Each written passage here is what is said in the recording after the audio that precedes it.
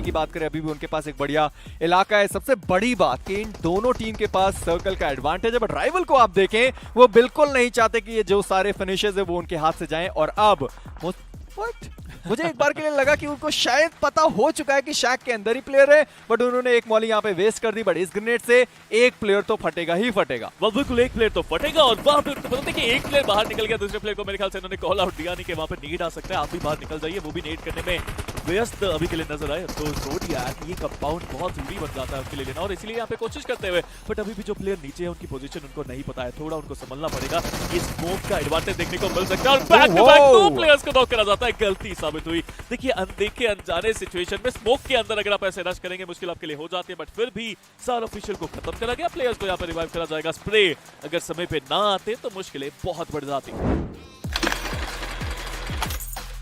की बात करें, उनको बच के रहना पड़ेगा। अभी जिस तरीके से फॉर्म में चल रहे हैं, 6 फिनिशेस उन्होंने निकाले। रैंटी आगे जाने की कोशिश करेंगे, काफी ज्यादा ऊपर चलेंगे। फ्रैग ओपी की बात करें, वो यहाँ पे स्पॉट कर सकते हैं राइवल को।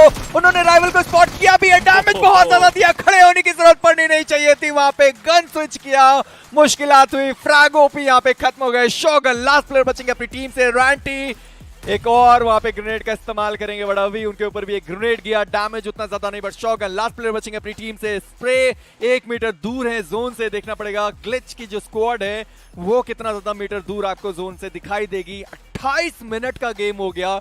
हमने 25वें मिनट में देखा था कि किस तरीके से हमारे पास मात्र केवल 21 प्लेयर बचे हुए थे और अभी भी 6 दिखाई देंगे, बट रैंटी उठेंगे। इसी के साथ अभी को डाउन किया गया। लास्ट प्लेयर बचेंगे ग्लिच एक्स रिबॉन से, और अब जोडिया के लिए चिकन डिनर काफी ज्यादा आसान होता हुआ। जी हाँ, इट्स 3v1v1 सिचुएशन। इकरार को भी मेरे ख्याल से यहाँ पे स्पॉट कर लिया गया। स्मोक वहाँ पे वो जरूर कर रहे हैं, बट अभी के लिए रैंटी नजरें उनकी बिल्कुल तैयार। और वहीं पे look at the spray there यहाँ पे मेजी बेदिशादार स्प्रे के साथ डैमेज यहाँ पे कर दिया गया। 3 टीमें यहाँ पे बची जरूर है, बट देखिए कितने कॉन्फिडेंट वे में आगे बढ़ते हुए शानदार तरीके से आगे जा रहे हैं। जिगल दिया, एक तरफ गए दूसरी तरफ गए और खत्म करा अपने अपोनेंट्स को। That was actually quite good. Rusher की बात करें, सामने प्लेयर को उन्होंने स्पॉट किया था, डैमेज बहुत ज्यादा उन्होंने दिया जरूर था, बट नॉक नहीं कर पाए। बट अब सिग्निफाई का एक बढ़िया रश। बिल्कुल यहाँ पे सिग्निफाई के प्लेयर आगे की तरफ फायदा किया, बट आगे रशर ने वहां पर उनको नॉक किया। ये काफी ज्यादा मुश्किल स्थिति में डाल चुके सिग्निफाई को। अब एक आखिरी खिलाड़ी बचेंगे, एक एक करके धराशायी करते जा रहे। एक लास्ट प्लेयर ऊपर की तरफ मौजूद जरूर थे, वो अपनी टीम के साथ आए नहीं, पीछे से कवर फायर देने की उनकी कोशिश जरूर से थी, बट अभी के लिए कामयाबी मिलेगी नहीं। और अभी के लिए टीम सिग्निफाई जिनके पास मौका था ये चिकन डिनर ले जाने का, वो काफी ज्यादा पीछे। टीम क्रेजी ने काफी बढ़िया तरीके से डिफेंड करे अपना स्पॉट। टीम जीओजी का एलिमिनेशन, और अब टीम क्रेजी जो है वो प्रबल दावेदार चिकन डिनर के, बट सुल्तान अभी भी सरवाइव करेंगे। ये खिलाड़ी यूडॉग को आगे लेके जा सकते हैं, बट टीम क्रेजी उनका भी एक खिलाड़ी डाउन होगा। क्या हमें एंड में 1v1v1 जी हां वही देखने को मिलेगा, बट ये काफी ऊपर से कूदे, डाउन होंगे सुल्तान। बिल्कुल जीओजी की अगर हम बात करें, एक स्मोक का कवर यहाँ पर उनके लिए आया जरूर थे, बट अगर हम बात करें यूडॉग की, एक बढ़िया चांस उनके पास भी रहता है। 2 खिलाड़ी वो भी अब सर्कल के अंदर आने की कोशिश करेंगे, लेकिन उससे पहले यहाँ पर जीओजी के जो एक प्लेयर है वो एक नॉक निकालने की कोशिश करते हुए इसी के साथ अपनी जो पोजीशन है वो भी रिवील करिए। चलिए ईस्टर की बात करें, अपना एक खिलाड़ी खोया जरूर थे, बट यूडॉग अब उनके पास एक बहुत अच्छा मौका है। क्रेजी की अगर हम बात करें, आगे की तरफ जाएंगे जरूर से, एमजे को स्पॉट करके डाउन करा जाएगा। अब निक जो है वो आखिरी खिलाड़ी बचेंगे, शायद उनको भी स्पॉट किया जा चुका है। निक भी यहाँ पर जरूर से फिनिश ऑफ होते हुए नजर आ सकते हैं। एंड इसी के साथ टीम यूडॉग जो है वो चिकन डिनर के काफी करीब, क्योंकि निक जो है वो आखिरी खिलाड़ी बचेंगे। कोई भी ऑप्शन उनके पास बचता नहीं है। क्रेजी अभी भी उनको ढूंढ रहे, क्या वो स्पॉट कर पाएंगे? जी हां, एलिमिनेशन हमें देखने को मिल जाएगा। इसी के साथ जो विनर चिकन डिनर है वो जाता हुआ टीम यूडॉग के पास।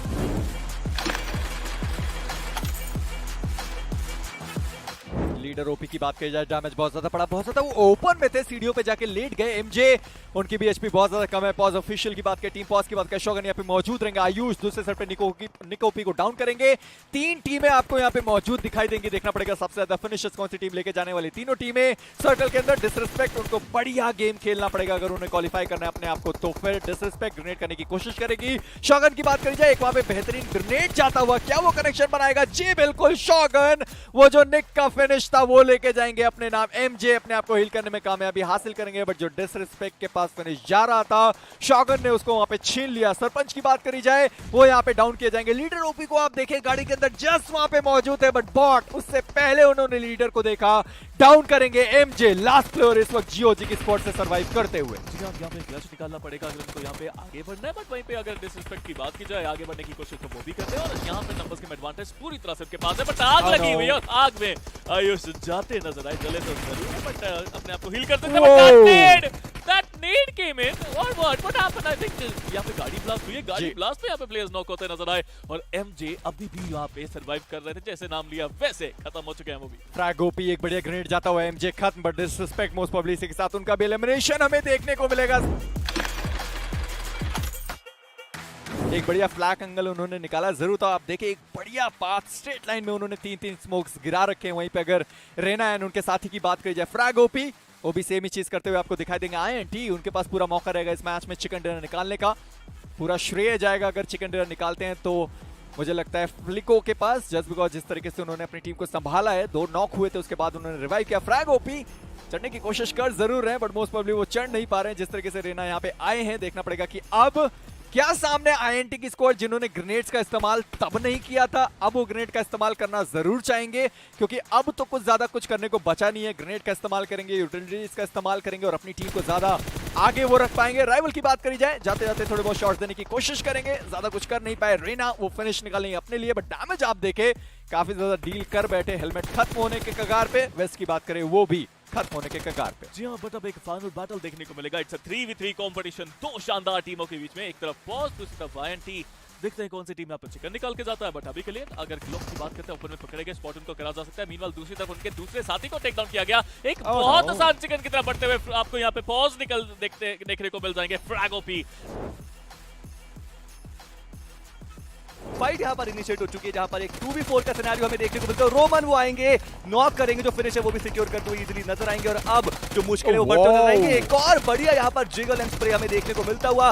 वही यहाँ पर रेवनक्लॉ एलीट जो है वो अभी भी सर्वाइव करेंगे। आप देखिए 2 ही खिलाड़ी यहाँ पर मौजूद थे, जो बाकी के प्लेयर्स है वो थोड़ा दूर यहाँ पर जरूर से नजर आ रहे हैं। बट डिसरिस्पेक्ट अगर हम बात करें, ये अपॉर्चुनिटी उन्होंने खो जरूर से दी है। ये मैच बहुत ज्यादा क्रूशियल था। अब एक आखिरी खिलाड़ी बचेंगे, बट रोमन की बात करें वो अकेले ही आगे की तरफ बढ़ते चले जा रहे हैं। ये थोड़ा मुश्किल भरा जरूर से रहेगा, कहीं और से स्प्रे आएगा, डाउन होंगे रोमन। एंड डिसरिस्पेक्ट के लिए ये एक ब्लेसिंग इन डिस्गाइज।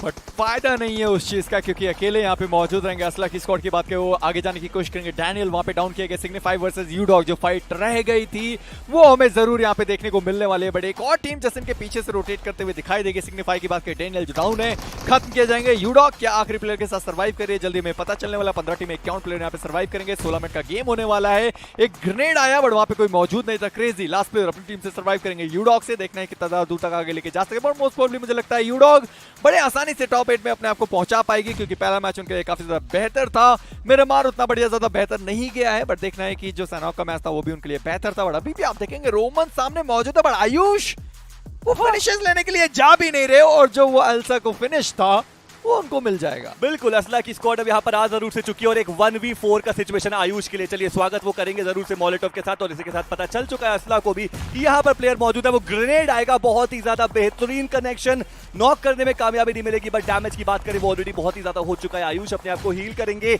ये जो सपना है राउंड 2 में पहुंचने का BMOC के, वो मेरे ख्याल से यहीं पर अभी समाप्त होता हुआ नजर आ सकता है। सारी जिम्मेदारी आयुष के कंधों पर हमें देखने को मिलेगी। वहां पर स्मोक उन्होंने किया जरूर से। टीम असला की बात करें, वो भी यहाँ पर बहुत ही ज्यादा सूझबूझ के साथ खेल रहे हैं। इंस्टेंट पुश आएगा नहीं, बट आयुष पीछे की तरफ जाएंगे। एक तरफ से तो कवर ले लिया, बट आईएनटी के शिकार एलिमिनेशन। टीम डिसरिस्पेक्ट का 15वें पायदान पे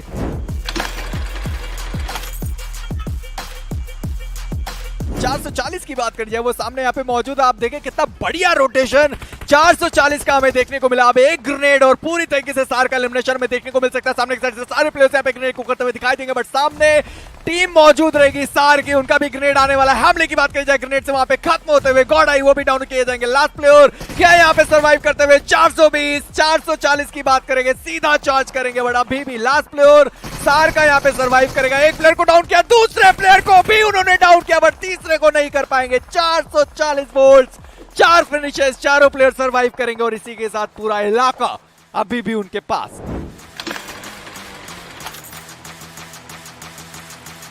ऑलरेडी उनके जो 2 खिलाड़ी है वो जोन के अंदर पहुंच चुके हैं। वहां पे वो भाप चुके हैं कि प्लेयर्स कहां पर मौजूद है एग्जैक्टली। व्हीकल लेकर के जाएंगे, व्हीकल का कवर हमें देखने को मिल जाएगा। एक चीज तो उनको पता है कि बैग्स क्लियर है, बट शायद नहीं, क्योंकि पीछे से अभी 420 440 का इनफैक्ट जो स्क्वाड है वो आ चुका है। 440 स्पोर्ट यहाँ पर आ चुके हैं। जीओजी की स्क्वाड है, उनके जस्ट सामने मौजूद है। यहाँ पे स्मोक का कवर हमें जरूर से देखने को मिलता हुआ, लेकिन एक खिलाड़ी को आते ही नॉक किया जाएगा और अब मात्र 2 प्लेयर्स यहाँ पर बचने वाले हैं। उचिया के कंधों पर एक बहुत बड़ी जिम्मेदारी, एक प्लेयर को स्पॉट करके डाउन जरूर से किया। लीडर ओपी आगे की तरफ मौजूद, बुलेट वहां पर मौजूद रहने वाले। एमजे क्या वो उनको स्पॉट कर सकते हैं। जी हाँ, करा उनको उचिहा जो है वहां पर डाउन होते हुए नजर आएंगे, लेकिन अभी भी 440 वोट के वो आखिरी खिलाड़ी बहुत ज्यादा देर से आए, अभी भी सर्वाइव कर रहे हैं, लेकिन पीछे से जोन का डैमेज भी आएगा। व्हीकल बर्स्ट, 440 वोट का एलिमिनेशन छठे पायदान पे।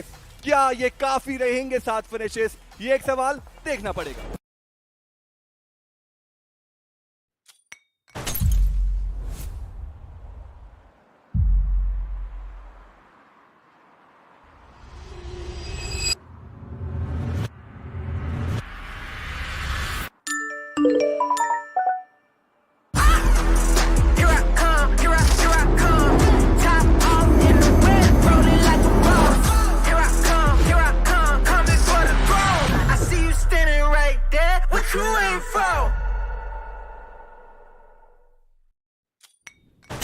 Well, it is the final day of round number 1, ladies and gentlemen, as we are still in pursuit of the last group of teams who are going to join us in round 2. My name is Salty. Well, I'm looking like coffee today, but with me is Fixes, dressed in lovely green and sky. How are you, Fixes? Oh, well, amazing, because finally we are up towards our end of the round 1, right? This is where we're going to have our selected few teams.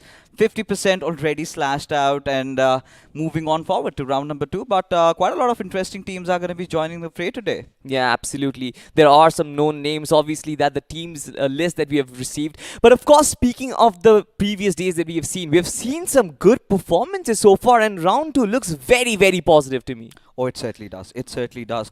Considering the kind of action that we've been seeing so far lately, every single day there has been a team that has been making a mark. There have been few known teams. They have been playing really amazing. And today I'm expecting nothing less. Absolutely. Ladies and gentlemen, we'll have a look at the tournament format first before we proceed any further. Of course, it is a known format. You know it already. You know how we start off with 512 teams for round number 1. An enormous number. But as soon as we hit round number 2, it gets slashed off by 50%. 256 teams progress further.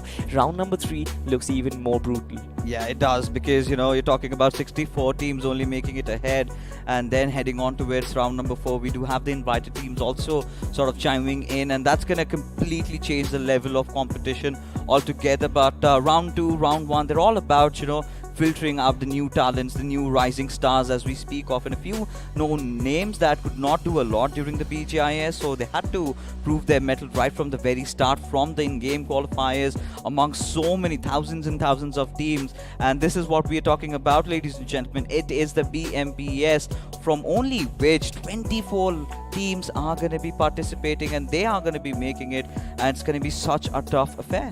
Absolutely. I think BMOC is completely about churning out new talent and to figure out who are the best suited to proceed to this grand affair that is BMPS Battlegrounds Mobile India Pro Series. A 3-week affair and a grand final to be played by 16 of the best teams in the country. Oh yeah, and this is what we've been talking about, right? Yeah. You know, 3 weeks of action, and then you head on towards the grand finals, and then we never know. There's a lot of things on the line. Maybe few slots ahead, but that will be announced later on. Yeah, we do not know. Still no confirmation though. But these are the maps. I believe we're going to be having the action pretty much similar to Erangel's, to Miramar, and then one Sanhok in between to completely change the dynamics, which has been happening for the last 3 days.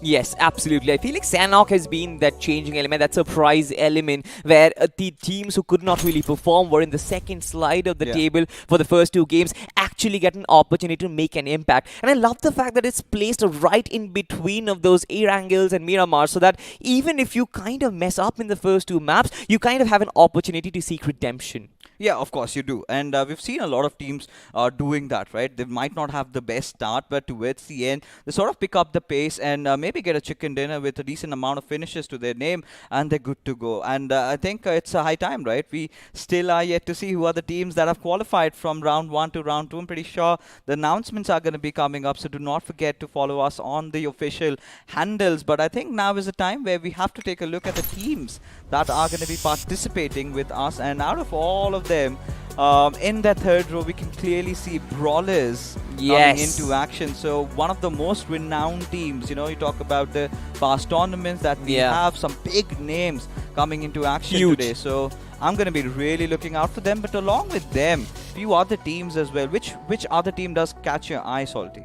I think I'm gonna go with Warlock Esports. The name kind of sounds very serious. It's like they're gonna lock horns with the best in the business. Just like you mentioned, might be brawlers. They might perform. Let's just watch it. You've got real OGs as well. You mean they're the real OGs? Are they though? Are they though? I mean, I was going through the team list. I'm pretty sure they want to make a name for themselves. But yeah, I think real OGs, again, one of those teams to watch out for. Along with them, ISO, a very old name from the community. I'm starting to wonder if it's the same ISO out of which, big players like Rishabh, who's now a part of Hydra, big players like Avi, who's a part of Enigma, they have been hailing from that. So pretty big name altogether, if not an organization, but a clan, a band of brothers. And now we've got a new lineup completely to represent the colors for ISO. But today's day is primarily going to be about, for the viewers at least, they are here for what are the boys from Brawlers up to, right?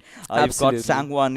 He's pretty infamous in the map of Sanhok, the snake, as we all love to call him. And we'd also have Iconic joining along with him. But you talk about Iconic as a player. He's made some really iconic plays. Keeps on reeling around in my mind. Then one play around Milta Power, clutching out a few teams there and then. And today, again, we've always been privy to surprises, right? Privy to new teams coming in. Like yesterday, we saw Zodiac sort of ruling the lobby. We had the players of Pause having a really good game. So GOG, as a matter of fact, also performing really well. So today also, nothing different. But yeah, I'm really excited. Absolutely, man. I mean, we've seen everything so far. First 2 days were sort of one-sided domination, in my opinion. Next day, the third day, was sort of where most of the teams were coming in. They were chiming in, and competition was real high right until the very end. For example, us, we three, we had no clue on which teams are going to qualify by a healthy margin. Yeah, it's still, in a grey area, right? Especially when you've got teams like Easta Network coming into play yesterday, quite well-known team. They've had a few fair games, but a lot of them were early eliminations for them. You still remember the Sanhok? Yeah, I still remember that Sanhok game. But, this is the sort of a contrast that we've been having so far, right? Two big names in, a certain group, and then suddenly you see that one of them does exceptionally well. Like for yesterday, it was UDog who was playing really well, and then it was Easta Network who was still, kind of struggling to find their place. The day previous to where we had Walkouts having such a fantastic day, but it was not the same for Lifecraft that did come in. So yeah, for today we've got to look out for the new teams coming up, and since we're heading off into Erangel, I'm gonna expect a little bit of a slower start, but we never know. Of course, yesterday was all about summed up by slow starts. Teams were very disciplined in spite of the fact that they were playing against each other for the first time. This is something which you see in the tier 1 lobbies, where most of the teams are scrimming against each other. They know every single nooks and crannies of their opponents. They know where they're going to drop, where they're going to rotate from. And that is one of the reasons why you see that discipline right from the start of the game. I did not really expect that in round 1, honestly, because when you start off against unknown teams, there tend to be some initial clashes. But anyway, what are your thoughts? Do you think there will be initial clashes right at the start of Erangel? It completely depends upon how the flight path trajectory is, right? We'll have a slight idea as to what we are really going to witness ahead. But here we have the beautiful city of Pochinki, and I have no clue what the tractor is doing right in the middle of the little compound. But again, I think you're talking about the farmlands and teams wanting, or rather the entire gist comes around the fact that, it was a city, it was an abandoned city. If you talk about the history of Erangel, look at the school all in tatters. So it used to be fertile lands. Yes, it used to be. It still is though, but apparently it's got some radioactive energy going around. But quite a school that we've never imagined, sort of abandoned, nobody there. And it's for the better good, right? When you have so many teams dropping off, everyone just going up for each other. Everyone wants to be the last and final survivor. But for this city, I do not know what really happened. I mean, it was some sort of, how do you call it, a nuke or something? And it all went just down. The water levels rising, land levels going down as well. But you have to appreciate these drone shots, don't you? I mean, every single time I look at it, there is some new angle. I kind of venture into some newer dimensions where we get to see deeper secrets of the map of Erangel. I wonder what lies within. Well, I mean, about Erangel, more than that, it's Sanhok that kind of sort of excites me, because you've had a little bit of a cave, sort of, kind of keep pondering around what could be the reason. Why do you have that at the very first place? But yesterday we did witness some, really nice circles, something around Gatka, around the open lands, creating so much ruckus for all these teams out there. As ladies and gentlemen, we have taken it up to the skies, where we do have the fight path trajectory heading all the way from hospital towards Snowgrip. Now, likewise, it's going to be interesting to see how many teams are going to be dropping off around Yasnaya, Mansion, Lipovka. We've seen a lot of teams heading towards Talbot and Kameshki. I think one of the very renowned teams, UDOG India, they were the ones who preferred heading up top. So there might be a few teams that, would want to get those early vehicles on and traverse down there. But it all comes down to how the circle pans out and how quickly they sort of start rotating. Yeah, so far most of the teams have already taken their jumps from the skies, and they are right now with their parachutes trying to go to the desired locations, but we're yet to find where the circle is going to be. I sort of predict it's going to be towards that Yasnaya region, but I want to know from you, Fixers, before we get the circle, what should be your prediction? Well, I'm kind of anticipating something happening around Mansion, right? Around that Yasnaya circle. It's been high time we witnessed one of those, and maybe this time our wishes might just be granted. But here we have the boys from Brawlers already taking a leap. We've got to see where they're going to be heading out. But an hybrid circle at that little bit of intersection, as you can see around Rozhok, has always been so critical. But this is so hard to predict, right? Yeah. You tend to think it might go around Rozhok, then it suddenly shifts towards maybe Water City. There's a slight chance that it could go towards the Ruins area. There might also be a slight possibility that it kind of tend to go around the southern side of the shooting range, as I can hear some bullet shots right in the fray, as I believe it is the player of DTW, maybe having spotted out Dark, taking a few shots up. There's a bird in the sky! Let's shoot it down! But no, wait, Zolo has got some weaponry for himself. Oh my god, Team Brawlers, they are on the receiving end of some stuff. What? They've been completely eliminated! How? Were they just playing with two players? Because all I could see is 62 players still alive. I think that just could be a visual glitch. And there's the confirmation coming in from the production. It is indeed a visual glitch. Let's just pretend we did not see that. So Brawlers are still in contention, still doing pretty well. But for now, not well. Yeah, I mean, as long as they're surviving, that's fine. They've made it to their places. But look at Team Patriot, right? Joker caught out right in the open. It's going to be the boys from Sa, right? Has a Mosin Nagan. Yeah. And he does not want to let him go. But I think he's playing around with an iron sight. It's going to be interesting if he can actually connect that shot.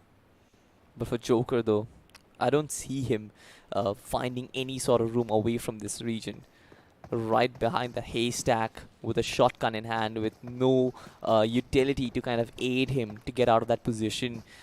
As long as King WNL from Sa Esports is watching his region, watching his location, I think he's been completely marked. Oh, indeed, he has. But for now, it's going to be interesting to see if you can actually get the better out of him. Because this is the moment he should be starting to get his loot done, right? He's got to make those hard calls. He's going to make sure that he gets his proper loot, because he's got that helmet, he's got that little armor to work around with. But look at the meds, he's got nothing. I'm pretty sure not a lot of grenades as well. And finally he has decided to just back off and mind his own business, get some loot done, head inside the circle pretty early on. As right now, even in the map, a lot of teams are still using their vehicles to try and traverse around the land. Yeah. And I think, like anticipated, we're sort of going to have a little rather slower start. And the only reasoning is because the teams want to have a good start to the day, right? They do not want to do something pesky, do not want to get into early skirmishes and then lose out on their players and eventually have trouble. So slow and steady is what these teams are up to. But it's rather surprising to see 3 teams down at the southern military island. Yeah.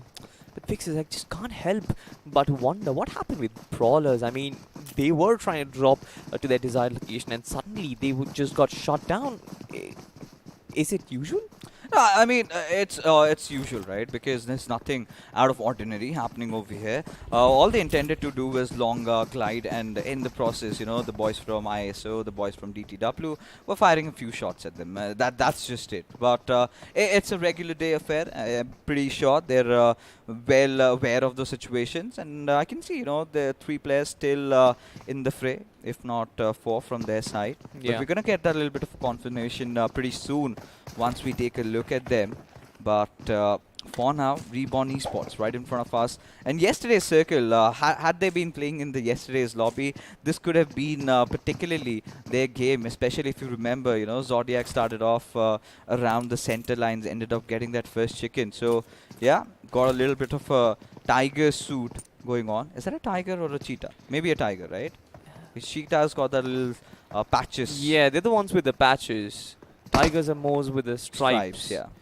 So yeah, but of course a very slow start to this map so far. You can see Warlock. They've got the entirety of Yesnaya for themselves, and they can get so many grocery shopping done for themselves. So far, so good, I guess. Most of the teams, this is something which we would expect on a general healthy Erangel day. Apart from certain days where we saw most of the teams trying to go for those early finishes to get that confidence boost up and running. But the teams that are playing here, more disciplined, more playing in a rather peaceful manner.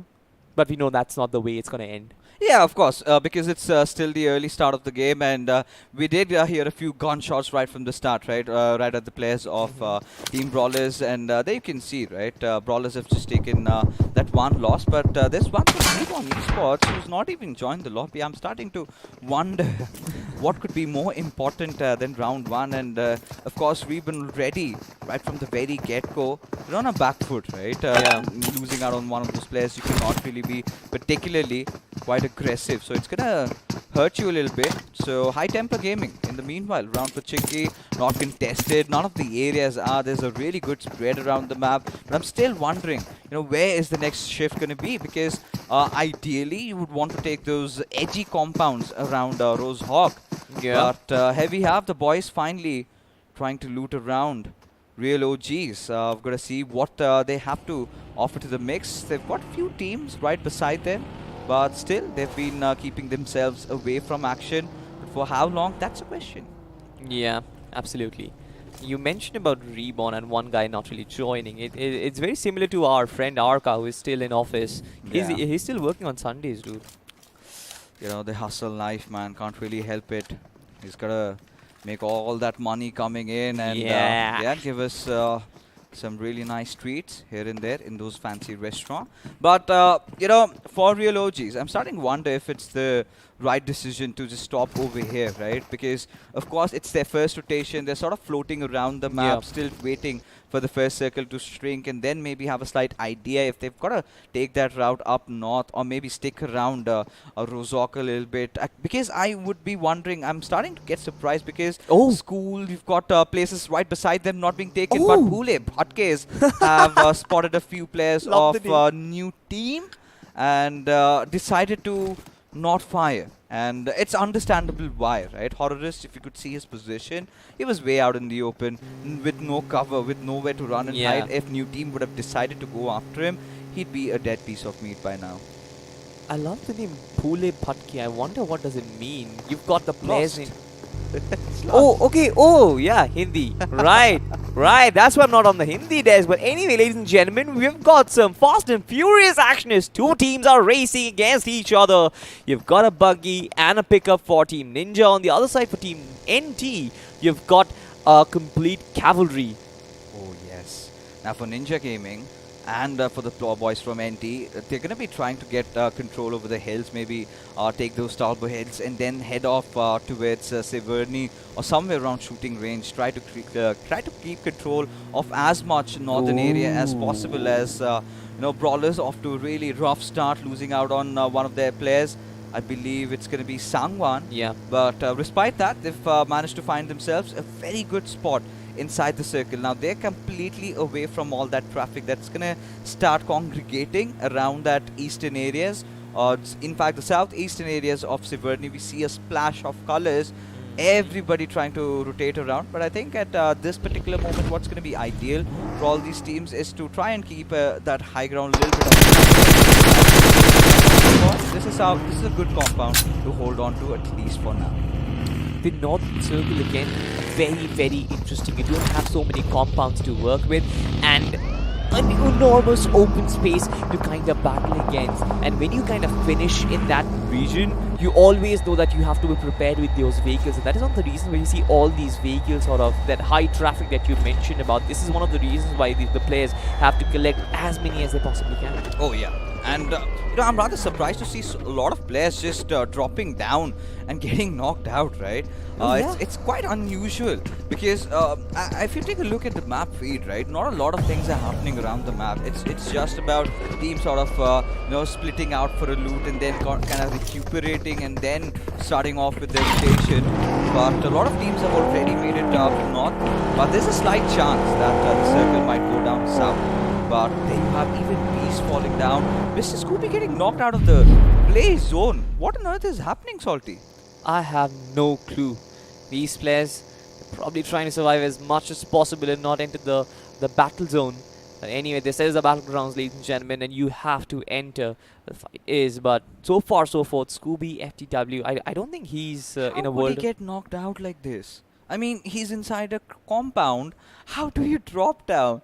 Like, I still want to figure out. And the worst part is nobody's really coming up with the rest.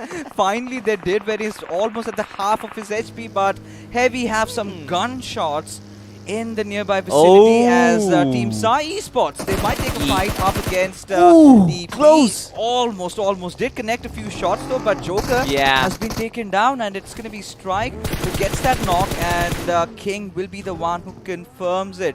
Left, right and center, we do have some finishes coming up. Yes, Team TP. You saw how his brother just ran out of the situation because he knew there's no way he could save his fallen brother over there. Team Saw was just hot on his tails, but you've seen Bomber just waiting for it. He's just waiting for the cavalry. Will he take a fight though against him? That is the question, because Team Saw, they are heavy on the move. They know that they've got to make this rotation right. They've got to gather the compounds for themselves. There's no time to search for these finishes, but in fact, this player, they're going for the vehicle finish. Oh, indeed. In fact, stepping away Bomber, he's going to look to his backlines, but that's the right amount of push coming in from Sa Esports, ensuring they get yet another finish to their name, as Arjun is going to be trying to rotate around, but he's going to realize that the moment the players of Sa spot him out, he might just be done for. But look at this circle shift go all the way towards that northeastern areas, and that is where, you know, on that eastern side, you see that little bit of a hill coverage. Yeah. I would love some team to get over it, right? Because you need to have that altitude. You need to have all those information as Ranjan from ESR is going to be making a run for his life. But look at it, Salty. How long is he going to survive? So, barely on 6 bandages. Now, this is the issue that happens when you tend to not have a good looting time. As average player does fall down and will be finished off, as the Brawlers are also getting themselves on the board. Yeah, Warlock though, they've got 2 finishes for themselves already and they're already on the move. Now, the next objective for them is to find a good location where they can hold on to and convert it to their fortress. But by now, most of the teams have already rotated in. We talked about the northern circle. We don't really have so much space to move around. We don't really have so much space to occupy. You basically have to live on an open land. And for these teams, early rotation could have been the key, but some of them are preferring a late rotation. Yeah, and quite interestingly, I'm kind of not understanding why we've got 5 teams outside themselves. So everyone sort of playing it around the circle, some way far behind. Some teams are making it all the way towards the northern side, but for Warlock, this is again one of those teams. They need to understand, when you do not have a lot of utilities to play around with, when you do not have a lot of meds, might as well get inside the circle and keep yourself alive, as we do have another fight breaking right in front of us. It's going to be TCW against Deathwish Rao, as Mafia. I'm starting to ponder if it is the right decision, but you can see Bhule Bhatke from the backlines. You've got Scooby right up top over the hills, and he can certainly somehow sandwich the boys from Cobra Warriors. Oh, the MT4 after a very, very long time. You can see that this might actually be a very critical situation, but we have an instant replay up here. You can see average play just going on to that fly, feeling himself like a Bollywood entry, but instantly gets deleted off the server. No mercy being shown as brawlers also look to kick off their finish numbers as well. But coming back to this fight that we were having, Team Cobra Warrior, you can see the terrain is pretty rough fixes. Now both the teams have got some cover to work around, but it's about movement right now. Both of them are inside the circle, but when the circle shifts, both of them are going to have a hard time because teams are also progressing forward. You can see that Sai Esports is coming in from the backlines. You have Team OS as well. Oh, I mean, I'm starting to wonder if this is the right decision being made by the Deathwish boys as Sai Esports, the vehicle is burning. It just could explode at any second right about now as Sai Esports, Mike Boy, needs to find some way to get inside the circle as Sasuke is going to be making his way from up top. If Mike Boy gets down, it's going to be a bad news for this lad, as he does not have a lot of meds to play around with, and this one grenade could change everything at all as it goes down, but Mike Boy falling down to the play zone, and this finish is gonna not be registered to Sasuke if he does not finish Mike off there. Dude, these guys, they are at a loss for med kits and first aid kits. At this point, none of them have it. None of them have done their groceries right. It probably is because the circle. It probably is they landed and right off the get-go they had to travel with their vehicles on. But anyway, we're going to speak about another fight that might actually brew up in the 7E region. We've got Reborn Esports and you've got the real OGs as well in the backdrop. So there might be some brewing fights that might happen, but we're still waiting for it. Oh yeah, of course. And now this particular is going to be favoring the brawlers out here as the real OGs. Going to be grenades out here as Tegru. He's going to just back off. And he's going to make sure that he's getting himself inside the circle. As High Temper Gaming, they're also facing the damage from the blue, which sort of keeps getting worse, especially when you do not have any meds to your name. What really went wrong with them? What is wrong with this lobby? Why does everyone... poor boy! Disgusting, but we have another fighter meds us as Apex just gets wiped off over there as Reborn Esports will find themselves eliminated from the lobby. And if I'm not mistaken, this is the same team that started off with just 3 players. Yeah, a man down already, now 3. They've got nothing to do so far, but you can see that you've got real OGs. They're trying to recover, resurrect their fallen player. There are teams in the backdrop as well. Team Ninja, if I'm not mistaken, Ninja Gaming, they are in the backdrop. They can capitalize on it, but elsewhere we have a 3-way affair going on. You've got Team Cobra Warrior. You've got 2 other teams in the mix as well. You've got Team Warlock, Team Cobra Warrior, both engaging in battle so far. Grenades being lobbed in. Once again, Vijay, only 1 first aid kit for himself to heal himself up, but does he have the utility to provide himself some sort of cover? He's gonna survive for now at least, but for how long that's gonna be a question as Bhule Bhatt plays Scooby. He's gonna get a knock for his team as Warlock Esports. They've got to do whatever it takes to try and gatekeep the circle, not allow anybody else to try and come in as Berlin right out in the open, but still not flinching to use that bandage. And I'm starting to wonder if he's gonna get spotted out as Zayden. He's going to be trying to look out for the Cobra Warriors. Indeed has a slight idea of where's Amy could be as he gets shot at. But at the same time, look at the cojones on this lad. Not really opting for healing. Rather, at this moment, I do not know if it's the right decision to make as Sigma. In a little bit of a situation over here. You could see Mafia right beside them. Flash and Looney Tune, they have to make some move. But Deathwish officials, they've been in the midst of fights from the really very start of the game, and they find themselves in no other place right now. Yeah, they've got the players though. They've got 3 players still awake. They're still preparing for this battle so far. You've got VIP in a completely different angle, but his position has been given out, so a lurk is not really effective in this situation. But there's a knock coming in. Sneak has actually gotten first player down. This gives him a very big advantage. They're pushing forward. They're looking for those finishes. Confirming them would be very, very important right from the start, and no mercy being shown. Ananya is still surviving though, but the rest of the players, they've just fallen. Oh yeah, VIP for now though. We've got to see if he can get anything done at all as 3 finishes to their name. But the big question is, how do they get inside the circle? That's what I'm getting worried about. They do have a lot of vehicles to play around with, but the peripheries of the zone are already well occupied by a lot of other teams, and this is where the trouble really begins. As Mafia, if he gets even one of his tires of his buggies from the rear flattened out, and it's going to hinder his movement. But DTW have tried to take the other recourse, right? Go a lot for those buggies, have a little bit of a maneuverability coming in to the roster, as this is where you're going to see a lot of fights breaking out. As Kun and Skull, they're going to be trying to rotate together, but look at Ninja has already found one of those players off the team, and he's going to ensure that he gets the finish, but he's getting shot from elsewhere without any meds to his name. How long is he going to survive? Not long.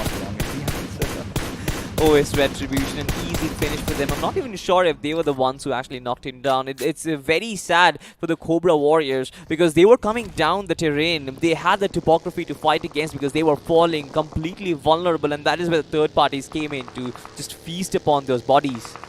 But for now, how Spray God is going to be entering, that's going to be a really difficult question. However, he's made it safely, but he's got to watch out for his backlines, as real OGs are going to be pushing at Sneak from Deathwish, who's on a sliver of HP. He's finally managed to patch himself up, but here comes the barrel straight, does showcase his head, gets it popped off as he's going to get to be finished, and a little bit of meds to be collected, but certainly seems like they can't really find any, as we have another fight breaking out amongst us, as the boys from Warlock find themselves to be in a little bit of a dicey situation, with Berlin almost crawling, all battered in blood.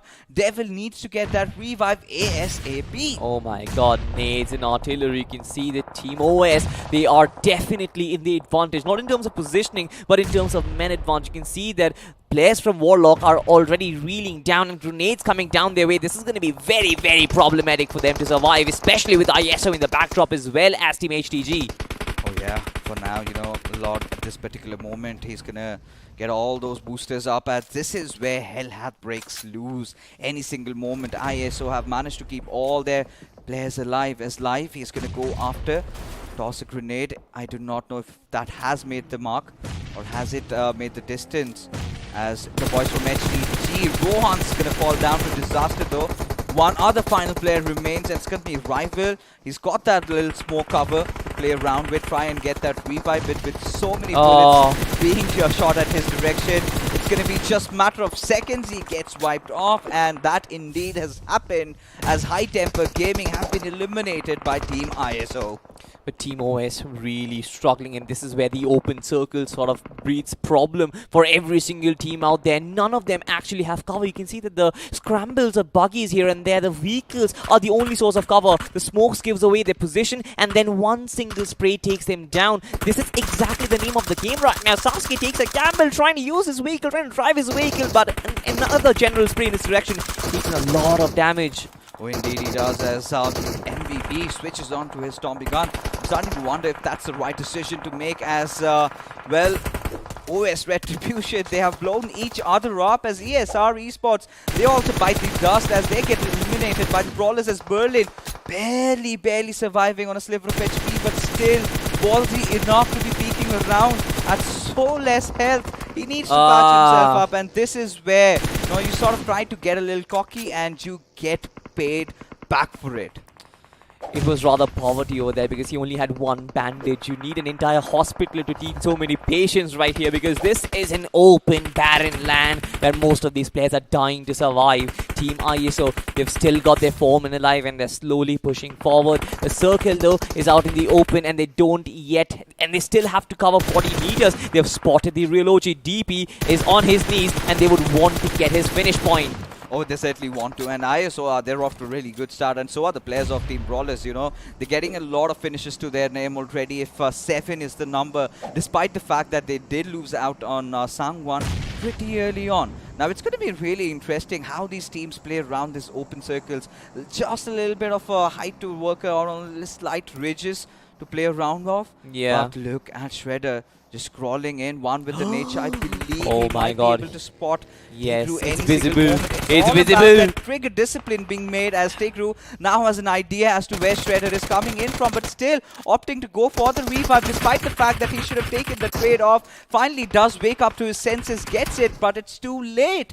Yes, ISO. They have lost one player already, but they're still pushing for it. They're pushing for it. The nade takes a chunk of damage for this guy, but Tyro is just barely surviving. The drop shot, pretty good. In fact, it was a prone shot, but he worked around it perfectly. Yeah, I mean, it came down really close, right? Had he not connected that first shot over there, it could have been the end of the world. But good thing for sure is ISO did position themselves in a really good position as Thakur just hiding behind that rock. Now, giving up that smoke away sort of reveals his position as Reflex is going to be collecting as many finishes as possible to his name.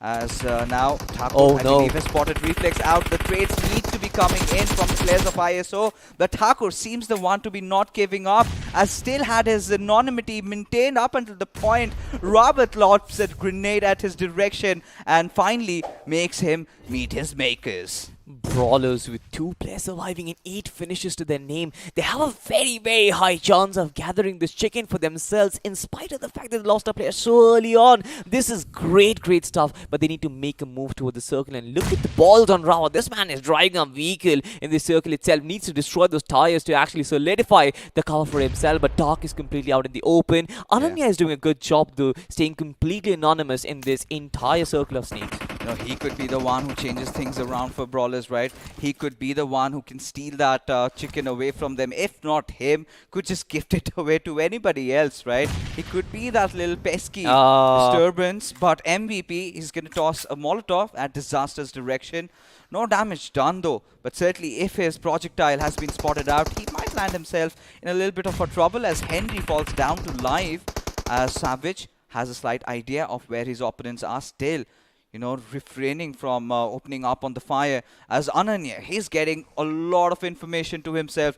But the interesting part is that nobody has spotted him around. Yeah, so far nobody, but I love the job that ISO are doing, because you can see they only have 3 players alive and they have split themselves up so well that they kind of control the entire terrain that is right in front of them. Every single one is looking a different direction, kind of controlling different teams right in front of them. Brawlers though have been spotted. Ananya, that's a nice spray in that direction. Rawat almost being taken out. In fact, it's actually Dark and he will confirm the finish for himself, but now he has to take out Rawat, and Rawat has been taken out as well. But instead, the counter fire coming in from ISO, and now it's open fire for them because there's only one team that they need to tackle, and that is going to be Savage. Savage almost on the verge of being spotted and being sprayed down. What do you think, Fixes? Is he? Yes! Yeah, I mean, I really feel ISO have done it. I think ISO have collected enough finishes and have a really good position inside the circle as MVP is the last solo player standing, and this is where you get a little bit of a freedom to hover around, but still MVP would want to ensure as many finishes as he can collect. Or is he going to change the tides over here as Live, one of the players being taken down already, as Disaster might also get knocked out. Now it's 2. Now I believe it is a 1v1. Yes, it is. Reflex spotting Ninja! MVP out. Oh my still God! He clutches it out, stealing this chicken dinner from the eyes of death in despair. Wow, what an interesting stuff from this lad. Beautiful. I'm just in awe because this man just stands up. In times of adversity, this man stands up. It's like, it's my terrain. I'm the king. And he spots him first.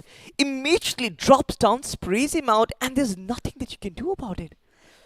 I am just spellbound out of adjectives of what Ninja really pulled off. You know, they kind of lived up to their name quite literally and figuratively, hiding behind the shadows just around that little bush over there, not revealing their location. And when the time came, I really thought that, you know, ISO would be trying to hover one of those vehicles, try to bait him out. And once with that first knock, I really thought the trades are going to be coming up. It would be an easy chicken dinner for them. But no, that was not the case. As ladies and gentlemen, let's take a look at the quick highlights that we have in store for you. And it all started off with the Brawlers, in fact, losing out on Sound. Not a really good news. But Ananya from Team Sigma, you know, gave them a run for their money. I was just wondering, when is he going to open up? And it was the right, perfect time. And he got the whole squad wiped out. Wow. Yeah, in just one spray, he got the first man. The second spray, he got the second man as well. This one was a nice little Bollywood action sequence that we just got to see. The vehicle in the sky, and then the bullets coming flying. But of course, Brawlers, I feel like the recovery was really good. Yeah. After losing out their first player, the way they got inside the final circle kind of collided against most of the teams who were still pretty healthy. Yeah, but for Ananya, they just could not get the result that they wanted.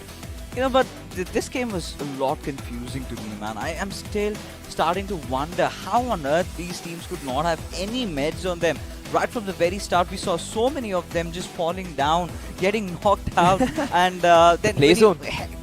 Even to the play zone, for Christ's sake, right? This sort of makes you into believing that they made that hard decision of going way beyond that flight path trajectory, and you gotta respect the circle, man. Because of course we had the map feed, we had a slight idea, but there were so many areas that were right vacant, right? You had Rozhok being unoccupied along with school, apartments, every place around the center was completely vacant, and none of them really utilized. Everyone was just playing around the peripheries. But I'm pretty sure after this game is done, the players are gonna look back to the stream and look at where each other has dropped off, and maybe the next game of Erangel, we are going to be privy to a few changes being made from these teams. Might be, but it's again very risky to kind of make changes within a match day itself. But this game was more of a heal battle within itself, right? You don't have healings to work with, and that's in a battle. Like, you basically have one bandage to work with, you have two bandages to work with, you just can't heal yourself up. You're basically fighting at 40 HP, 50 HP, and that's the challenge. And I felt like the team sort of worked perfectly around it, but most of the knocks and finishes that we got to see by the play zone, yeah, that was kind of unnecessary. You know, I'm still kind of starstruck on the fact, how could Team ISO throw that chicken away, right? It was right in the cusp of their mouth. Yeah. So they were just about to chew on that juicy leg, and suddenly MVP just comes out of nowhere. But this is where it all started, right? With Team Sigma, Ananya getting that first opening knock, and still I really thought after that maybe the boys from Brawlers would figure out his location and would deal with him, but as the panic sort of ensued. But this was again some beautiful plays being made from Reflex, and then you started to believe that maybe ISO has got what it takes to get the chicken dinner. Yeah. But that was completely stolen away as well, look at the manpower on them, man. They had Reflex was certainly on his knees, but the rest of them, they were alive. Now look at this. Reflex has again been revived, and here comes Ananya on the offense. Takes down the first brawler player with the first spray, takes down the second one with the second as well. Now this is where I thought that ISO have it covered. They've got the manpower, they've got the entire control of the terrain. They took down Ananya as well. It is a 2v3 situation, should go in their favor, considering that they've taken down the final player, or rather the penultimate player from Ninja Gaming as well. But here comes MVP, and oh boy, he lived up to his name.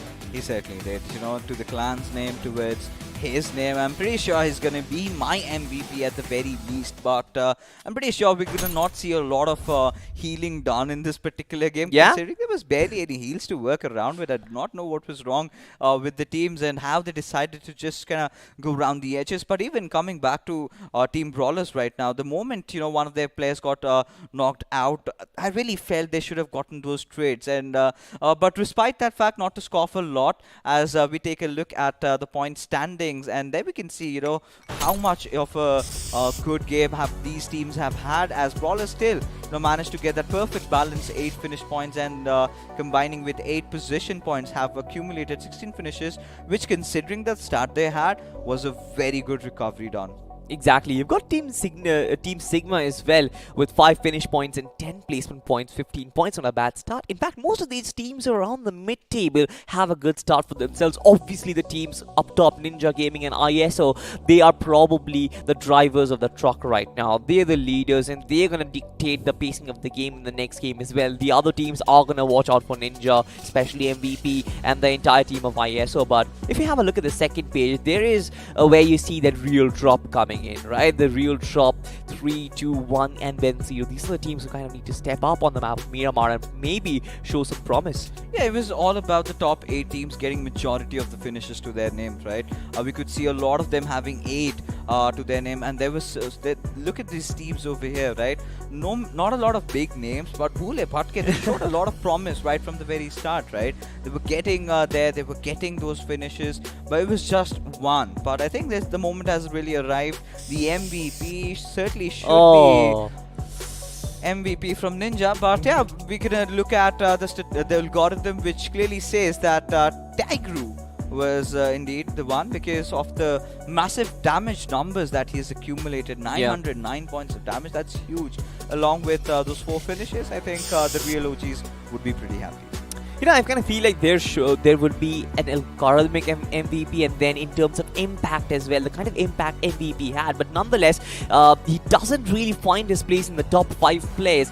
Speaking of top 5 players, you've got Tigru, if I pronounce his name right, 4 finishes. You've got Iconic with 5 finishes and 687 points of damage. That's huge. You've got ISO Star Alive with 3 finishes. Ananya, of course, a very huge impact from this player as well with 4 and 528. And finally, coming in Savage with 5 finishes of his own. These players have got a lot of finishes for themselves. Oh, they certainly have. But you know, I'm gonna give comments to Ananya from Team Sigma, right?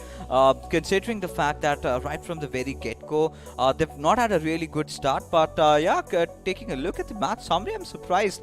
9,800 points of healings. When did the teams get that much time to do that?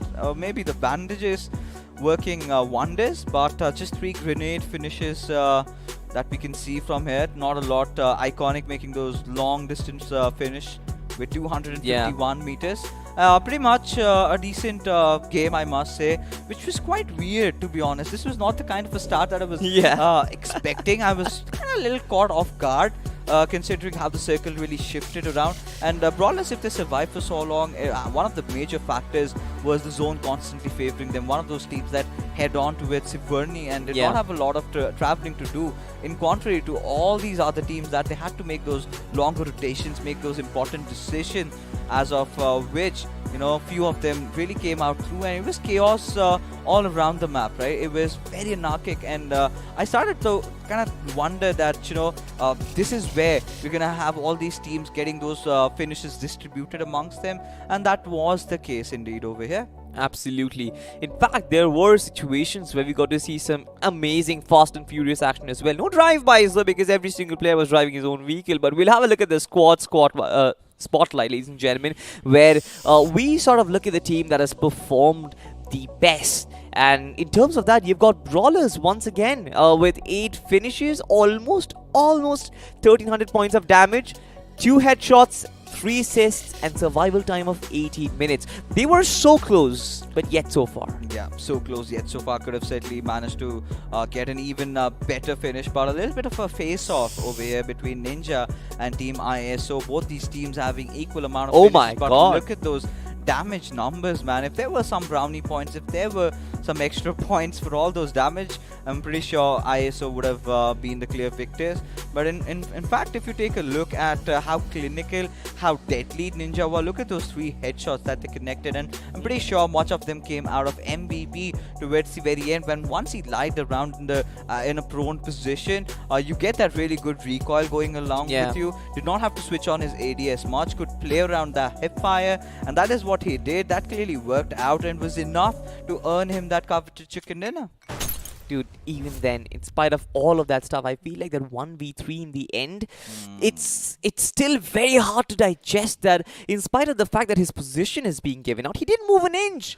And the worst part, you know, to add salt to the injury over there, they were spread out, man. It's not something like, you know, they were just congregated at that one little spot. They had cover to play around with. All right, one of those players got knocked. It's fine. Got it. But the second knock to follow, and still no reaction being made by the third and final player of, I think, ISO. It was Reflex, I believe. Yes.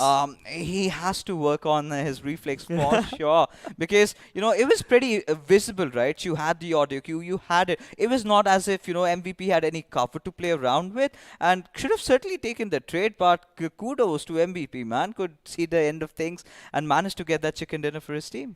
Dude, the worst part, MVP even stood up to get the final finish. The man stood up, prones down, and then shots down the final player. That's just amazing reflexes. Very ironical as he took down Reflex over there. But next up, we're going to move on from the map of Erangel. Next up, we've got Miramar to work with. Do you expect a similar display where the teams go very disciplined right from the start and then probably look for finishes in the end?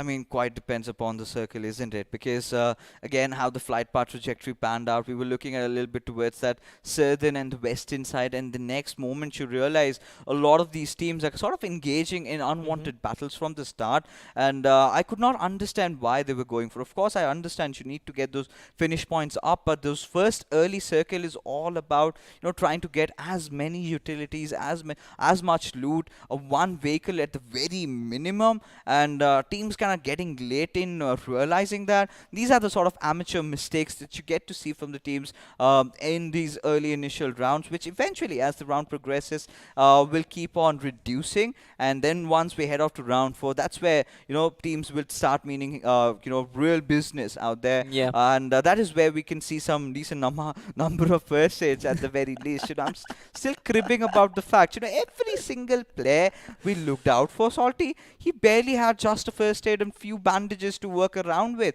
and was not really doing that good in terms of the ammunition, in terms of the loot. Like you said, the grocery shopping was clearly not done well. Maybe they did not have enough budget. Maybe some crisis Budget meaning time here. Yeah, but speaking of circles in Miramar, I had a very interesting question where, statistically speaking, we've seen Los Leones, Chumacera, sometime maybe in the northern ends of El Pozo as well, the circles, mostly towards Los Leones. Do you kind of see the same region being preferred in this one as well? Oh, it certainly could be, right? With Miramar, you do not have a lot of drastic circle shifts with the meta progressing, right? It's the same old circles, the default ones. As ladies and gentlemen, Salty is going to be sitting this one out, as we have Arca, quite inspired, returning from his office already, all stoked up and excited for this game of Miramar. And I'm pretty sure, Arca, you were on the sidelines when you witnessed MVP clutching out that chicken dinner. What was the initial reaction? Oh, you already have given it up. Yeah, I mean, I was screaming. I was like, ooh, kind of a thing. I mean, he sure was the knight in the shining armor for me, because it's not easy for you to have that composure when you know it's a 1v3. Yeah. And it's like your location is going to be revealed after you take down the first player. If not, then the second player at least. But still, even though the third player was walking around there, I don't know how it happened. And this is where, I've got to ask you this, right, Arca? Because, at a certain point, you've got to take note of things, right? Was it MVP just really good in that situation, or was it team ISO wetting their pants? No, I feel that composure was more towards the side of Team Ninja. They had a better composure because of several things. One, they had the center of the circle, so they do not have to worry about the zone eating them up. So that's the first priority. Second thing is that they have nothing to lose. They were like, we'll just go bonkers with the bullets. We're gonna make sure we connect everybody. It's one or two finishers, it's fine, but ultimately if we get the third one also, let's finish it up. And he was in between those toughest spotting grass, and that's going to be the brown grass which is over there. It's very hard for us to detect somebody when they're behind the brown grass, and these are the basics where you can actually win the game. Now, maybe you're not going to get a lot of those brown grass here in Miramar at the very least, as we enter the deserts. A little bit of a look at Los Leones, I believe, and I mean, one of those biggest cities in this map and in the entire game. As I never saw this. Did you see this? A huge raging bull poster. I never saw that. I think I have seen it before, but I'm not sure. But yeah, all these things kept aside, the reason why I'm stuttering so much, I'm still thinking about that situation. It's hard to process. Yeah, it's very hard to process, especially in a tournament like this. You have a 1v3, you have man advantage. Just all three of them rushing together to the center of the circle, finding out this one man and taking them out. That is how it works. But these people did not do that. They came one at a time, and it's going to be easy to chop a plant one at a time rather than a group of trunks together. Yeah, as you said, it's hard to digest, but coming back to the map of Miramar, what's happening next is going to be the most important thing, as we all know that this circle is going to matter a lot for most of these teams, because there are teams who have attained a decent amount of finish points, but there are teams who went on very, very early. So they are on the path of redemption, and in the map of Miramar, redemption is going to be the key for success. Oh, it certainly has to be, right? And we have few of these teams off to a flying start, right? Out of which we had ISO.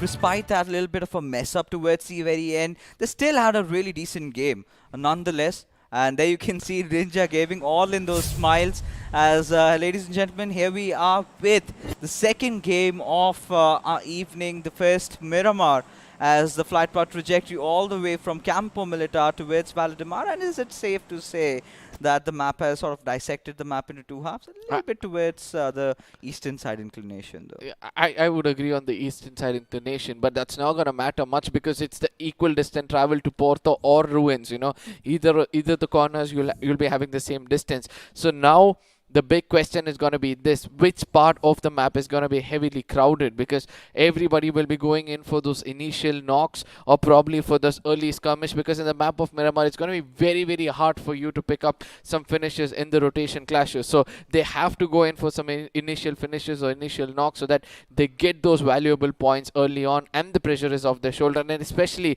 the teams on the bottom of the table. Oh, yeah. As I'm really looking out for the circle and even for the brawlers, right? How did you feel about the brawlers performing despite losing out on Sangwan at the very start? That is what experience can do. It can teach you a lot of lessons. I would like to put it this way: you get punched with the strongest boxer in the world, and the next time someone else comes to punch you, you know how to either defend it or you know how to escape from it. And brawlers have that in them. Even though they lost one of their key players, they still knew how to play around in that game. And right now, as we speak about them, they're going to be facing off the side of DGs. And what do you have to say about that? Well, the real OGs, we've got to see, what are they up to. Now, it's really interesting as to how they are positioned, right? Taking a look at the OGs, they've taken control over the arena, but that's just about it. If Brawlers manage to take control of the God building around that area over there, then that could completely change the ball game. It's going to make life so difficult for the OGs to sort of recover. But the OGs, they're going to try things around. They've got their weapons, but it's all about the spread, right? And this is something that happens to you when you sort of enter into uncharted territory, right? Now, Brawlers might have been dropping at Picado for quite a long time, but they've not gone against the real OGs in any competitive lobby beforehand. And this is some real interesting movements being made, because in TPP mode, you've always got to find all those really nitsy angles as... ISO this time not off to such a good start, as Bule Bhatke certainly are not lost, as they've managed to get that early first finish, drawing first blood. And Orister with that shotgun in the beginning, an SK-12 right in the beginning. I did not expect to see that gun, that finish feed coming in with that gun, from the earlier at the game itself. But the circle going to the center bottom is something which is kind of worrying me right now, because 70 to 80% of the teams are not inside the circle right now. Yeah. And I just hope that the circle shift all the way towards Higos, and everybody will have to travel all down south in between the waters. Then there's going to be a fight across the shores. I mean, around Los Higos, I don't know, man. I really feel it's gonna go somewhere down Los Leones, or maybe southeastern side of Minas de Val. But either ways, right? You've got a different terrain altogether. It's all gonna be about those hilly areas, right? Who stays on top, who plays around the edgy shoreline ridges, and how you position. And for teams like Brawlers, it's gonna be so difficult to rotate around, as we do have another fight right in front of us, as we've got OS Retribution going up against new team over here right at Impala. Now, for them, it's also going to be such a tough affair, try and get a control over that little vehicle over there and loot, because Sasuke is way out in the open, and he might just get caught off in broad daylight if Pirate decides to go a little bit even on the higher ground. I mean, that is going to be the end of the story, obviously. But OS Retribution is going to be welcoming somebody. But at the nth moment, Skull actually knew that he had to walk off the crosshairs and stick to him with not even a 1 HP. What do we call that? 0.5 HP. He survives because of the boosters which he's gained. Sticking on to the basics before he rushes into a building, as, granted him a little bit of a survival revival point over here, but OS Retribution is going to be really, really disappointed because they have lost X-Lord in that skirmish. I really expected X-Lord to actually take him down because he had the trigger discipline. I still remember he was the first one to pull the trigger, but the opposite guy just passed his gun, and the last bullet is what it mattered. Oh. Today's day has been quite different, hasn't it? And this is where, you know, OS Retribution, they might be kicking themselves in the feet, like especially Lord, right? He knew where the player was coming from, and the only biggest issue was, I believe, he did not have any helmets to play around with, and this is where Tigru has opened up, the MVP of the last match, and Sangwan has bitten the dust as Ravit around the casino, as the other players of the real OGs are going to be making those moves. Now this is where it comes down to Tigru to try and spot Ravit out, because he does spot that little bit of a smoke over there, as the other players of OGs are going to be taking the shots over at Ravit. This is going to be so difficult for Sangwan, because it's not the first time. It's happening for the second, where he's been knocked out pretty early on, as Ravit, not at the best of HPs, finally he's managed to patch himself up, as yet another Molotov is going to follow suit, but it lands directly inside the dumpster. Now, the most important point is that strike fear in the enemy's heart so that he doesn't push in properly, but that grenade was so good, and the second one coming right behind it is going to put Ravit down to his knees, and within seconds he's going to be finished as well. Now, he's got a friend from far away, Iconic, who can actually give him some cover fire, but Iconic is concentrating somewhere else, as his attention has been grabbed away from Tigru, and we all know that real OGs are actually living up to their name, trying to dissect through the team one player after another, and this is the best way to take down the Brawlers, according to me. Yeah, I think, you know, what the initial intention of Team Brawlers was, like I was anticipating, they wanted to go for a big spread, right? You know, try to engulf the players of the real OGs, but on the contrary, how does that strategy get countered? All you've got to do is, you know, move in together, and that is what they did, right? Tigru finding an off-angle knock onto its Sangwan, and then the teammates of the real OGs, in fact, the teammates of Tigru managed to push in together, find Ravit in a very compromising situation, as it all comes down to the boys, Iconic and Dark, as Sangwan somehow has been given that revive while all that commotion was happening. Ravit has lost out on his HP. Iconic still hiding though, but for how long? As you can hear all these three footsteps, he needs to start opening up, and this is where the other players of Brawlers need to act, and that is where Sangwan gets a very important knock, and Dark ensures he gets that finish, now evening out the scores. It is going to be a 3v3 battle. I really love the way this fighting turning out to be. You know, both the sides looks like, you know, one team is obviously having, you know, a lot of experience, whereas the other has a lot of composure, has that, you know, vibe of trying to get in and get those finishes for themselves. So real OGs, I know that they are also pretty much experienced at this point of time, but these two bulls locking horns is going more entertaining than usual. Now, Takur OG could be the person who could actually detect the both of the players.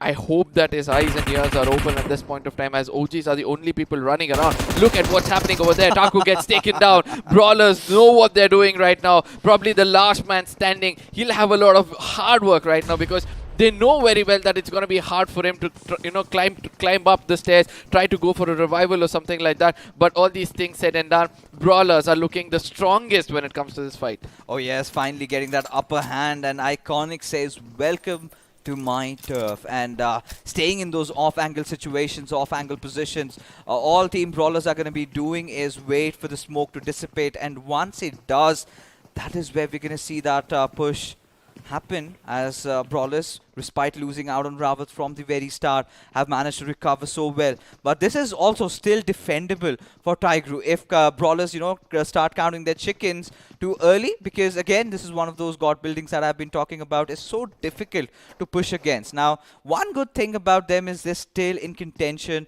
of the circle. They're still inside the zone, and Picaro is really good place to loot around. But in the meanwhile, Sangwan is trying to find as many grenades as he can, try to, you know, at least knock out a player before making that push, because it's going to be so dangerous to try and do that if the crossfires are set up right. I really believe that, you know, Iconic should have still held on to that building, but here comes the push coming in, all pushing in tandem to each other as the crossfire is set up properly. They're kind of trying to go in for those pre-fires, finally have a slight idea as to how the players are positioned. These smoke might really help the players out of Brawlers if they kind of try and go in directly onto its Eternal. But going off to its Tyroke, have found him, I believe, as Tyroke finally will fall down. Iconic does the job as it all comes down to Eternal, who's going to be taking a jump ahead from here and would want to make a run for his life. But are the players of Brawlers going to let that? They are hunting, they smell blood, and they surely want to get their sweet revenge. And I do believe that it's going to be very easy for them to take this last player down. Sangwa is coming from around. A very good call coming in from him. Eternal is trying to push in, but eventually a 1v3 is going to be very hard on foot. Rather, it would have been much better when they were lying down. So this finish is going to be boosting the confidence of Brawls a lot because they've taken on one of the most experienced teams over here. They have control of the zone. They have some decent amount of loot as well to work around. From here on, they're going to push and try to hold the high ridges, I believe. And that is how it's going to be easy for them. Now, we're going to be going and seeing the instant replay of what has happened the other way around. There was this push comes in against the side of OS. Skull with that point HP. Look at this. He immediately goes in, and that's the best part of it. When you're rushing into a house and you find somebody holding the crosshair, you better be at the corner of the wall or at your back against the wall, or else the enemy is going to run right in front of you. Now, this is what I was talking about. I'll just come down to that a little bit later. But for Rawat, I mean, he had to be the sacrificial lamb, right? He had to be the cost that Brawlers needed to get that res back onto its Hangwan. But talking about that little fight over there, Lord, you could have clearly seen had no helmet and no vest to work around with, and hence got knocked out so early. And even if he had a even if he had a level 1 helmet or maybe a vest to work around with, and could have been a whole different story. And now that is where AKM tends to be so deadly, right? When you do not have your armor on you, you tend to take pure damage, and it is such a lethal weapon. And one of those shots hit right at the head. So you're talking about almost around well, 96 damage being dished out. I think 48 being the damage numbers on AK, if my memory serves me right. I could be wrong though, but I think it was around 48, the most damaging weapon though. But again, that is what I wanted to say, right? It's just 2 bullets that it took to get that knock, despite being on such a back foot as the boys from Deathwish. Now they have taken control over the Los Leones Scott building. Now this is a perfect setup, right? They're gonna set camp over here, have a little bit of a bonfire, get some grill, maybe some barbecue. But this is a shift that I was sort of for not the zone to go towards them, and that is what exactly happens. Now, one more thing which I want to differ with your opinion would be that, you said in case he had a level 2 helmet or a level 1 helmet or a vest, it could have been better. The point was the opponent just crossed over you, and it would be very tough for you to take that ADS and turn around and immediately take them down. As we speak more about that now, Deathwish officials have found out that, Arjun is trying to come in a bit more closer. His location has been compromised, due to which it's better he falls back or stays undercover, because with all 4 players of DW watching at him, it's going to be hard. For now, it's another fight going on. It's going to be TCW versus Horistic. He exactly knows how to take the fight, Bulebak, Horistic. He's going to be pushing in harder. That is the peak I always speak about, when you know an enemy is coming closer to you, try to avoid going right into his face, but rather go in through a peak, which is going to give you a small survival chance. Horistic is trying to push in and gets taken down. Will be confirmed as well. And I just love the way this game is going around. I really thought that Team Cobra can actually take it home, but that was a very good gameplay coming in from the side of average player. Both these teams making equal number of mistakes and equal number of good plays. But for now, the Cobra Warriors already have 2 of their players down on their knees. And this is where the Cobra Warriors need to ensure they get 1 more knock out of Bhule Bhatke, as the nade goes at player 6 direction, does not do any substantial amount of damage. As Scooby's grenade finds Amy though, and this is where Bhule Bhatke can go after with the push, as Ninja, the lonesome survivor for his team, as the first aids are going to come in handy, as they need to also prioritize that revive onto with Zayden. Yeah, I do believe that, they could have gone in for a revival. One player could gone in for a revival as the other one can actually push in. I know this grenade could be the job for the side of Bule Bhatke, but they need to rotate a little more towards the eastern side to have complete information about the side of TCW. Now, let's see whether they'll be successfully doing that. But for now, they're going to be very, very happy with two players standing inside the shacks. They were able to get that. HTG is also joining this party. The third party might be possible if they can hear the explosions of the grenades, and they're not far away for it. Oh, they certainly aren't. And for now, the play is happening around the peripheries of the circle as Scooby knows exactly where Amy is. He's going to be shooting at his direction as the cover fire is being provided from the backline. Finally learns from his mistake. Does patch himself up as the knock comes in. Courtesy to Ninja. He's going to be taking the player down. But for now, Ninja all by his lonesome. He's going to fight against the wall as Zayden manages to clutch it out, and Bule Bhatke, they certainly do not seem lost anymore as the Cobra Warriors have been defeated. The Cobra Warriors could have struck when the time was right, when they had two men on their knees and two of their enemies were inside from Bule Bhatke. They could have just rushed in and tried to take them down, but still they were just trying to put some grenades to avoid them from taking those peaks, which did not go in their favor. Now the zone is still going to favor the side of Los Leones. That is going to be favoring one team holding the highest ridge over there. Now X4 is also one of those teams who are still inside.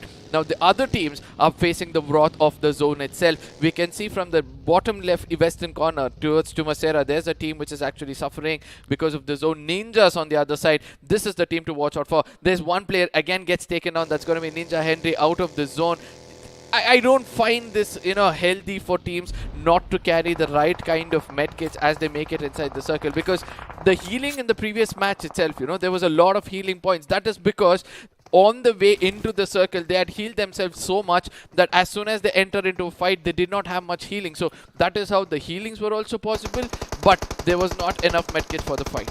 And I'm starting to ponder, like, this time again, we had a rather certain circle, so teams did not get a lot of time to get those loots up. But for Bule Bhatke, they just won that fight. It was the beginning of the fourth circle. They should have gotten that revive up. Starting to ponder if, both these teams ran out of those first hits, and could have clearly been the situation as Team Patriot haven't really made a mark for themselves, but this time going up against the players of SA, who are going to be enjoying that little high ground to themselves, as Joker is going to try and drop Molotovs absolutely everywhere, trying to flush the enemies out of cover, but certainly hasn't succeeded till now, as the Patriot is just hiding inside those compounds, just playing around the edges. Now, there's a question I need to ask you in this situation.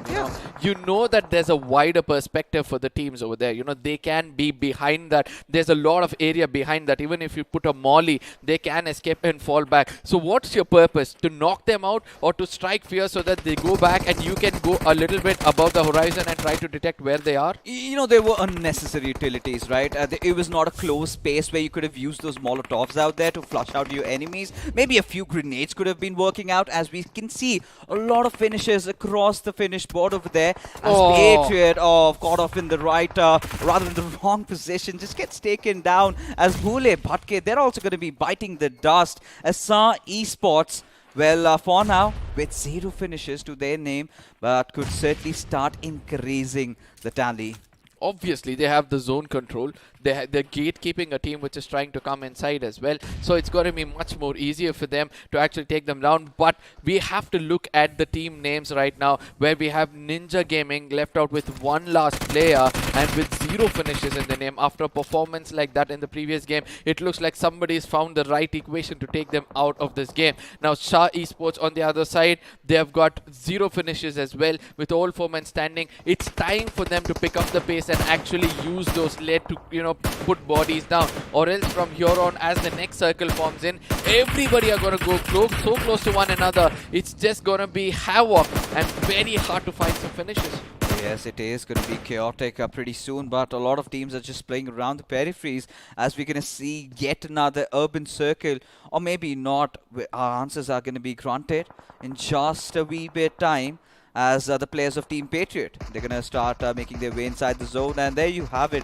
Well, a lot of teams are inside the periphery, rather around the centers also, so it's going to be interesting how are they going to approach this, because the circle has shifted a little bit towards the lower lands, and now Killchore He's gonna try and lob a grenade at Sa's direction. Mike being on the receiving end of things. There was a smoke also follows up. And look at King and Clutch 69. If they can sort of try to advance a little bit, try to catch the players from the right hand side, which King is indeed done. Finding that headshot over there, getting that opening knock as Sa Esports can really capitalize on it. As Krishna also out in the open, but my boy runs out of bullets over there. Instantly switches his weapons as the entire horde of Team Patriot is charging in from one particular direction. A strike just going to be jiggling and jangling through, still not being able to find any knocks. Instead does that with a mini 14. For Christ's sake, is Bomber still holding the flank over here with that M4, managing to get that knock. Now in the final duel, will fall down to strike eventually as Sa Esports get the better out of Team Patriot,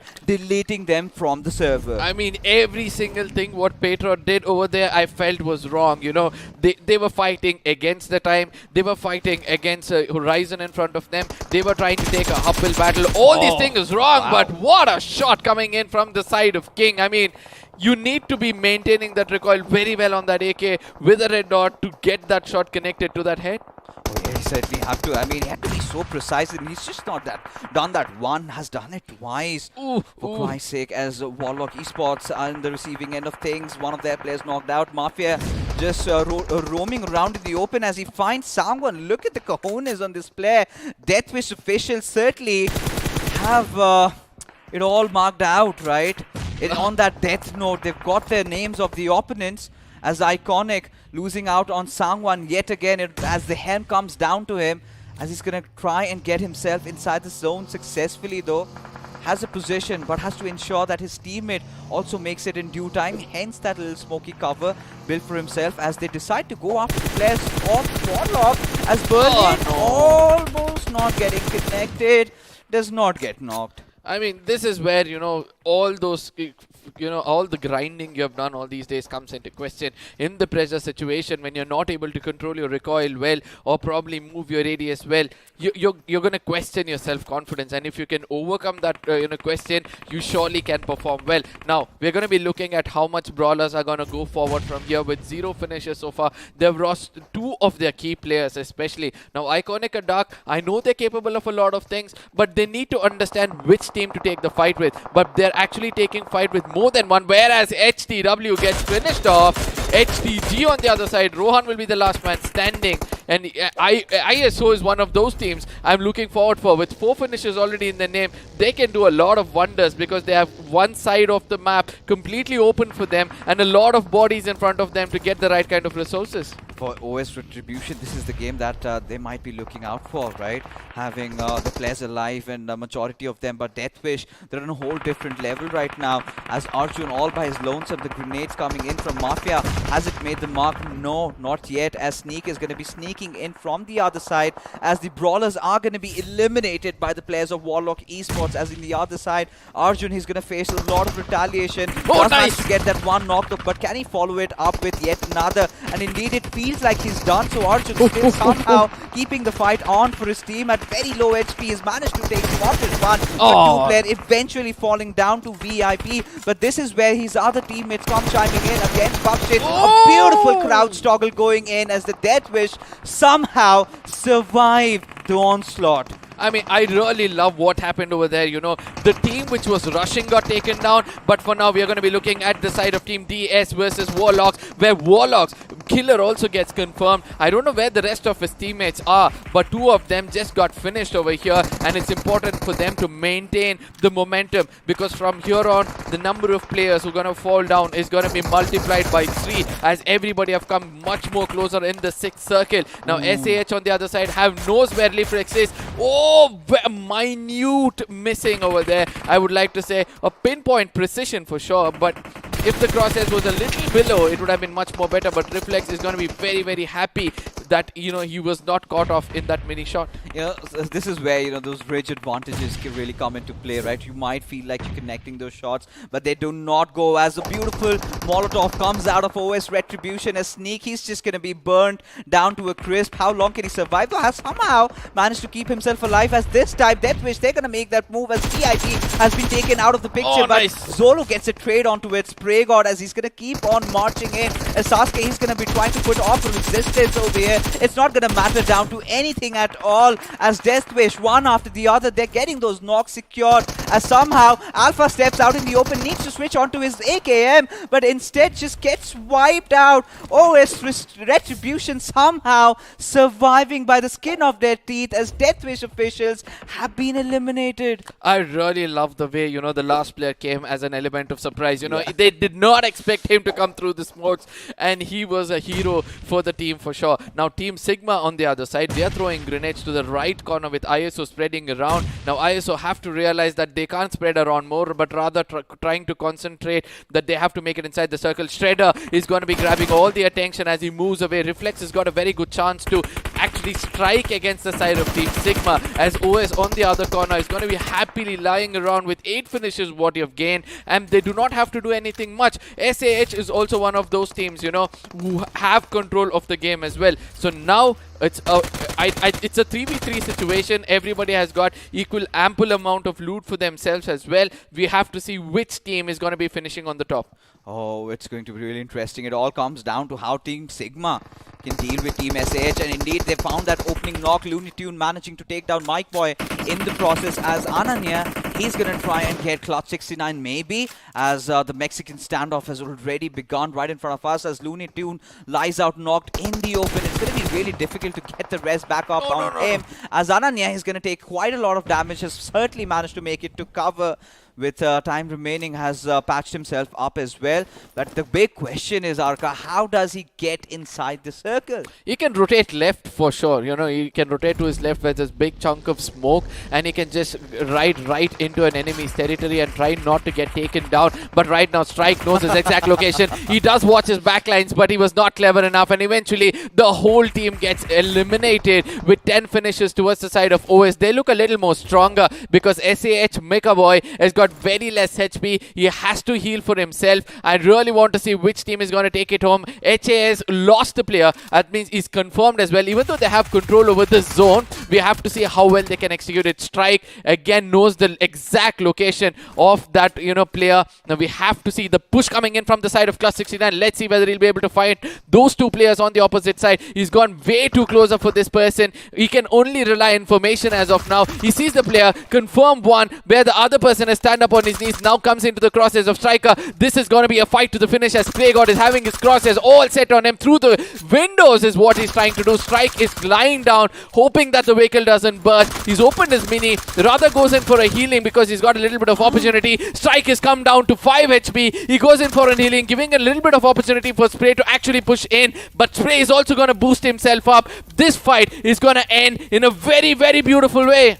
But Spray God still has that advantage a little bit because he's got the circle favoring him. But somewhere down the line, really Strike has to make a move. And if he does not, he's done for. Right, he's going to take damage. Gone. And now Spray God, he's going to be cooking that grenade over there. And now we've got to see if or anything at all can manage to dish out a little bit of damage. In fact, he has a little chip damage being done as Spray God. He's going to use out all those utilities. He's had all those boosters. And as the right thing to I do. really believe he's out of ammunitions on his arm, and this is where this game could completely go into the favor of OS Retribution. As Spray God, no difficulty for him, just peeks, and there you get kaboom, a beautiful, beautiful winner chicken dinner coming in for the boys of OS Retribution. I mean, agreed on one good point that, when you have the center of the circle, the fear is not in your heart, but it's in the heart of the enemies who are playing around in the corners, we did talk about this even in the previous game where we saw there was a team to the center and Ninja MVP could actually clutch it out. Even over here, the confidence of the player at the center. And the most important thing for us to observe over there was he boosted himself completely. He knew that, even if I have to go for an head-on frontal battle, these boosters are going to keep me alive until I jiggle out and make sure that I land that final bullet. So I'm really, really happy to see some basics being taken by these teams, and such basics can take them a long way. But well, Team SAH could have done certainly better in terms of how they approached that final fight. We're going to talk about that a little bit later as that moment arrives in front of us. As we take a look at the highlights, Bhule Bhatke were off to a really good start, going after the players of ISO. And this is where I really felt Lord could have certainly done better because, honestly, first of all, his positioning was wrong. Secondly, he had no helmet and vest on him. Thirdly, he heard the player. For Christ's sake, look at him. He just marched in. He was in no such a pre-fire. narrow. Yeah, exactly. That is what you're supposed to do, right? When you know that you've got that element of surprise to work out with, you could have really gone back a little. Gains a little bit of cover and then just a little peekaboo and get the job done. But a beautiful 4v4 fight visible by the players of Real OGs and Brawlers, where they did manage to come out through someone getting knocked out early, but still managed to get that opening knock as Iconics and Sangwon, the duo, did get the squad wiped out over here.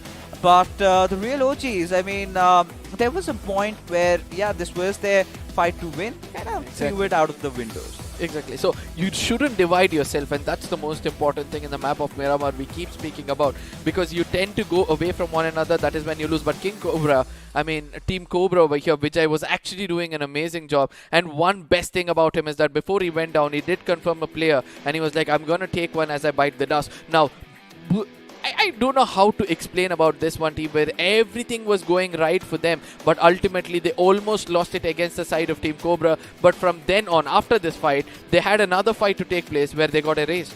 Oh yeah, and for Bhule Bhatke right now, after they kind of survived, I'm starting to ponder if they had any healings at all, because Scooby, he was not given a res.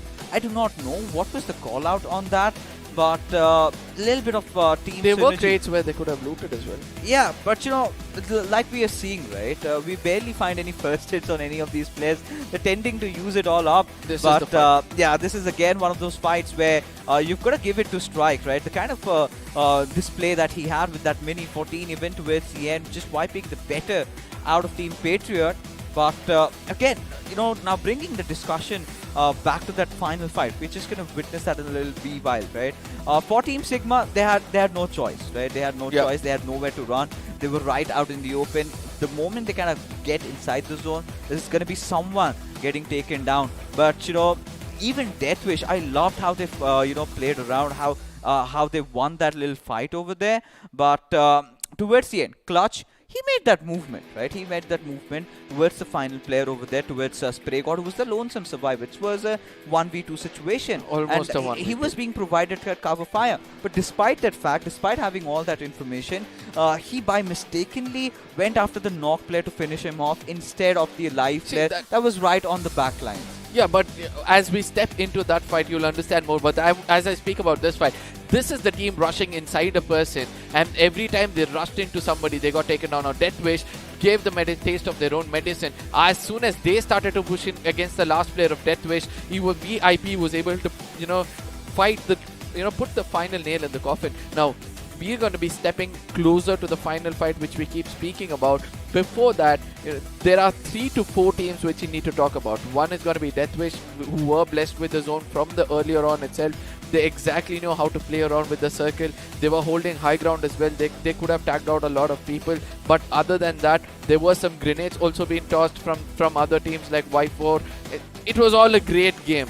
But until and unless you come to the final moments. Yeah, and Deathwish, they did whatever they could, however they could, to survive, and they did a decent job with that. But we're finally coming to that real point where, really, I felt that, SAH could have certainly done better, considering how OS Retribution were in such a bad spot.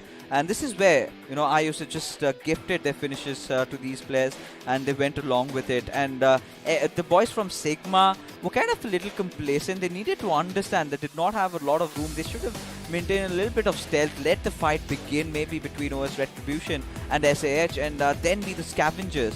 But this is where we're going to finally witness, the little push coming in as look at Strike. This is the perfect point where he should have actually shifted to his mini. This is what I was speaking about. Yes. That knock person was acting as a shield, and that is why he couldn't find the last player. And that is something which I've been seeing lately and which I love the most. And was Retribution, I'm sorry for cutting you through, was Retribution Spray God. Look at the confidence he's holding, you know. He knows that he's boosted up. He's calling him. Yeah, he's eventually calling him. He's like, come, let's see who's going to win this, because I've got the zone, I've boosted up, I've done everything right with my basics, and all I have to do is land 5 bullets in your face, which is going to be easy. So, is that a new meta where a knocked player tries to act as a shield to a person standing, or is it been there from the inception? Yeah, it's sort of been from ages, right? This is an age-old tactics that teams have been deploying. But right now, ladies and gentlemen, let's take a look at the point standings and find for ourselves as Team OS Retribution have managed to get another,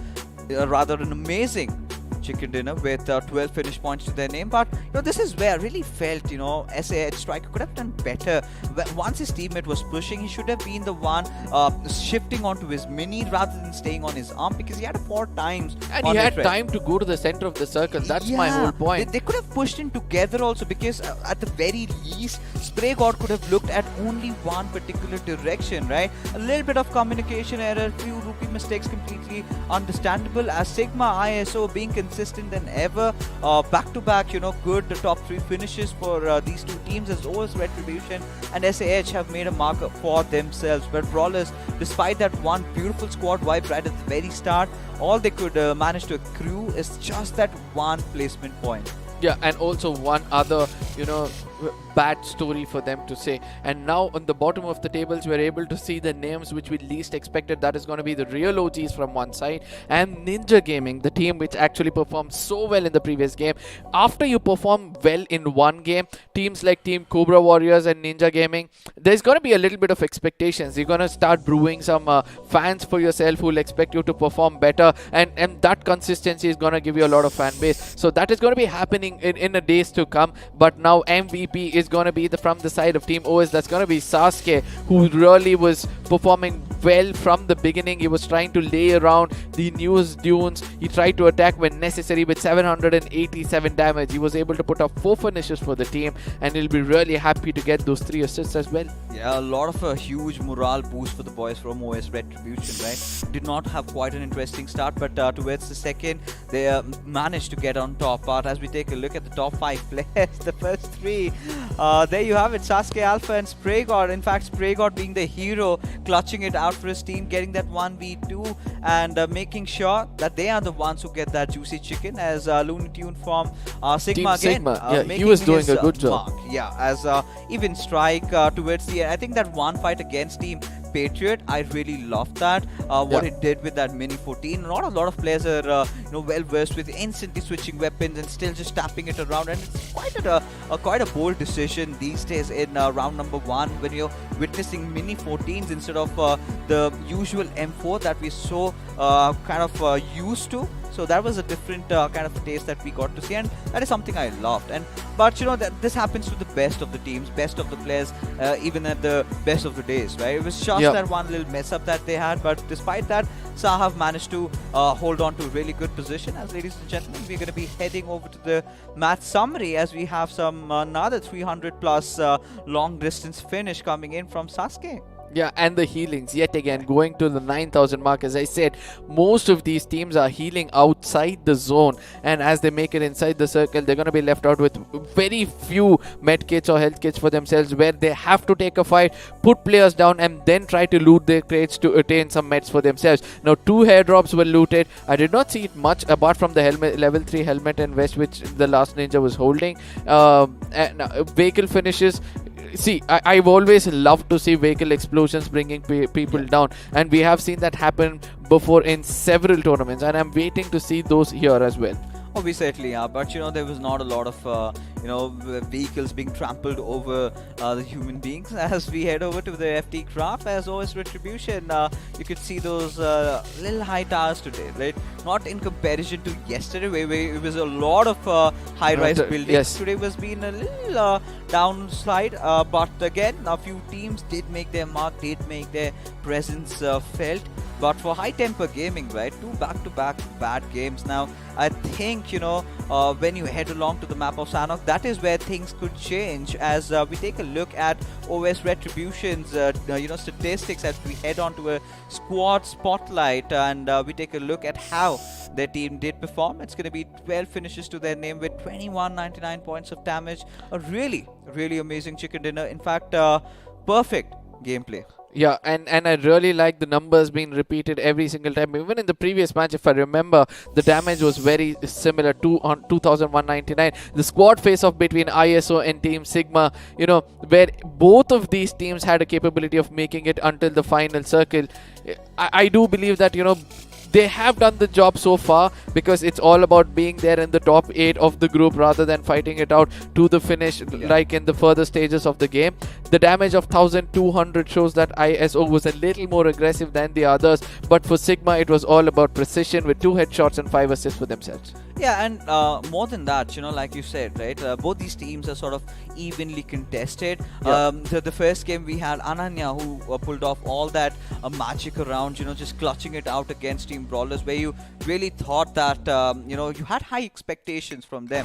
And a lot of weird things are, of course, happening over here. But despite that, I really like how Team ISO and Team Sigma have managed to maintain that little consistent run, back-to-back good games. And now they're all feeling confident, right, with their morals completely out of the roof. Now heading into the map of Sanhok, this is where they need to hold on to their horses, because if they manage to have a decent game in Sanhok, they somehow have solidified the position in the top 8, and the remainder of the 2 games they can literally go all guns blazing. Now, 2 things are there for here. It's a game changer map for many teams, right? Yeah. Let's consider Cobra on one side. Let's consider the side of ISO on one side, because these are the teams who want to capitalize as quickly as possible. They are more on the aggressive side comparatively. So I'm wanting to see if any team will dare to be as aggressive they were in the map of Erangel, because compared to the map of Miramar, I felt the map of Erangel was more aggressive. Even though there were early skirmishes in the map of Miramar, everybody were trying to survive until the final circle. So I want to see if any teams will choose to try and be more aggressive in the map of Sanhok.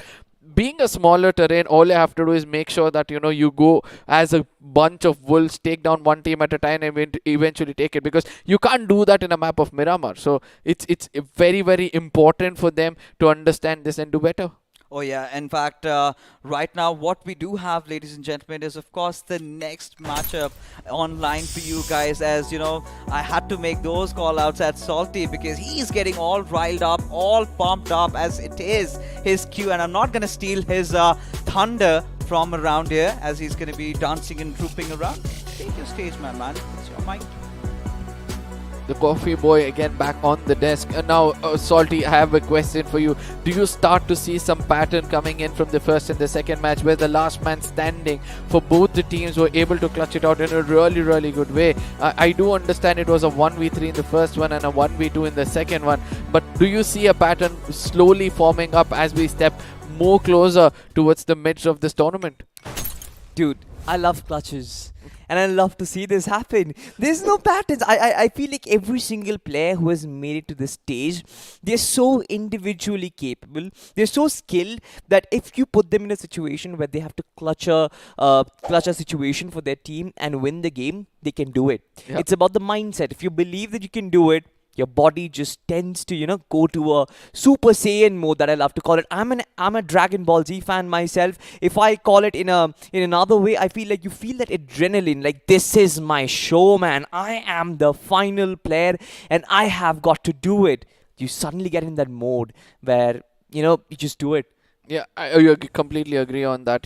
Most of these teams will be having their mindset and trying to get into that Super Saiyan mode and trying to get everything done. Now, there are a few questions which I want to pose to you. When you compare the first game and the second game, what is the kind of differences you found? Like, did you feel that it was an aggressive map in the map of Miramar, or you felt Erangel was an aggressive map for you?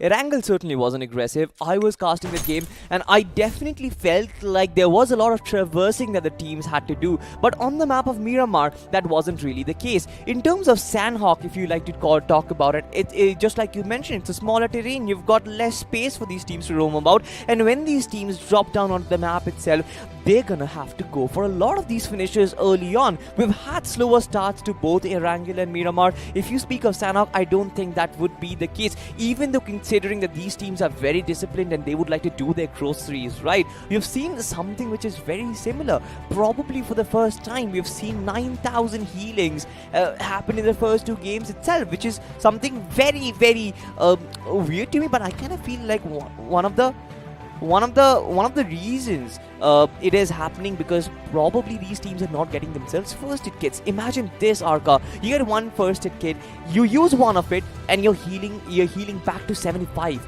You have bandages to work with. That means you continuously go on wrapping the piece of paper around your wounds, trying to, decrease the pain, and that kind of leads to more healings as well. So first aid kits, again, I believe there's a scarcity in the maps because there are so many teams who are playing the games. There are so many teams who are coming in and playing in BMOC 512 to be in fact. I believe that is one of the reasons why first aid kits are at a shortage. Yeah, almost coming. Almost coming to the end of first week, or the first round. Rather, you can expect all the Mets to run out of stock as well. So let's see how that is going to turn out, as we're going to be jumping into the flight path anytime soon to understand where the flight path is going and how much of a space it's going to give. It looks like a very southern flight path for me, where it might start from the side of Kampong, because I'm really familiar with this flight. Every time it ran in, and oh yes, it's going to be starting from the side of Kampong and going towards the side of Tambang, flying over ruins. And now any team wants to go towards the side of Paradise Resorts or probably Camp Bravo will have a little bit of a journey to do. Dude, absolutely, man. This flight path, even though it is a very southern flight path, it's always the case with Sanhok that you can reach anywhere you want to. It's just a little flying that you've got to do. But every single time I watch Sanhok right now, I get PTSD, because you remember what happened with E-Star last day, and I just can't get to terms with it. They started swimming from the extreme right-hand side of the map, swam all across the way. It was like they were swimming for the Olympics. They reached Hartin. But anyway, ladies and gentlemen, it can be repeated today because it's a similar circle yes, as well. it is. Absolutely. You've got that circle over the Delta region, something which I personally prefer very much. You've got the intersection of the 3 islands, where if the circle has formed, I feel like there can be a lot of problems. You have to decide, where do you want to stay? Do you want to stay? But here we have a fight that is going up. Team ISO in the midst of some battle because Team ESR is right in front of them. Exactly. Now, this is what I said. Early skirmishes is something which we can expect in the map of Sanhok. As we can see, all teams are equally distributed. That comes up to say that, one small firing from you can easily invite a third party as well. Now, ESR Esports Copycat is just waiting to see where that one player of ISO is, but Reflex was strong. Was good enough to actually run away from this fight, and a very, very wise decision. Sometimes your preparation is something which makes you win half the war.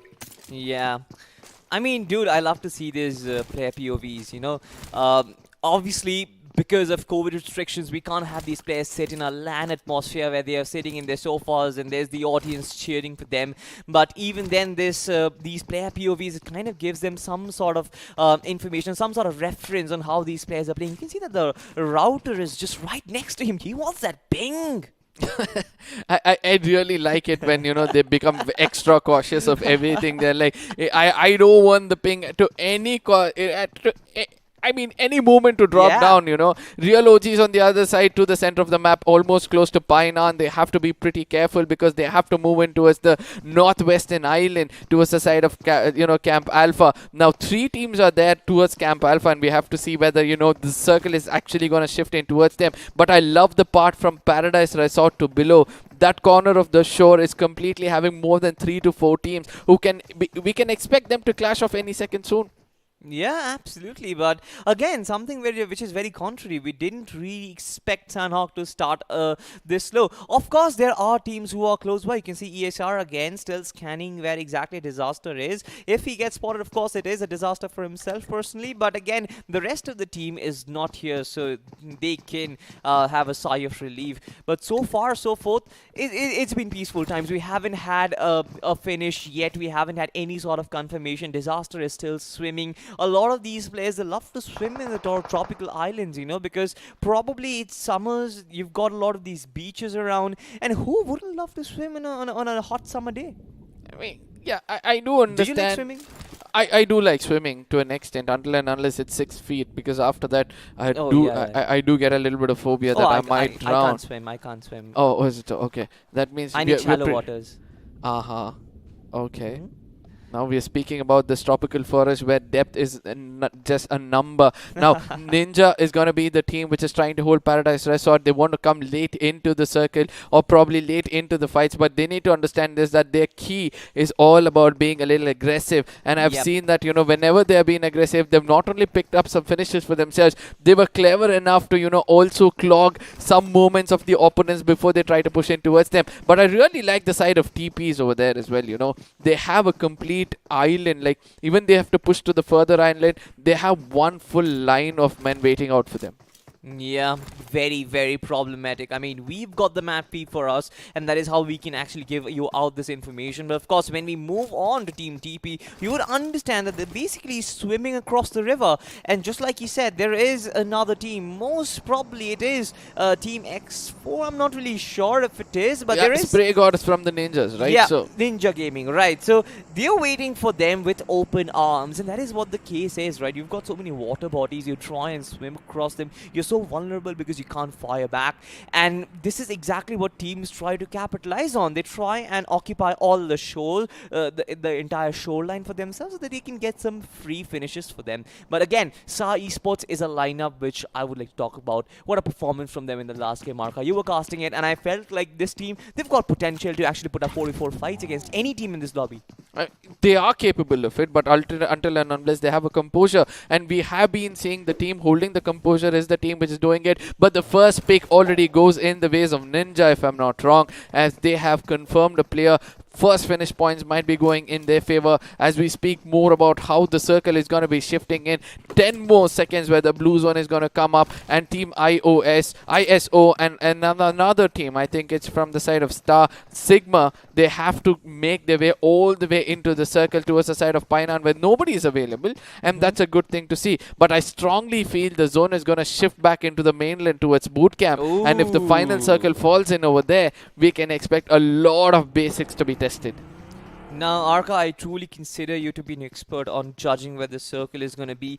And to be honest, so far, yeah, it's in a very dicey spot where you've got 3 islands in it yet. But just like you mentioned, it's got a potential to come back to the mainland. Even I kind of have the same feeling, but then I would love to be, I would love it to be on top of a water body. You know, let it be on a stream, let it be on a river. I don't mind, because let these players swim. Let us have different elements of earth into it, and so that we can have some variety as well. Variety is the spice of life, ain't it, Arka? It is variety is a spice of life, and that's why most of these people choose to not only go for firepower but also some grenades. But ISO Star making the biggest mistake. He thought that the shorelines were absolutely clear, and that is where ESR Esports comes and surprises them with the right kind of knock, which could be converted, or which can easily be converted into a finish if they have, you know, if they hold on to their nerve. They shouldn't think of going in easily and taking the player down. From far off, Arjun does the job for the team. Now through the shorelines, you know, they have some ridges where they can easily make it inside the circle into Tambang, and it's going to be pretty much easy for them to do so. But towards the side of Tambang, we can see that there are teams which are driving around and which can give them an opportunity. ISO Shredder is on the path of redemption. He does want to take down a player. He does take down Arjun because he was laying flat on his belly, having the right kind of recoil, and he was able to put him down. Now the confirmation is going to be pretty hard, as Disaster is just going to be spraying over there, waiting for, you know, a player to get finished. We can see in the, you know, in the cam that, you know, the person who got taken down, that is going to be probably Starliv, is come right next to him telling that, you know, just keep it over there, just keep bringing them down. It's going to be much more easier for us to attain that winner. I mean, I'm not sure if that's Star Live, but if it is, then I would love it. But there was a lovely piece of retaliation from ESR Esports. I felt like they were sort of very vulnerable considering the kind of cover ISO had to work with. They were on top of that ridge where they could easily take down a couple of players over there. And they did so. They got the first knock for themselves, but the retaliation that I was talking about, bringing one player down to around 20 HP, kind of discouraged them from pressing forward in that particular fight. But here we've got Berlin from Team Warlock, and they're right up close to, if I'm not mistaken, Team SA. Now, SA, what do they do right now? They're just still doing their grocery shopping. They're still scavenging for those first aids and the med kits, because we have seen so far that there definitely is a scarcity of it. Probably because a lot of matches are being played, you know. Yeah, I do believe that, you know, the package has been dropped everywhere. And look at that, the chunk over there at boot camp. The circle seems to be even more shifting towards the northern side, towards the side of Camp Alpha. Let's see whether the final circle is actually going to be forming in over there. From the side of Same, we can see that's going to be the side of Team ESR, still not making it up, you know. It's important for them as well. But one team likes to play it your way. Take a boat, come around in the waters, enjoy the view of the island from the waters, and then make it inside. They have a very good opportunity to come close to Camp Alpha from around the island and trying to backstab the teams which is trying to hold this shorelines. And I really like that approach as well. But Shah is one team who doesn't want to hold back as much as possible. I really love the way they use the smallies to clear off any kind of doubt so that they can push in and take the territory 1 inch at a time. Dude, I'm not really sure which team it is who is driving around on the boat, who is riding the boat right now on the seas or whatever it is. But you mentioned it correctly. Camp Alpha is an open spot. Whereas if they stop at Hatin, they would kind of receive the same fate that E-Star had yesterday. But so far, so forth, the fight has sort of brewed up where there is a sort of a cold war going on. The circle once again constricting itself towards the Delta region, the region where I absolutely love. It might return back to your boot camp just like you mentioned, but it can also form in that little spot out there. But coming back to the fight that we have in hand so far, Berlin, if I'm not mistaken, is not the only one who is got. He has got the support of one of his teammates. But here we have Team Ninja. They've abandoned the boat and all of them are swimming in the sea like Avengers don't swim, right? Avengers, and that's a wrong reference. I need to figure out a collective the ninjas, superhero. you can call them the ninjas by their name. Ninjas swim? Ninjas know everything, you know. They can hide in the shadows, they can strike when the time is right. We did see MVP doing that, you know, when it was required. So ninjas do know their way into the map, in the map of Sanhok as well. But the next zone is where everybody are going to be challenged. I can see most of the teams which are alive over here are trying to make it into the camp, Camp Alpha region. But now Bole Batke is one of those teams, you know, who do take the fight to their enemies in case any team tries to come into their crosshairs, and they have punished them really well. Now they have to watch their backlines as well, as another team is right above them, giving a little bit of an info to the teammates, telling that, you know, we can take this team down in case they are not watching out for their back.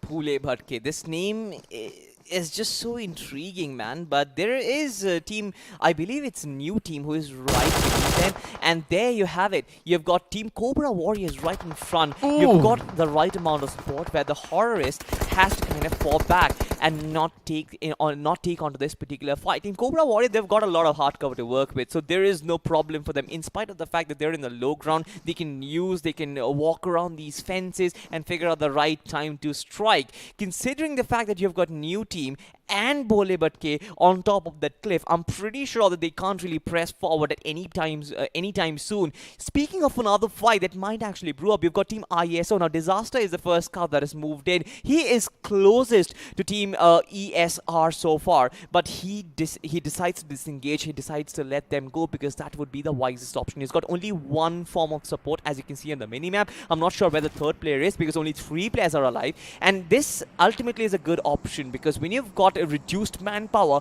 it's wiser to sort of disengage and wait for your opportunity before you go for finishes. And that's what a cobra does. That's what a slithering snake does. It waits for its time and then it goes in for a strike. And now new team is one of those teams just trying to taunt out the side of OS Retribution. The strongest teams of the bunch right now. They have been performing exceptionally well. I know that at this point of time they do not have any kind of finishes in their name, but they have all foemen standing, which is the most important point for them. So towards the side of Paradise Resort from the eastern side, we can see nobody's coming in, but Brawlers are the team which is making it slow into the circle where they might get a close or they might pass or touch this the team of ISO as they make it inside the circle as well. OS Retribution on the other end, no proper kind of loot they've got, but rather they've been blessed with a probably a crate or an airdrop. That's why they've got a level 3 helmet or a vest. Now OS Retribution on the other side did understand that it's time for us to go to the center of the map rather than trying to play around in the corners, because everybody tends to do that from the beginning of the game. They play in the corners,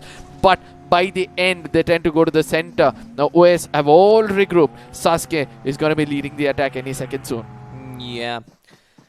But again, these are peaceful times in Sanhok, and you just wait and watch where all these players are going to regroup. You can have a look at the circle again. You know, it wasn't really something extraordinary. For us, we kind of expected that.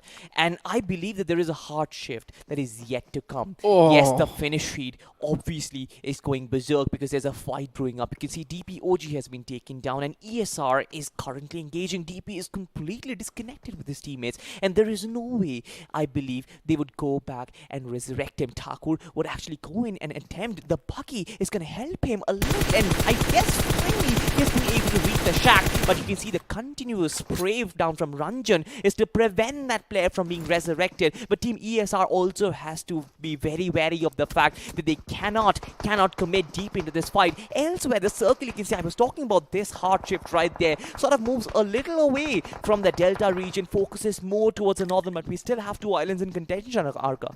I do believe that, you know, if you're holding the boot camp side, you're going to be having a little bit of an advantage. Obviously, you're going to have information about who is fighting at the shorelines on the other side, and you can strike when the iron is hot. But at the same time, those teams like Team Ninja, who came in for a late rotation, now understand everything else as Brawlers have found out Taigu and they put him down as well. Now Brawlers have a very, very good opportunity as they've already done the damage. They can just rush in. As we can see, all of them are trying to do so. Iconic is getting shot, but still he's not going to stop himself as he's rushing in with his teammates. Brawlers have come in a bit more closer. Thakur goes in for some blocking. This Bulls are locking on, but it's all going in the favors of the OGs. There it is. Rawat does put another person down. It's going to be Rawat inside. Doesn't watch his back at this point of time. Does turn around and lands that final bullet into his skull. They had a very, very good opportunity to actually turn these things around, but I don't know how Thakur could miss that, or probably was on a reload or trying to change his gun, or probably gone in for a healing. By the time he could cancel it, it was just one sweep around and the pressing of the trigger.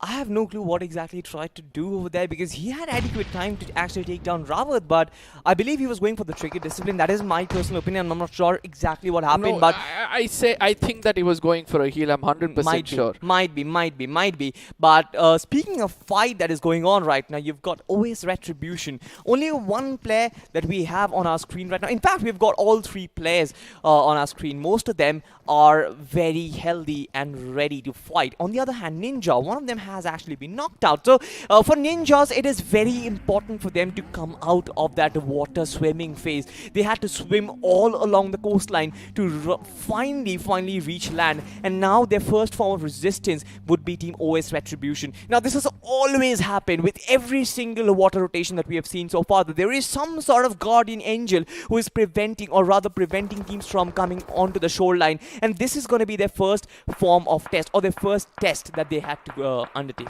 Yes, new team versus the side of Team Sigma as well as the side of HTG. Now High Temper Gaming have to hold on to the temper before they release it in the right direction, or else if another bad map, they can lose a lot of points for themselves. Now SAH on the other side, they're outside the zone. They do not worry about anything else as disaster gets confirmed. TCW on the other side is rushing in. Copycat has a little bit of information about where the team is, but he's going to be falling back and trying to hide himself in the water. But Team Cobra gets attacked from far away. That's going to be BB's trying to, put them down as they're outside the circle as well.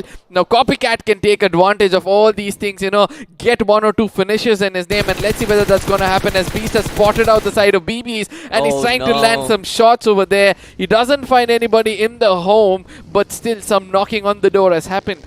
Exactly, this is so bad for the the Cobra Warriors, because they're stuck in a rock and a hard place right now, because they've got Bhule Bhatke who are sort of falling back from this fight. So this is good for them. Disengagement from this fight means that they will get space to move forward.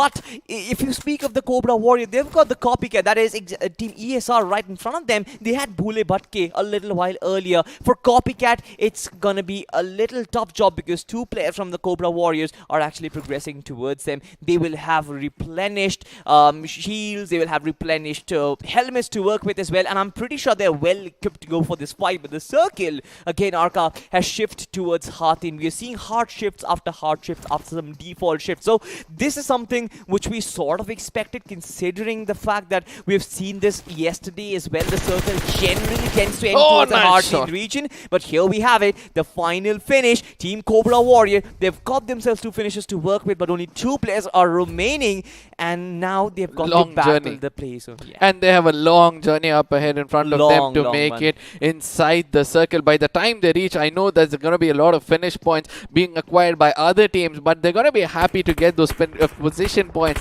which is quite crucial for them in this map itself. Now, Brawlers are the team which is right at the center of the map, so they can expect a lot of attention from the others. They can expect a lot of fire against them from the others. As Brawlers have put another person down, it's going to be easier for them to finish him and get that finish point for themselves. Let's see whether they'll be able to. Sangwa comes out in the open, has to pay the price, doesn't watch his back. Rawat somehow closes the door in time, and he's going to be going in for revival. Now, they have to watch from which angle the shots came in from, so that they can give the right kind of cover fire. Brawl Dark. Sangwa is going to be coming back on his feet with 6 finishes. I feel that Brawlers can actually take this home. They might. They've got 4 players alive. But speaking of the Brawlers specifically, I kind of feel like with the amount of experience that they have, with the amount of experience in the tier 1 lobbies, the time that they have spent in those lobbies, I feel like even then they are being given very good competition by these underdogs. So kudos to them. But right now, they are probably going to be challenged by Team Bhule Bhatke. Speaking of challenge, it's Changwon who lands in the spray, lands in a couple of shots. Almost 60% HP for Scooby FTW, but nothing to worry about way too much. Speaking of high temper gaming though, they might spot Beast running out in the open. Okay, Shredder, rival noob is just waiting for you. No matter how much you're gonna call him out, he's not gonna listen to you, my friend. He's very, very busy. He either wants to make it on land, he has to heal up, he's got some crosshairs on him. Base finally finds, high temper gaming actually aiming at him. He cuts down on his knees, and his teammate is pretty far away to come and revive him at this point of time. Rival does understand that, it's important for him to gain that finish point. If he leaves him lurking around, somebody's gonna steal it away from him. I just hope he does that. Shredder on the other side gets knocked out outside the circle. Now, Agam is kind of, in the crosshairs of the side of Team X4, and X4 is supposed to be the side of Team Sigma, and we have seen that Team Sigma knows exactly when to take people down. They're the closest to the zone as of now. They're not inside it though. They're the closest to the zone. They have a very good opportunity to gatekeep that part, but there is no hard cover, so they have to finish players and then make it inside the circle. Approximately 150 meters that they've got to cover, but they've already sent Looney Tune inside the circle as a scout. Speaking of it, they are currently battling high temper gaming, and you can see that knocks are being exchanged. Finishes are being confirmed right now, but Smoker OP with the M249 is still progressing forward. Switches onto the Uzi to go for this close range battles. It's very important for him to deliver the death blow if he wants his team to survive here as they regroup and replenish with their HPs. And you can see the jump shots coming in. Almost a headshot that has been connected. Here it comes. The M249 sings the songs of death as he has been extinguished. And Team Sigma lose another player. High Temper Gaming are still locking horns with them. I mean, with no helmet and trying to pull off something like that, really, really exceptional. Now, Agam has got 2 seconds before he might get taken down. I think he's fully healed up to his fullest potential. Now he'll be trying to push inside the circle as quickly as possible. High Temper Gaming with 6 finishes already in their name. They're still not stopping until they want to take it home, but it looks like some team has put an end for the side of HTG, and that's going to be the Brawlers, and eliminating them.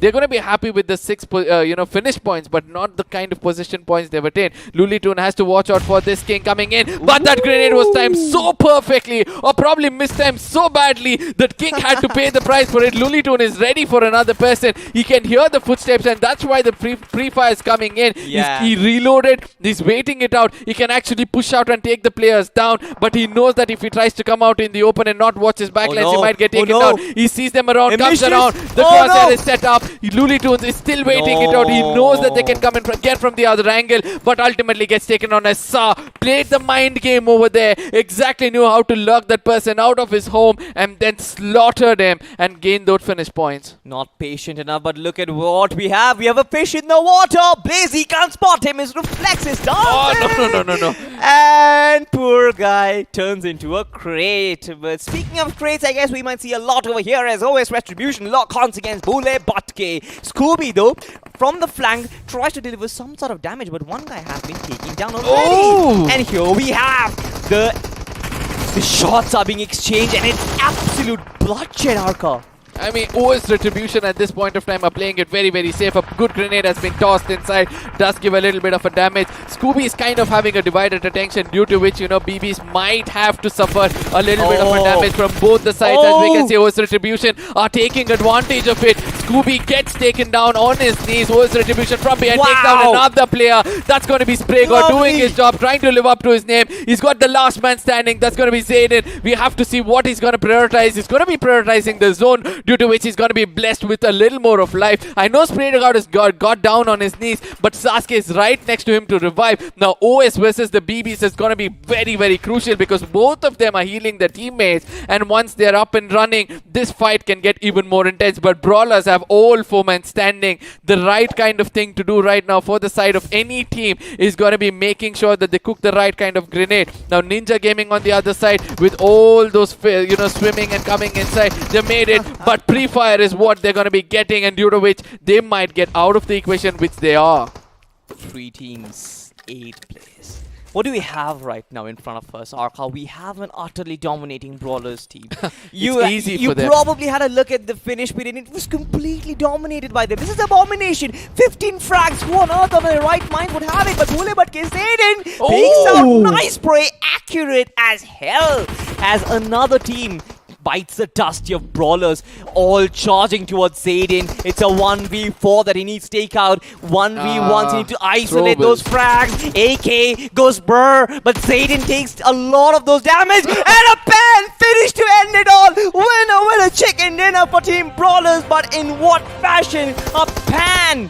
A pan, Arca! A pan! You need to watch your backlines at any given point of time. It was important for him to look out for the enemy coming in from the left, but rather he was concentrating on the team, on the players in front of him, and he was like, let me try to get this finish points as quickly as possible before I get taken down. But ultimately everybody knows the damage of the pan is the highest for sure, and one shot was more than enough to knock him out of the game. But yeah, 17 finishes for the Brawlers in the map of Sanhok, and I did tell that the team which goes all out brawl in the map of Sanhok will be rewarded with something more, and that's Brawlers on our screens right now.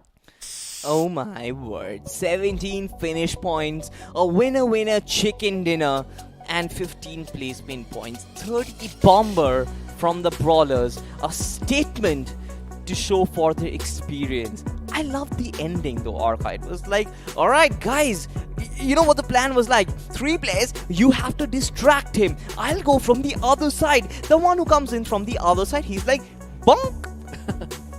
I mean, the sound of pan is even more sweeter than that, but still, 32 points is what Brawlers have put up on the board. One good match can change the fate of any players over here, and it has changed the fate of Brawlers for sure. Now from here on, they can go for a soothing gameplay, a more composed gameplay. OS Retribution on the other side, I really thought that, with the zone control, they could actually take down more players. They couldn't do it with just 3 finish points. They've got position points, or a lot of position points for themselves. High Temper is one of those teams, they were concentrating on getting finish points. They did get some, but it would have been a little more better if that survived a little more longer. Now, the second half of this table has a lot of stories to say, because these teams on the bottom better wake up or you're gonna go home. Absolutely. Only 2 maps that remain. And you know, the worst part is that none of these teams have really really stood a chance against the Brawlers. I kept on looking at the GFX that comes on your screen when a team gets eliminated, and every single team in the final circle or in the penultimate circle as well were taking down the Brawlers. I was like, what is happening? How are they finishing every single team in their vicinity? It's just their experience. One player is completely controlling one angle, and they've got 4 players alive. They're completely controlling the entire region for themselves. Let's have a look at the MVP. Of course, it will be from the side of Brawlers, but it is going to be Rawat in this one, and no surprises at all. Look at how efficient this man has been. 8 finishes, only worth of 496 points of damage, approximately 500, but still he's got 8 finishes to work with. You love headshots, and this man has landed 3. That's the best part about the game, you know. You don't have to do a lot of hard work if your crosshair is perfectly placed on the head. 3 finishes or 3 knocks would have come in from because of those headshots, and that's a very, very good thing. That's why 8 finishes and yet just 400 damage. It's smart work than hard work is what I would like to say. Now I want to see what the other MVPs have also done. One other team which I'm pretty much disappointed in this game, 2 teams to be specific. One is gonna be Ninjas and the other one is gonna be the side of Team Cobra Warriors. Okay. But so far, we have the top 5 players on our screens right now, and of course, it obviously will be dominated by Brawlers. You've got Rawat, you've got Dark, you've got Sangwan, 3 players from Team Brawlers. You've got new teams, Skull in the mix as well with 3 finishes. You've got Scooby FTW from Bhule Bhatke with 3 finishes as well. This is one team that has sort of excited us with their name. Sanhok was the map where they sort of excited us with their game as well. I want to see how they kind of progress from here on, because Miramar and Erangel that are yet to come, I just hope that they can kind of show something more for themselves. But let's have a look at the match summary, ladies and gentlemen. Expecting more healings? No. Sudden drop once again when we get to see the map of Sanhok from 9,000 to 5,000.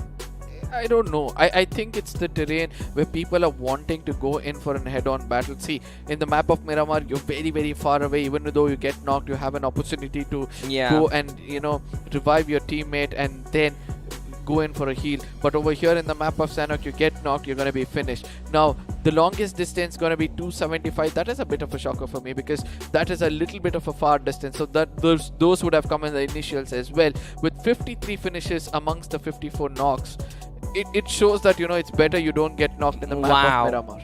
Look at the FD graph that we have on our screen. This is properly balanced, just like Thanos once said.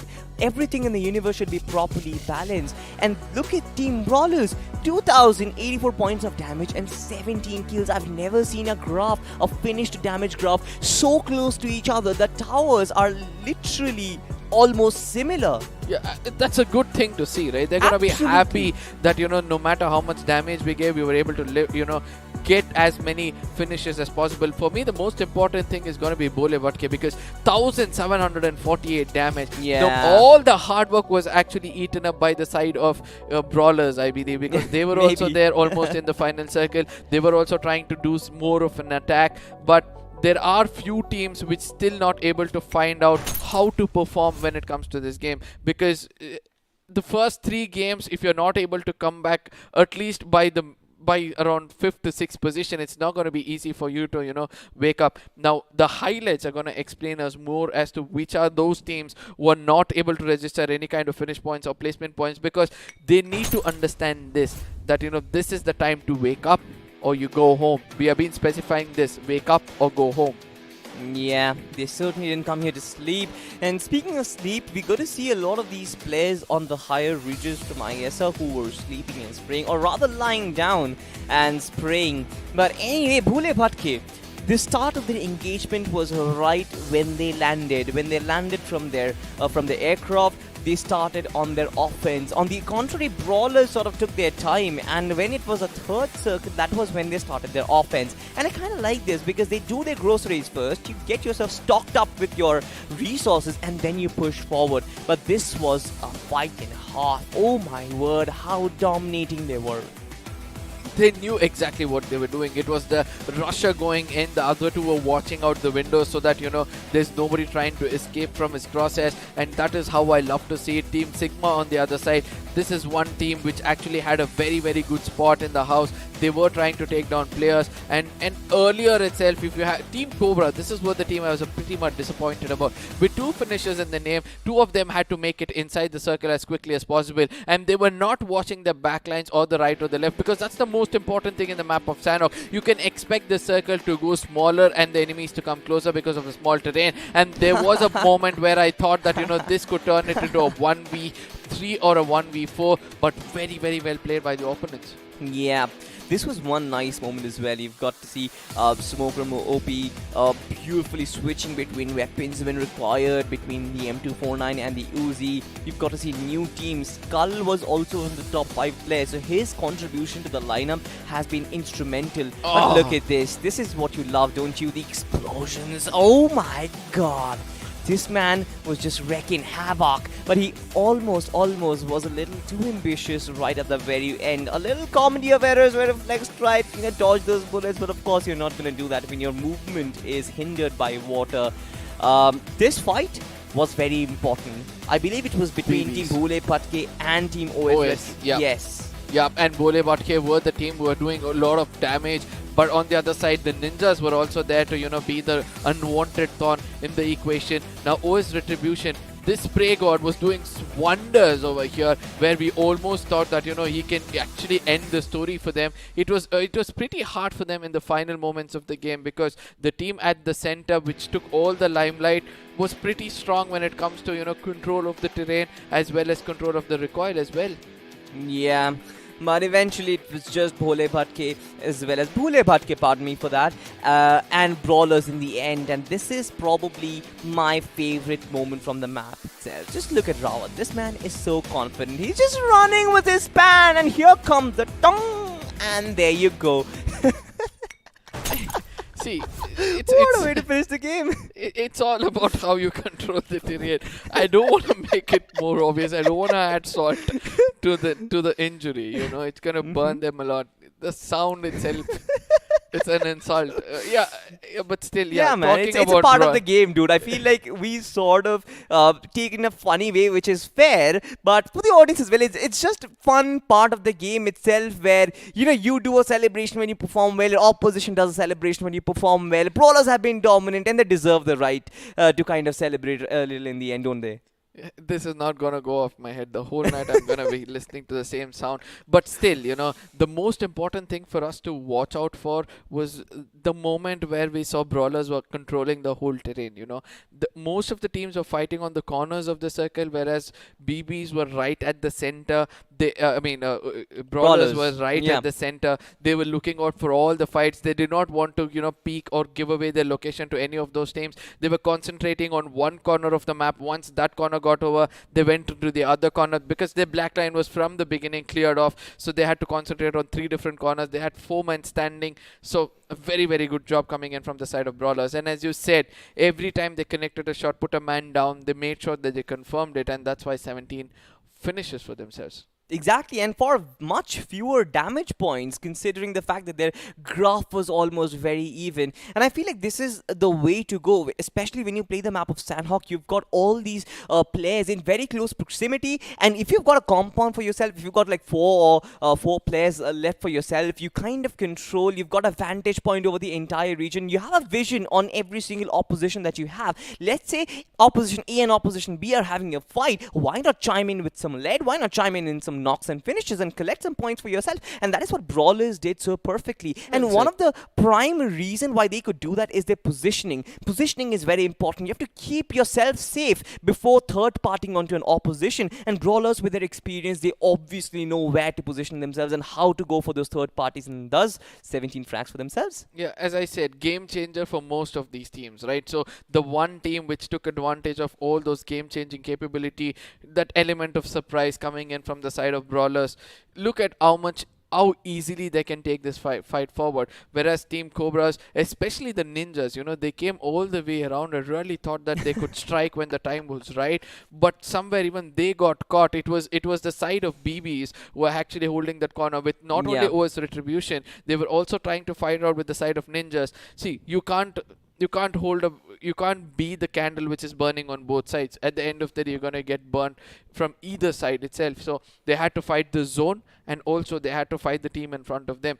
You either heal or you steal those finishes. Now it's going to be hard for ninjas to do that. I just hope that they'd gone a little southern from where they were standing, come and challenge the side of brawlers, trying to affect them and try to take control of that side of the area, and that could have helped them a lot. Now all these things said and done, the next map is going to be the map of Miramar yet again. And from a short range battle, again going back to the basics of sticking onto your crosshairs and sticking onto your ADS or probably your gyro, I don't know how things are going to cope up with it, how teams are going to cope up with that situation.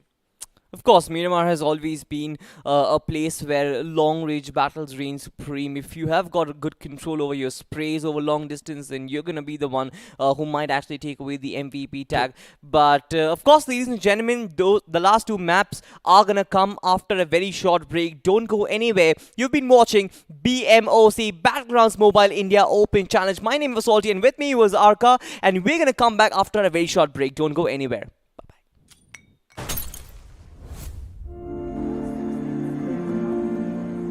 It's not about being like everyone else.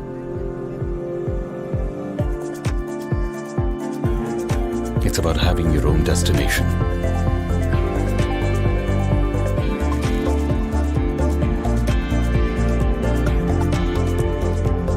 It's not about how you fit in. It's about the skin you choose to fit in.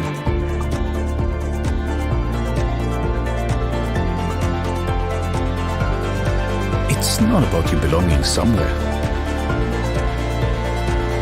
It's about you belonging with your squad. Because everyone can be a player in Battlegrounds Mobile India.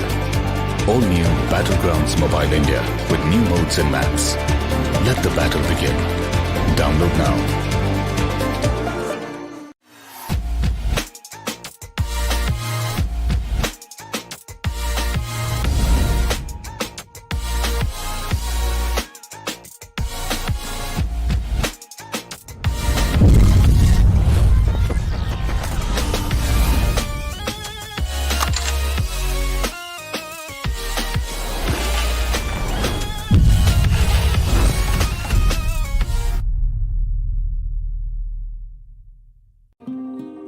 जब court पर बनी team of 5, छठे यार का दिल टूटा ऐसे जैसे टूटे कांच।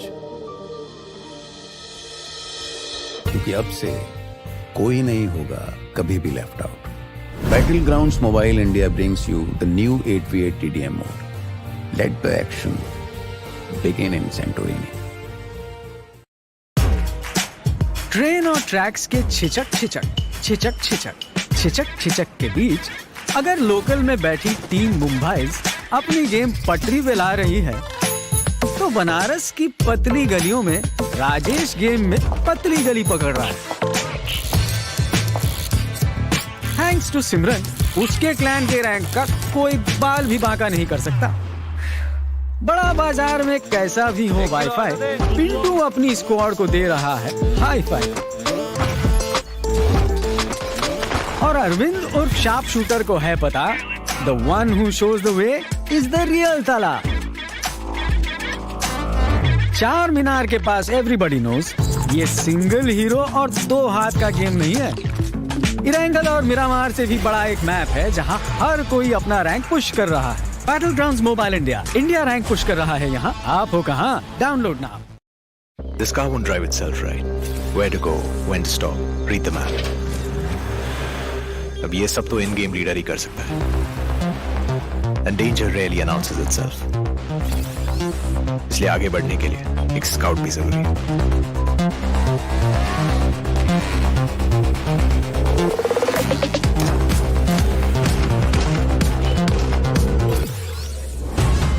And And without the fragger being there to wipe out the enemies, moving forward to bhool hi jao.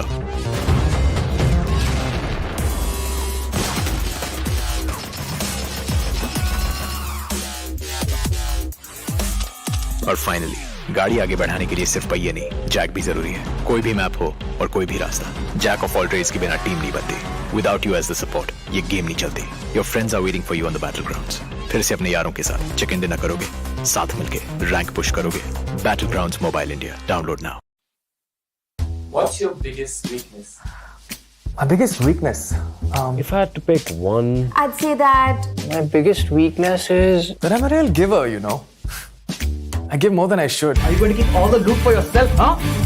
We don't need glory hunters on the team. I'm firing on all cylinders 100% of the time. Gives others a huge complex. Arey bhai, can't find any guns here. I'll be toast if I have to carry on with this frying pan. I'm too calm and composed for my own good. Nothing can rattle me. I'm in constant zen mode. Beast mode, guys! Come on, let's go! अरे scout कर रहे हैं यार. Hello, respond! I just can't push people against their will, you know. Even if it's for their own good. Seeing people uncomfortable just doesn't sit right with me. अबे तुम red zone के बाहर नहीं निकल सकते, कंफर्ट जोन के बाहर कैसे निकलोगे? चिकन डिनर के सपने भूल जाओ, तुम्हारी किस्मत में भूखा मरना लिखा है. Pick the game, drop the act. All new Battlegrounds Mobile India with new modes and maps. Download now. Well, was that a short enough break? Was it shorter than I promised it would be? I guess it was. But back with me is going to be Fixes. How was your break, Fixes? Did you have enough coffee? You know, I did go in for some caffeine, but I'm pretty sure what Brawlers did, Oh, that's an whole different whoa. high, right? But I'm pretty sure the boys must have gotten their refreshments up, because with Brawlers ending that with a pan, I'm pretty sure it's going to get a lot more saltier towards the end. But this is exactly what Brawlers needed, right? One good game to get themselves back into the top 3 pretty much in terms of the overall standings. Yeah. And from here onwards, I think they're just going to go up, because this is the one confidence booster game that they needed. Now that they've had it, there's no stopping them. Probably. And I just hope that they can continue this performance, because they felt like a well-oiled machine. In the first 2 games, they didn't really look themselves. Sanhok was where they really lived up to their expectations. But ladies and gentlemen, the next 2 maps, you know exactly what it is going to be. We're heading towards Miramar, where it is going to be a lot of sandy action. Might be salty as well, but of course, you know, the teams of the day, OS Retribution, ISO and Brawlers are going to be the teams that I'm looking forward to, because they've performed on a completely different terrain so far, Fixes. Yeah, even, you know, we can really include Team Sigma also into the mix, because one of those teams that had been playing really well in the first 2 games at the very least. And you know, this is where the other teams like ESR, you've got Team Cobra, they've all got to, you know, start stepping up, because we have seen those changes being made. We have seen just those tables being turned upside down, and this could be one of those maps where things could completely be different. However, I would love to see a Northern Circle this time in Miramar. Yeah, we saw a Northern Circle on the second map of Miramar yesterday. Might actually see today as well. But look at this, holiday in the mountains, sunrise. It kind of gives me those typical Mexican cowboy feelings, where you get those small little shops along the sandy dunes. Yeah. You ride a horse and you reach there, and you might actually get yourself a glass of refreshment.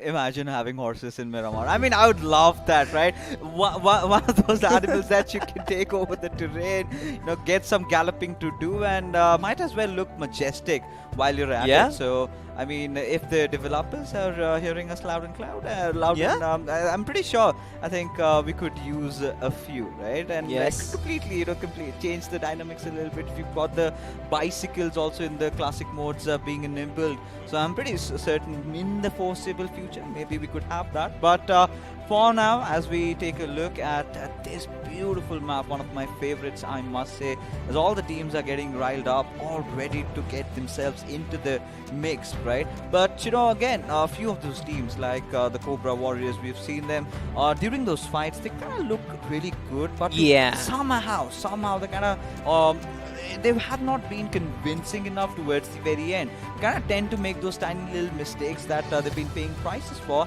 And the same can be said for ESR. If you remember that one little fight where Arjun was just pushed in upon and still managed to take down not just one, but two or three players down over there. And this is where we know that he's got that individual prowess in him. But as a team, how do they perform? Because if they do not perform well, I'm pretty sure they're going to be out of round one. Their run coming to an end as the Big Bird has taken it up to the sky, as we can see the flight path trajectory heading all the way from Minas del Sur towards the Oasis. So it's going to be a little difficult for the teams heading towards El Azhar, Tierra Bronca. But what I'm really interested to see is, are we going to witness another fight ensuing in Picado between the Brawlers and the real OGs? Might be.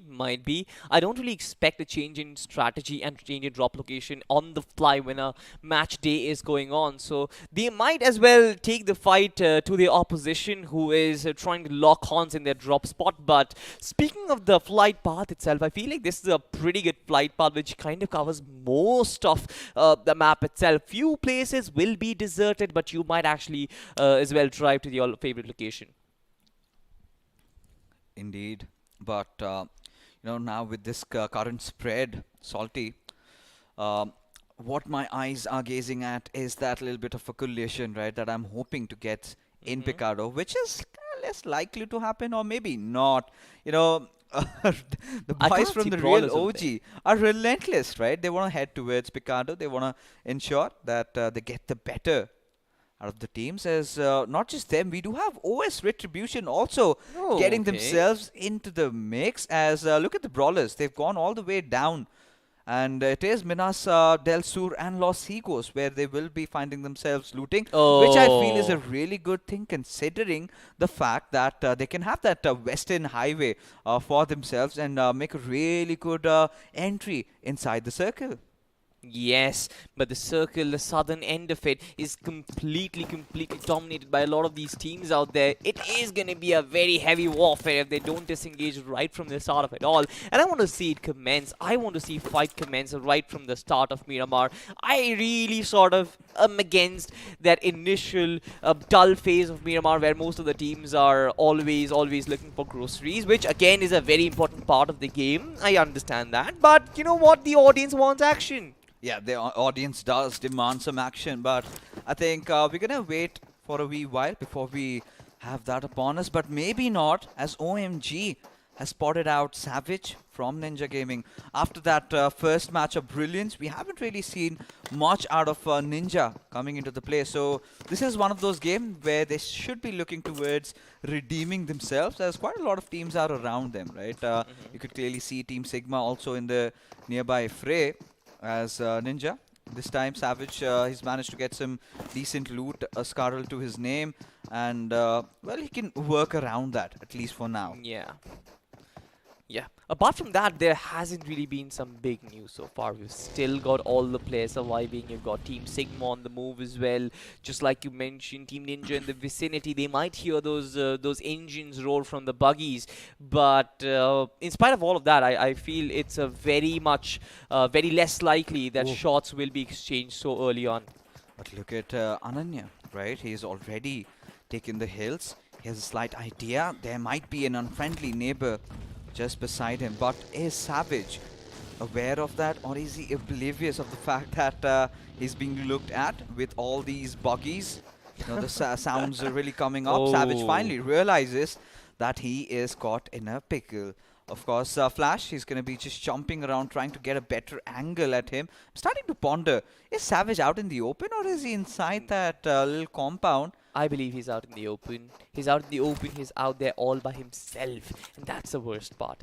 I feel like he must be screaming for help, considering all the vehicular movement that he can sense all around him. And that is exactly what he's looking for. He's looking at those cliffs to try and understand if they're peeking for him, if they're trying to land some shots on him. But thankfully, something he would like is that Team Ninjas, they've sort of fallen back.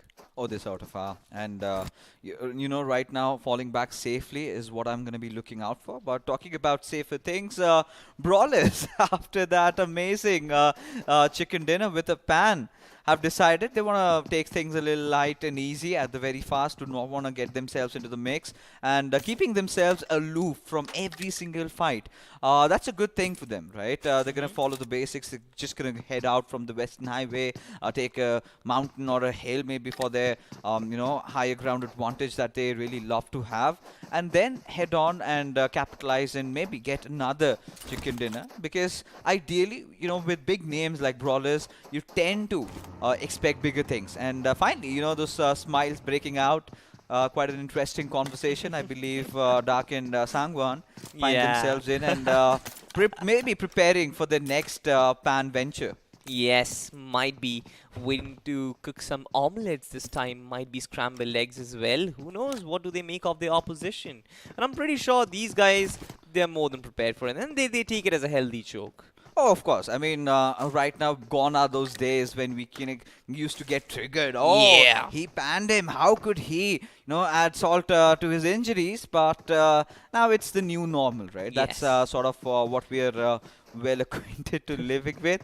But for now, of course, teams like Brawlers, they have certainly made a mark for themselves. And that was instrumental, right? That had to be done because somewhere down the line, teams were kind of not getting scared, not getting intimidated by Brawlers' presence. And this was a message that they sent, or maybe might be going a little overboard, a little ambitious with flying the glider. But we do have a fight amongst us. We've got the real OG stepping out of Picardo now in a little bit of a situation with Alien trying to go in with the push, but nice it's going to cover. be Joker from the backlines who gets that first knock. In fact, he's the one who is a frontliner right now as he's pushing forward. Spotted India, the spray comes in beautiful, beautiful as he takes down the first player, bites the dust, but takes some bullets in return as well. You've got Beast in a nice vantage spot, but how can he deliver? He's completely isolated as Joker goes for the flank. Oh, but right now I believe Beast has a slight idea, but this is where the real OGs can start capitalizing on situations, try to engulf them on directions, but Joker just missing out on those shots. As Beast, he's going to be cooking up a grenade and will be tossing that pretty soon.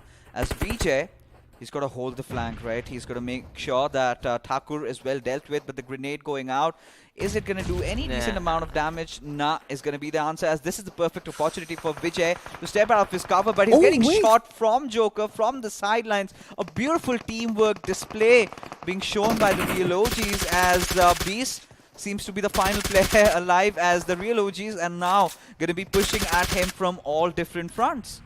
Dude, this reminds... I kind of have to pull a football reference. This reminds me of Ronaldo and Bale when they were the left and the right wings of Real Madrid. Such wonderful aggression from two wings, left and right, combining together as DPOG just finishes him off. The first team has been eliminated, and in what fashion? Real OGs just showing what they had in store for us. The promise that we sort of identified right from the first match has sort of given us effect, but they need to continue this run and sort of give themselves that final result that they're looking for, that big chicken. Look at what an absence of a certain team can do to you, right?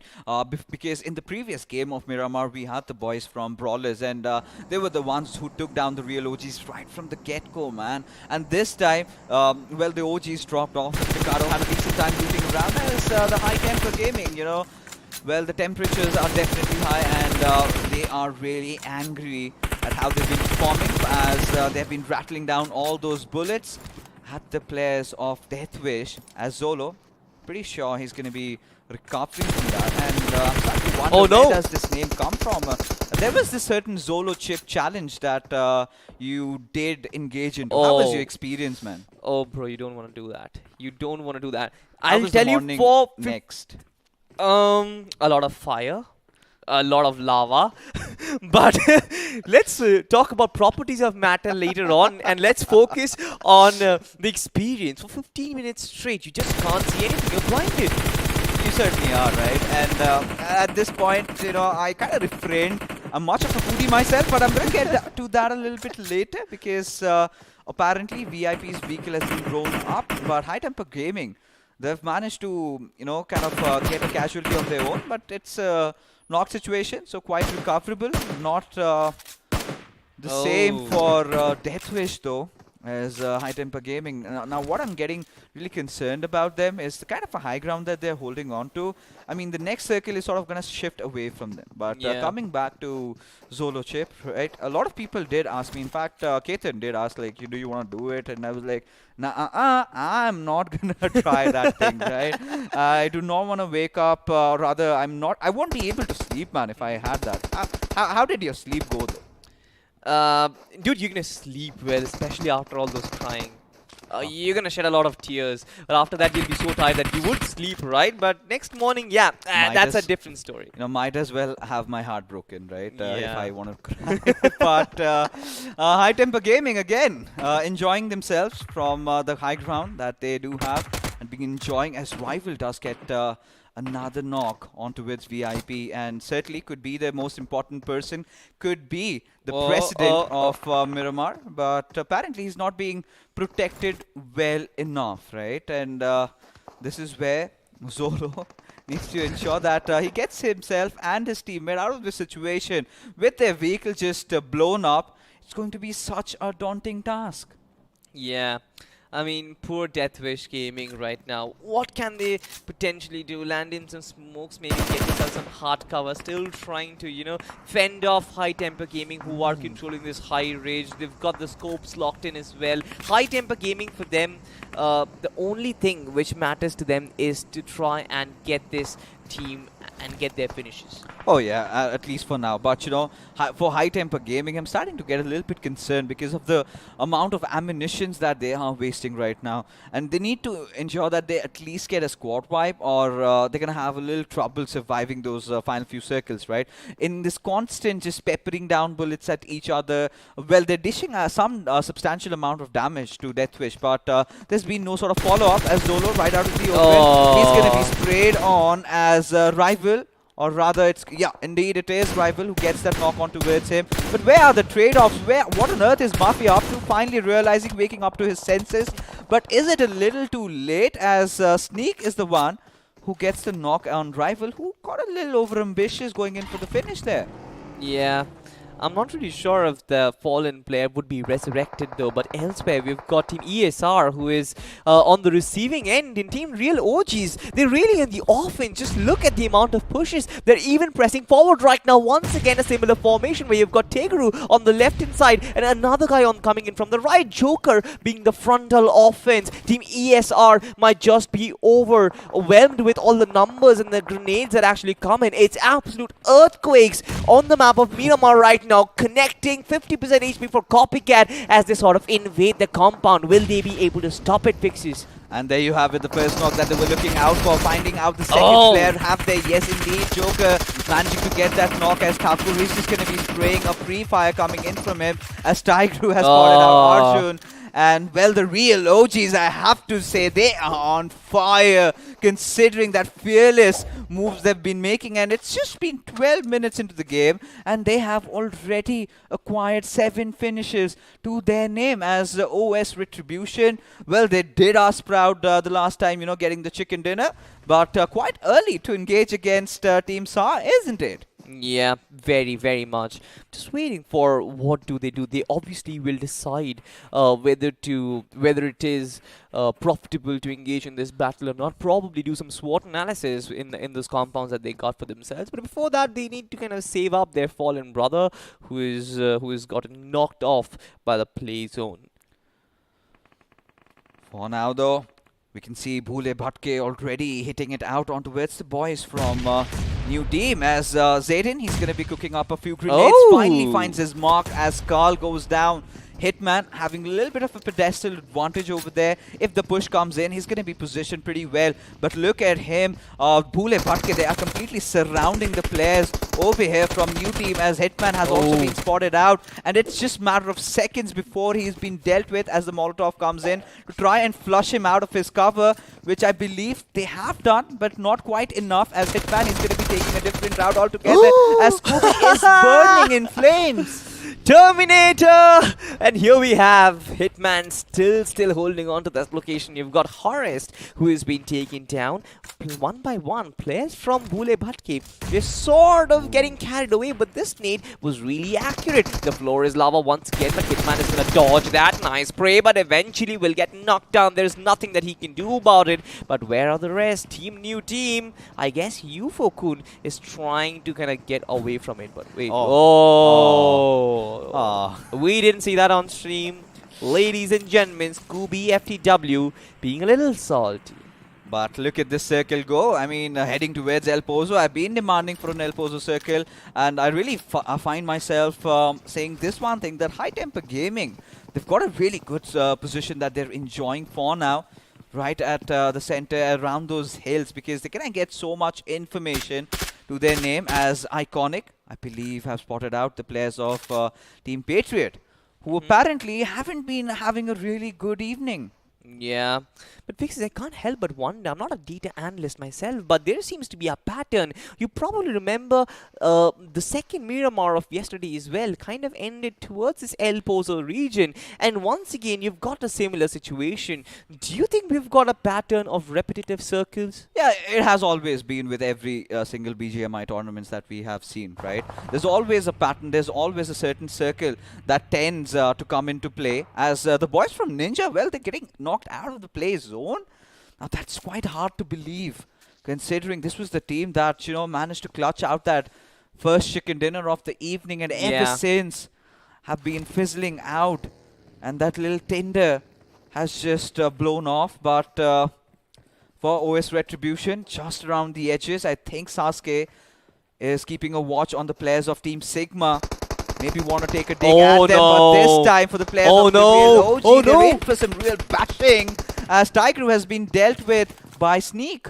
Sneak trying to go in for the offense as he looks to dispatch his opposition, but look at this, the recovery, nice nade over there as reinforcements come in. He's confirmed the finish onto Sneak, and he's looking forward for more. Another player has been knocked down as well, as DP is scavenging every single corner. You've got the reconnaissance as well from Thakur, and Joker is just keeping on pushing and keeping them on their toes. The confidence exuding out of their bodies, but the real OGs have to be really careful, because we can sense the boys from ISO in the nearby fray. Joker spotting out yet another player. He has to go in, does with the pre-fire though.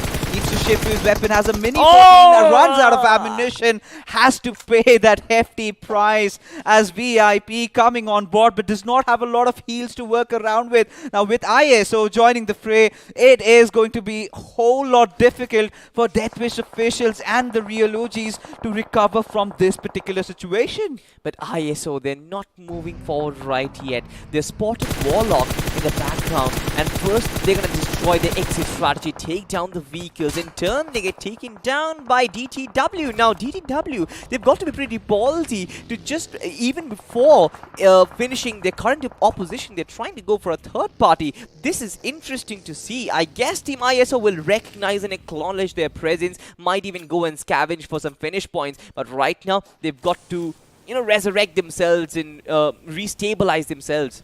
Oh, they certainly have to. But because, you know, how this circle has really situated, I'm starting to ponder if it's kind of going away from El Pozo. If it kind of comes out in the open lands, you've got a lot of altitude to kind of work around with. But my eyes are searching out for brawlers who are on the western edge of the circle, still inside El Pozo, as Joker, he's just going to languish. But no, wait, Thakur, he's that one best friend that he needs to cherish. But VIP and Mafia, they're just pushing in from two different directions, and at some point or the other, they're going to spot him out. But is the revival going to come in time? Yes, it does, as Thakur, now he's going to be going after the pairs with the Deathwish, as again, Joker OG comes out as a bait, gives away his position, as Thakur, he wants to get that drop, indeed does secure that, switches to his weapon, can he finish it off? But no, getting blocked by the knocked player of DTW with nowhere to run and hide. Mafia is going to ensure he gets that final finish to his name. And with that being said, Deathwish are still somehow alive in the game. Mafia, just encapsulating his prey like a boa constrictor. But look at the circle once again, kind of moving away from most of the teams. Only Kun, I can see from my map feed, is inside the circle instead. It's also OS Retribution who have sort of made their way in. High Temper Gaming, rival noob. He spotted Joker FTW, who is completely out in the open. This man realizes right now that there is something itching me. Grenade comes in as Team Patriot look forward to wipe the existence out of the opposite team right now. Yes, and it's the brawlers that we are talking about. Maybe got a little bit cocky, but Killchor did want to come out in the open. Eventually had to pay the price as Iconic from far behind, providing that quintessential cover fire as brawlers seem to somehow recover. But now is the time where they have to make a run for the circle. Yeah, Sangwan going in for the offense. Nice timing as he knocks down one player for himself. He probably has to search for the final remaining player who remains. But where is he? Do they take that hard choice? Do they skip the player in turn to take the rotation and go inside the circle? Elsewhere, we've got a fight happening. We've got Team Sigma warning OMG has to fall back. Takes in a huge chunk of damage because of the grenade. But look at this. Scooby FTW has bought some time to resurrect his fallen brother. He certainly has, but for now, right now, the boys from Bhule Bhatke have to heal each other really fast as the brawlers have entered the compound really nearby as Team Sigma. Look at the HPs on these boys. Flash needs a revive. OMG needs to patch himself up with brawlers right behind them. It's going to be such a tough task as Looney Tunes still sticking onto the flanks. He's hearing all those sounds over there as Iconic is going to be joining the fray, but it's going to be Reflex who gets that finish onto it. So one of the players of High Temper Gaming as Reflex now prone in. Brawlers in the nearby fray as he's got to watch out. He's got to ensure that somehow he gets inside the circle with Iconic spotting him out. The ump magic in display as the remainder of the players of Brawlers have to provide the cover fire. Maybe not as Reflex all by his lonesome, the only player surviving. But the biggest question is how on earth is he going to enter inside the circle with two teams watching out for him? Warlock on top of the cliff, Brawlers right in front of them. But look at this. In fact, it's Warlock and Brawlers who actually lock horns against each other. Killer has taken down Sangwan, and I don't believe there is no way Sangwan will be resurrected. You can have a look. The Rawat is slowly making a move for his fallen teammate. But how long can he hold on? Because there is constant pressure that comes in from Warlock, and another man goes down. Rawat kind of giving up there. Sangwan's finish has been confirmed, and Warlock on constant aggression. At this rate, they might actually take down the entirety of Brawlers. It might even go up against ISO as well. Somehow, you know, Dark intended to put up a final stand and still somehow managed to finish off ISO. But this is Warlock that we are talking about. 3 of the players are still surviving inside the circle. Brawlers may have counted their chickens quite too early over here as they are in a whole world of trouble. Berlin coming into his teammate to get that very quintessential revive at this point as Warlock still having the benefits, having the luxury of that little high ground not being contested between any of those teams.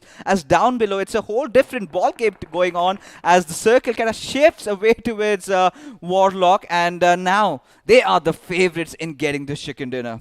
Yeah, absolutely. It is for them to lose. But elsewhere, we've got Team Sigma and Bhule Bhatke continue to engage on them. OMG, he was under constant pressure from this team and he has been knocked out right now. All that they can do is go in for this 3v4 and hope for their best. They've got to spray and pray. But no, wait. Looney Tune has actually taken the risk of reviving his teammate so far. And Zayden goes in for the flank. Ananya is completely out in the open. Vulnerable, caught with his pants down as they try and take him out. Easy peasy as he completely wiped the floor with Bhule Bhatke. It's a 1v2, I believe. Zayden inside the smoke, just being as invisible as he possibly can. But from the top of the cliff, there's constant pressure. Flash 7 gets taken down as Team Sigma has been wiped off. You know, every single player from outside the circle is going to be walking to their own graves with Warlock enjoying that King of the Hills position. Zayden is going to work out with whatever meds he has, but Deathwish just survived by Mafia.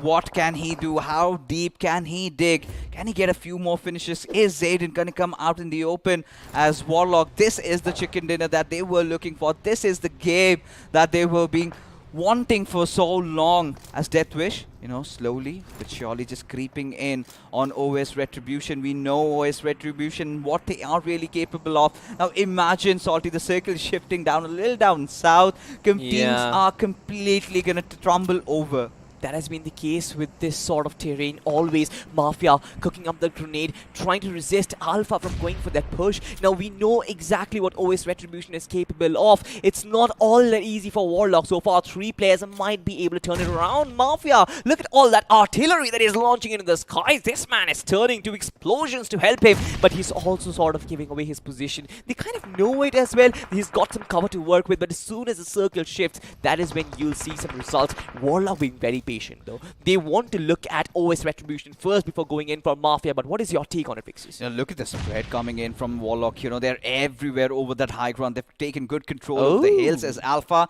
sitting on the pilot seat. Mafia, look at him, but this is what I was scared about. The circle shifting away from them as Alpha. He's going to go after Mafia, taking some substantial amount of damage, but still has that little bit of a first aid to work around with the Molotov coming in. Is Alpha going to survive the onslaught? Yes, he does as Warlock. They're going to be coming up top. Mafia, he's stuck in a rock in a hard place as Killer. He's going to have a sight at him, and there you go, getting taken down. We have the final few teams and monsters, the final 2 as it is, ladies and gentlemen, a 4v3 situation with Warlock Esports gaining that advantage to themselves. Alpha knocked out Lord, trying to get in, come in here for the wave, and as Lord gets blown over, no, that's not going to be the case as Berlin just gets taken out. What on earth is happening?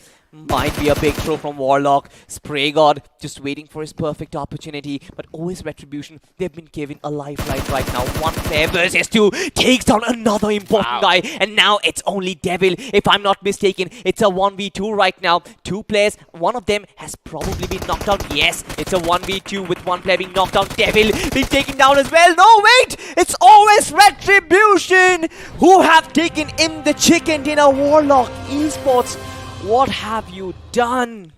Oh, OS Retribution again. And certainly Miramar has to be the map that they have been looking out for. We certainly have a team like Hyderabad Hydras or Reckoning in the making. One of those teams that loves that Miramar game to themselves. And I mean, words fall short for what they really did over there. But for Warlock, I mean, I'm starting to ponder. I mean, was that a throw there? Maybe. I mean, I didn't really understand what they did with the vehicles. But ladies and gentlemen, let's have a look at the points table first. OS Retribution with 9 finish points to work with, 15 placement points, 24 total points. You can see that right at the death of the game, they kind of took the edge over Warlock. Before that, it was Warlock's game to lose. And they sort of did what we were fearing they would. Oh, yeah. And again, OS Retribution, such an amazing play over there. A little bit of a risky play coming in from Lord over there, trying to take that Mirado, which I think, was really smart. He was trying to act as a bait, Yeah. Entire attention of Warlock has been stolen away as his teammate managed to get those important knocks, and all they had to do was go in and get the finishes. And majority of the road had to come down to the circle, shifting down below as Warlock had to make that move. But still, nonetheless, not a bad game for them either. As the point standings, as you can take a look, Deathwish officials also having such a nice game over here, as Team Sigma being more consistent as usual. Real OGs were off to a really good start, but kind of got gassed out a little early. And for Brawlers also, they wanted to go after so many finishes, but towards the end, nothing really came down for them. Just got stuck in a really bad position. But ISO this time, and even Ninja Gaming, man, I really expected something brilliant from their side. Maybe the final game of Erangel could certainly be the one, as the MVP this time has to be Mafia from Deathwish. That is surprising, because the way Spray got played right at the fag end of it, I kind of felt like he would be here. But kudos to Mafia, kudos to him. With 847 points of damage and 4 finishes, this man did wonders for his team. But ladies and gentlemen, let's have a look at the top 5 players of this map so far. And most of it, if not all of it, is sort of dominated by OS Retribution, rightfully so, with 5 finishes and 3 finishes respectively. Lord, you've got Spray God as well. Spray God quintessential in the final moments, in the dying moments, giving them the chicken dinner. Devil from Warlock, a valiant effort, but then again you kind of felt like Warlock, they were a bit too ambitious when they saw it was a 4v2 situation. They did not expect the turnaround. But Real OG's Joker, in fact Real OG's, the kind of start that they got was very surprising to see. But ladies and gentlemen, we'll talk about that later on, because match summary is in front of us, and we go back to the similar territory of 8,500 plus healings, man. Yeah, that's quite typical in Miramar. But this is one of the Miramar games that I absolutely love, because the first Miramar was also aggressive, because we had that little early fight between Brawlers and the real OGs. But this time that was not the case. Now Brawlers took a complete detour, went all the way down towards Los Higos, and wanted to take that western route. They did that, but even afterwards, they kind of engaged into a lot of unwanted fights. But as we move along forward, ladies and gentlemen, of course, taking a look at the FD craft, we've got to see how these high-rise towers are going to be a little bit better this time from a lot of teams. You know, Bhule Bhatke finally have found their way inside maybe the top 8. You know, if they were already enjoying it, now they're going to have a better position. Even for Warlock, it was such an important game. Yep, true. It was a very, very important game, but I'm not really sure if this is going to push them inside or in the vicinity of the top 8. But we still have one more map to go, so they might even test their chances. But you've got to give it to the real OGs. I feel like the kind of start that they got for themselves with 10 finishes and 1,600 damage points, they are in the squad spotlight actually, and rightfully so, because the kind of aggression that we got to see from them right at the start, the confidence that they had, they kind of became a little too confident when they actually got eliminated. They were pushing in from squad to squad, which isn't really something which you get to see in competitive, don't you? But you know, at the same time, I must still say this is something that they can afford, right? This is the cushion that they've built up for themselves. They know that they have qualified for the next round. They've made it to round 2. They've accumulated enough points. Now this is them just going for finishes right from the very start. But you know, as we move along further, it was such a nice game going in. But a little bit of a look at a squad face-off between two of the amazing teams that we're going to be having right in front of us. As now, in just a wee while, there you have it. Warlock Esports and Bhule Bhatke, both these teams getting 7 finishes to their names, and quite equally contested. It's just those assists and headshots and those little survival time that sort of differentiated, where Warlock had that little upper edge. Yeah, but of course, Warlock's placement point is going to give them a lot more advantage considering this entire map itself. But, you know, I'm not someone who crunches numbers. If you look at the overarching storyline, I feel like these two teams were very evenly placed and very evenly matched up against each other. But that's been the story of the day. A lot of these teams have been evenly matched. But Fixes, what's your take on it? You know, considering how they were positioned, right, we've got Bhule Bhatke, who were kind of stuck around that little bit of a warehouse in a very dicey situation against Sigma. I think we're going to get a look at that during our highlights also, as we tend to have a real eye on this first little fight where we had the real OGs just go absolute ham after the Cobra Warriors, who are having such a bad time. And they kind of looked a lot lost over there, and I loved how real OGs kind of scattered themselves around the map. Every single player doing his job and ensuring that they get that early squad wipe without even a single knock. Yeah, and that is the best part about this formation. My heart kind of sank when I gave that Real Madrid reference, because I was a big fan of that team, but certainly that does not exist anymore. With the left flank and the right flank coming in, we got to see that in the next fight from Real OG as well. That was like the typical, that was a given for them in every single 4v4 fight that they were engaging upon. But this was a long distance battle that sort of drew out for a very long time. In fact, a lot of these fights actually had drawn out more than intended. Yeah, I think, you know, apart from all the fights that real OGs were taking, which was very fast and clinical, but at a certain time they should have understood, you know, where to draw the line, where to put them under leash. But like I said, you know, we're just being picky with it. Because this is definitely one of those teams to watch out for. Even Bhule Bhatke had such an amazing run, you know, going after the players of new team over there, being so, you know, fearless as... this was also there, a part of it. And this is what I was talking about, right? As you could take a look, it was just Zolo who was knocked around. On just that information, they rammed it. But despite that fact, they put on quite a stronghold over there, with DPOG managing to still get that little finish over there before kind of getting taken around as a VIP. This is the moment that I was talking about, ladies and gentlemen, where one of his teammates just created a man barrier, did not let the player walk out, eventually just got finished off. Yeah, he did. And yeah, you probably were looking at this, because there was a wooden block, I remember. He tried to go for the drop shot. I believe it was a wooden boxes that is right in front of him right now. Look at this. He will try and move out, but he just can't, and he just gets swept off. Yeah, he sort of wanted to go out of this compound, right? And that is where the fallen teammate sort of ensures that, no, you're not going around anywhere. You're going to stick right here. You're going to face your death and despair. As the brawlers, for them, you know, just they were playing around the edges. I could not understand why, when they could have easily taken that higher ground, wanted to be a part of a lot of action maybe. That is their only intention. But this is where, you know, brawlers were trying to come up a little bit. That is where they were caught in a very bad situation, because Warlock, they were already the king of the hills, enjoying such a good position. But Dark did whatever he could in trying to get a few finishes for his team's name. And, well, the brawlers had a decent game at that, I must say.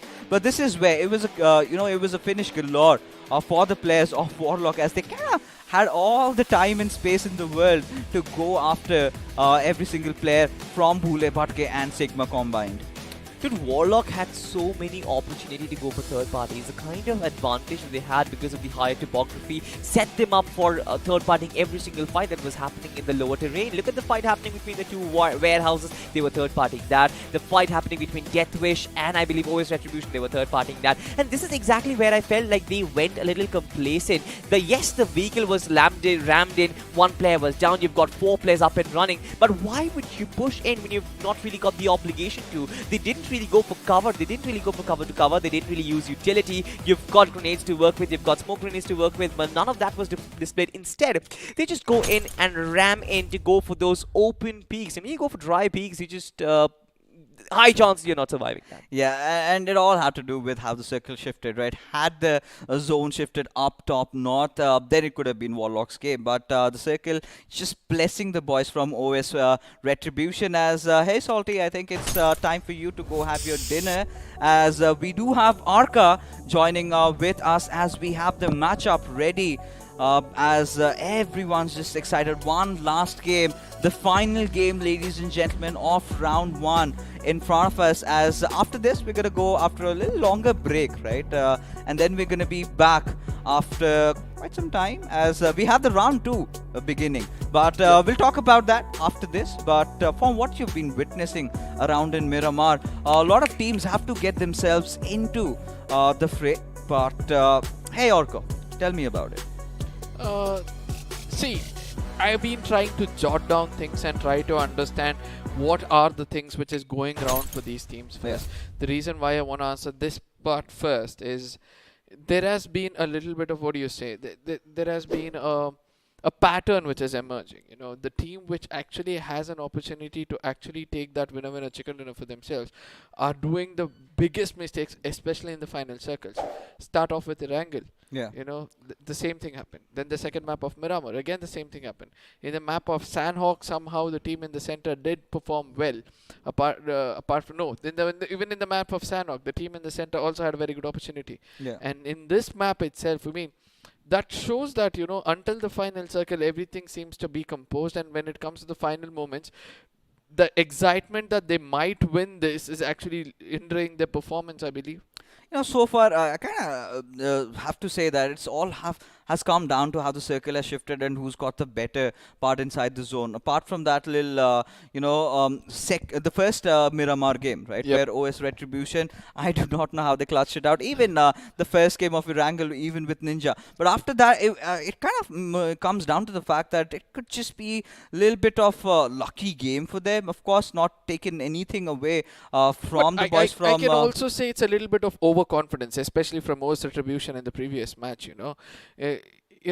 It's fine. I mean, as long as they're winning a chicken dinner, I mean, if you are confident about it, if you think that Miramar is the strongest map, a lot of teams specialize, right? We've got a few Erangel specialists, a few teams that come into Erangel and then they start winning all those games. And, you know, this is where we kind of draw this reference, right? I really feel that a lot of teams down the southern circuit in the Indian region kind of tend to dominate Miramar. That has been the go-to case. Even if you remember teams like Walkouts coming in, formerly reckoning. And then even the likes of Hyderabad Hydras, which we will see in the foreseeable future coming into the action as well. They are one of those teams that we always tend to bank upon whenever it comes down to the map of Miramar. I'm pretty sure OS Retribution is certainly one to watch out for. But then again, also the discussion comes down to the other teams. They kind of are in the mix now. They know this is that one game where they need to get that chicken dinner. Otherwise, their journey, the Cinderella story that they had been having, because coming in from so many thousands of teams making it to the 512, that's an achievement in itself. But knowing the fact that you've got to wake up to reality that you're not going to be a part of the BMOC anymore certainly does hurt. It's important for them to prove that, you know, their leg fits right in the center of the central issue. So yeah. I hope that, you know, few teams actually take this seriously. But for me, the team which is actually not performing that well is obviously going to be the side of Ninja after the first game. I mean, the way the performance has been starting to deplete, especially in the map of Sanhok, you know, when they took a longer rotation into the circle and yet not able to register a winner chicken dinner for themselves. And then again in the map of Miramar, where they'll have to undergo a lot of ruthless assault against the whole team. It looks like the initial or probably the assaulters are not doing the right thing, whereas, you know, few thoughts from the previous game are not going off my mind, especially Berlin coming in from this. The team which is holding the top of the ridge was Brawlers, if I'm not wrong. No, it was Warlock. Oh, I'm so sorry, Warlock. So Warlocks, Berlin, you saw the push coming in from the side of Berlin was so overconfident that, you know, he could eliminate someone and did not watch his right, and he gets taken on with his teammate also, who thought that, okay, since Berlin is going in, I have to go in and, you know, give him the support. Probably if he gets taken on, I'll be alive. And he also gets taken down. I don't think so that was the right way to, you know, actually get with that game. And at the same time, Spray God, man, this guy with that 6x converted to 3 and that spray behind the rock, he knew that, you know, in that terrain, one or the other moment you have to lift up your head, and eventually, you know, with that damaged helmet, that opening was more than enough for RO to, you know, just take it home. You know, OS Retribution certainly have ensured they have their parts cut out heading into round number 2, but there are a lot of teams who are yet to try and prove their mettle. Only one final game remains, and we've always been privy to some really dramatic circles in the final map of Erangel. Yes, indeed. As for one last time, ladies and gentlemen, it is round 1, the final game in front of you, as the flight path trajectory all the way from military base towards Mansion, as I'm starting to wonder, what if the circle kind of takes a hard shift towards the west from the very start? I just hope it happens, and those teams who are planning to jump off earlier itself, trying to attain the first gun and make sure that, you know, they can take the fight to the enemy's face, they'll have a lot of hard work to do. So it's going to be a little while. So if I have to ask you as a player, and you're in a flight path where you feel that, you know, now is the time for the team to actually start assaulting, what do? You maintain your composure, go in, take a gun, you know, take a late rotation, or probably go in for farming first and then try to take down enemies? Or you feel like first, as soon as we jump off, we're just going to go to the guns and start searching for enemies, and we just go for an assault? No, you can't tend to do that, especially when you have to make your mark. You have to sort of focus on the bigger picture, right, on the bigger game. And well, quite an interesting circle. I think this one has a lot of potential to head around towards Quarry, or maybe towards that jungle area. Primorsk, it's been ages since we last saw a circle going that down south. But there's also a slight chance where we can have that southern military base island in contention, that extreme western cliff that we've seen the circle go down as far as there, but a little bit of an early kerfuffle is what we can find ourselves in, as the boys from Deathwish find themselves against the players of Warlock, who almost missed out on a chicken dinner. Yeah, Warlock is going to be regretting that for a really long time, you know, when they had control of everything, when they had the zone also almost favoring them if they had held on, and the other team was coming for an uphill battle. We all know how tough it is to fight an uphill battle. They're going to regret that for sure, but I just hope they've learned from their mistakes, and this match they'll be able to, you know, retribute for what has happened previously. But Deathwish on the other side are having a pretty good time, according to me, because they have been getting an average of 10 in every match, if I'm not wrong, if not for one game which did not go in their favor. So in this match, if they capitalize that and try to convert that into a proper finish, a proper winner chicken dinner, I think they're going to cement themselves like how the side of Brawlers have cemented themselves in the top 8. All Brawlers needed was one good game, but barring that, I feel they could have certainly done better. But it's still that one game that made a really lasting impression, right? And especially to finish in a manner as such. But this time, however, considering that how that first Erangel sort of panned out, a lot of teams had not capitalized on these areas. Right now, they did their research, like I said. So Team Patriot managed to drop off at school. We have a new team, again, a new team. So as their name really suggests, it's going to be taking them some time to build up that synergy because, haven't really witnessed anything special coming out from these lads. That's the whole point, when you're a new team and you keep yourself as new team as well, you're just here for the experience and not for the prize itself, because it's going to be hard for you not to gain any kind of probably momentum when it comes to the game, and the first game itself goes wrong. The pressure starts to building.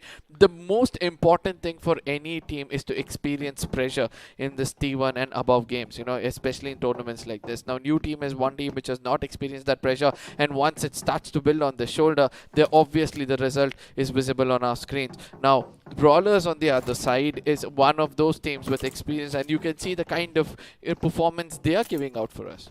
And yeah, I mean, Brawlers discussions apart, I want to focus the team right in front of us, right? ESR Esports, especially Arjun, that one little Miramar clutch is something that I'm going to remember for quite some time. True. But apart from that, Arka, we haven't seen anything extraordinary from them. Let's not just get into the special categories, right? Nothing really textbook. A BGMI play hasn't been visible from their side, and what if they're holding back those strategies for teams to come?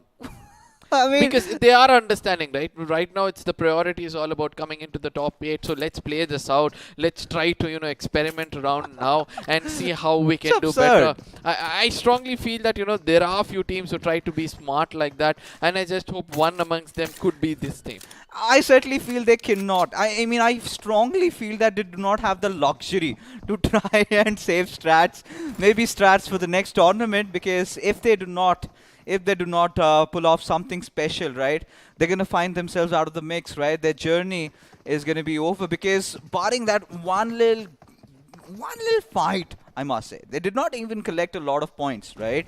Barring just that one fight, there hasn't been anything visible from their side. But like you said, right, there could certainly be a new team coming in here for some experience, learning a few things, how competitive lobbies can be at the biggest stages. And I think this could be possibly the biggest tournament that they have partaked in. And obviously, this is the biggest tournament which is happening, in this year. So obviously, it's going to be one of those moments where they have to experience it. Let's not forget that BJ has just passed by, and that was one of those opportunities. But compared to that, somewhere I feel that this open challenge would have given them a lot of opportunity, a lot of chances to prove themselves, but at the same time learn to cope up with the pressure which they undergo in every single moment, because it's nerve-wracking, every single time you have more than one team in the final circle itself. And I've seen that, with the 5th circle coming and 10 teams inside that circle, and you're trying to understand that itself takes a lot of time to, digest.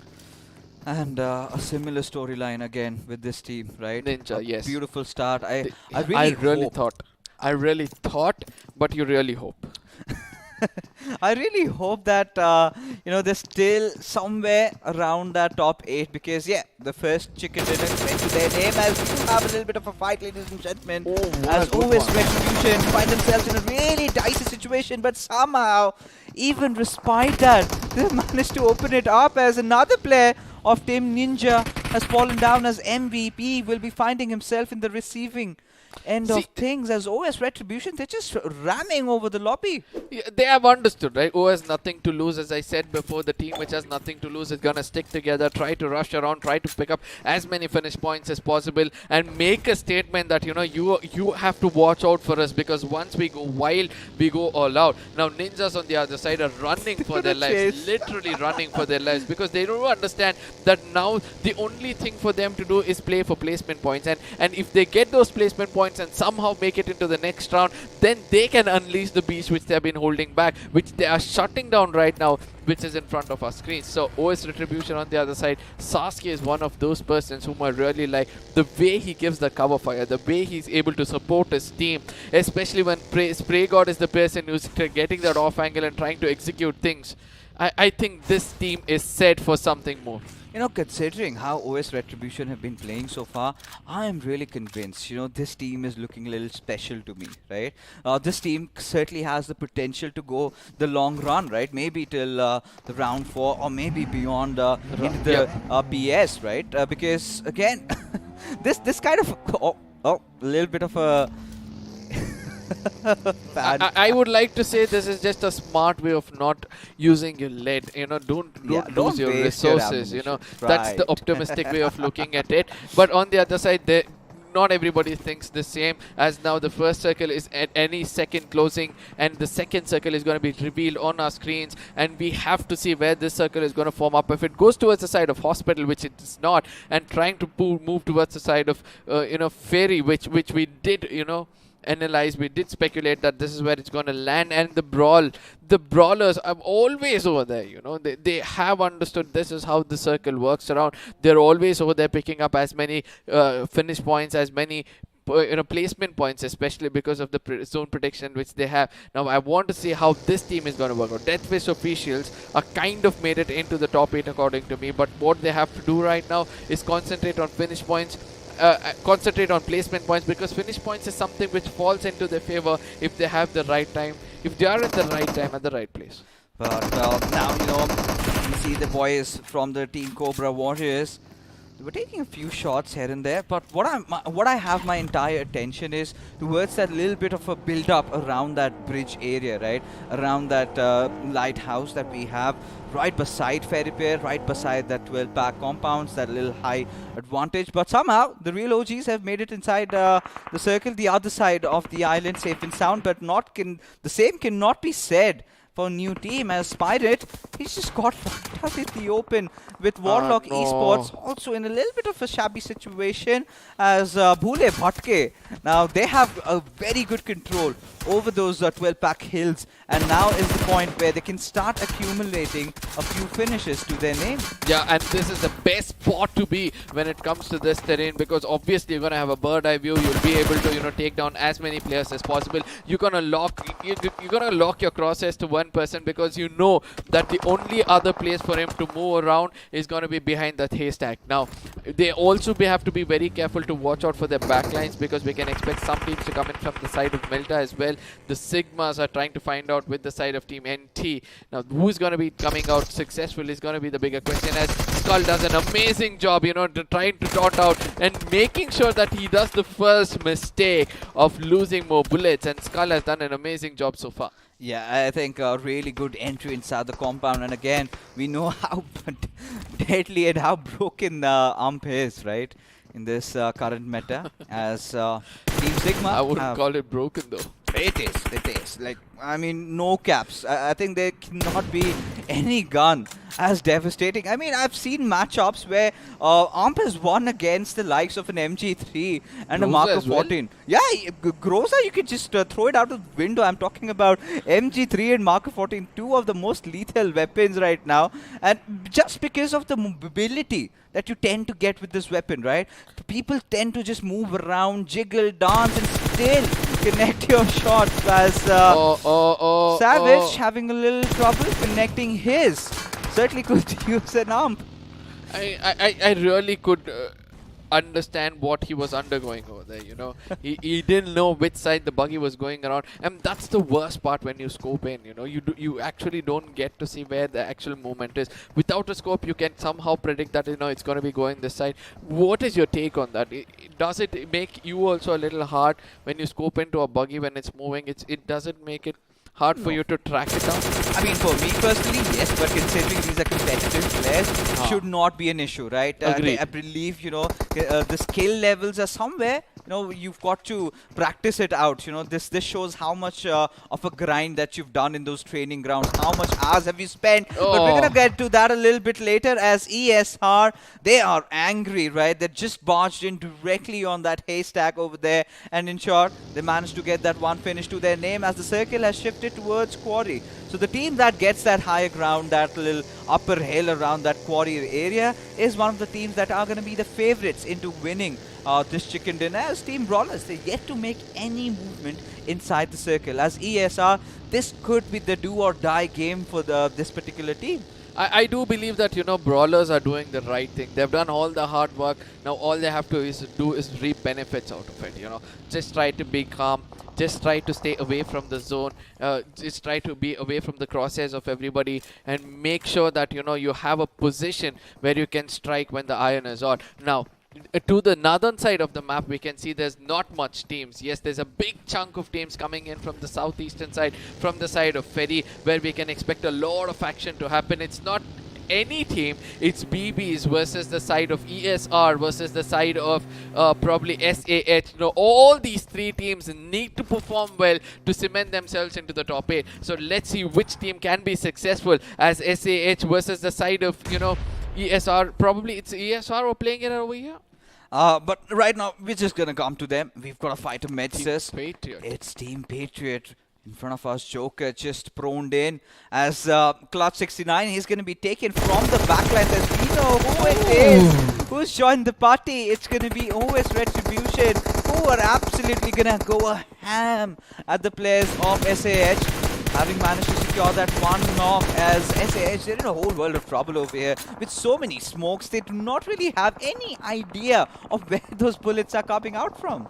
No, that's the whole point. You know, sometimes when you try to overthink, it's going to be hard, as HTG has already almost put an end to the side of New Team. I do know that New Team have a better cover about these two players. They puts up a molly in the right corner. New Team on the other side. It's late for Korn to actually push in. He could have actually gone in when the time was right and hit the coffin, but he hit the nail on the coffin. He did not do it, due to which now he'll have to play for placement points, try to run away from this position, as he's the last man standing with 3 finishes.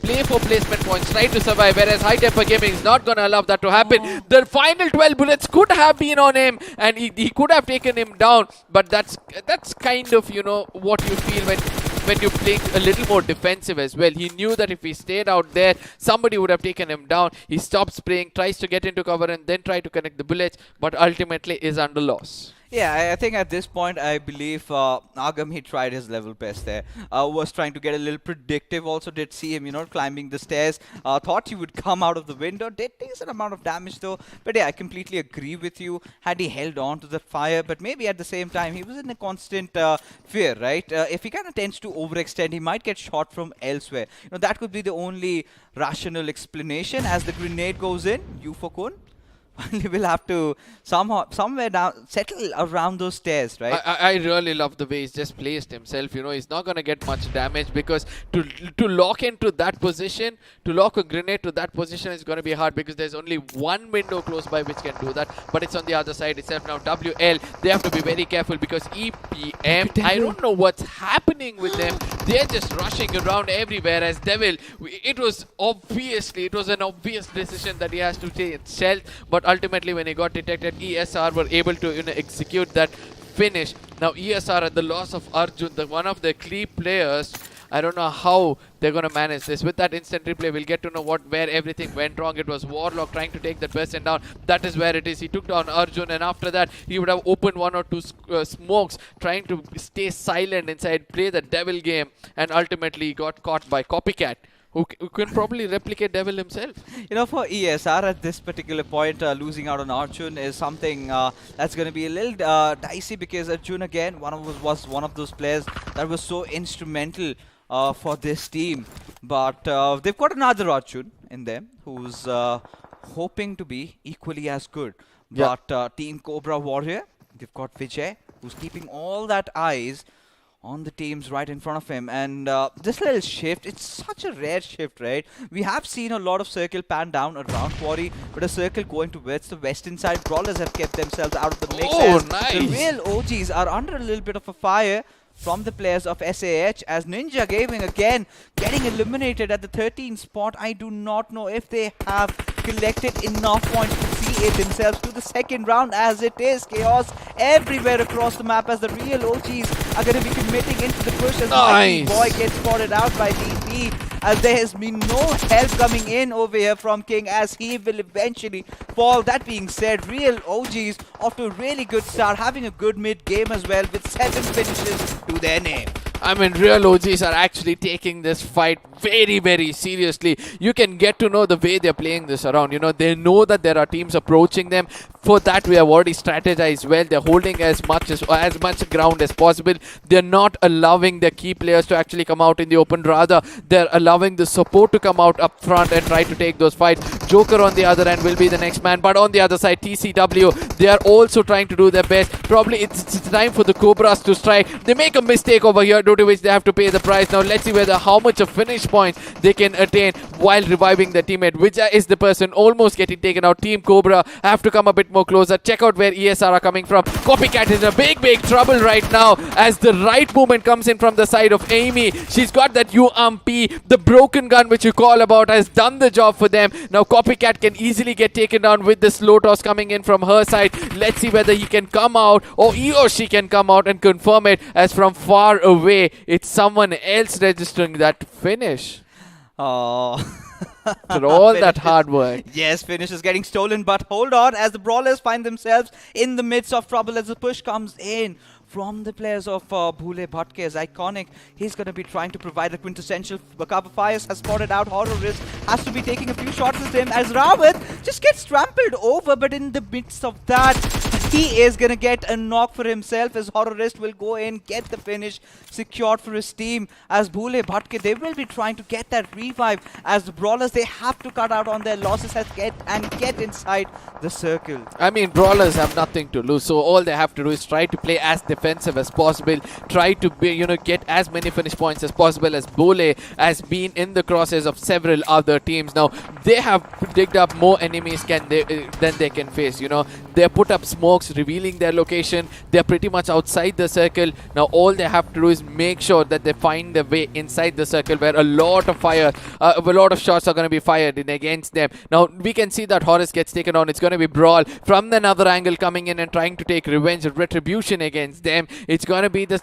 I really like Ananya playing this game very, very safe. ISO on the other side, I've got TTW on them. Team Cobra Warriors eliminate the side of ESR. A very, common thing for us to see, because of the manpower disadvantage which ESR were carrying because of the aggression they were trying to show. Real OGs on the other side have their crosshairs set against the side of them. There is Zidane. I don't know why he's not able to see him. Oh, finally he does see him, and he's like, okay, I'm going to take some shots against him. It was too late for him, and ultimately Zidane is going to live for another few minutes to tell a different story. But look at Joker OG. He knows where Alpha is. Heard him from miles afar and manages to get that final finish. And look at them at the best spot of it all, enjoying themselves inside that circle, and that little bit of a high ground to play around with. Have that cover also coming in from that compound that they're holding on to, and this could be another one of those chicken dinners for the real OGs, as Disaster will be getting the better out of Zayden as he tries to enter inside. But for Tigru,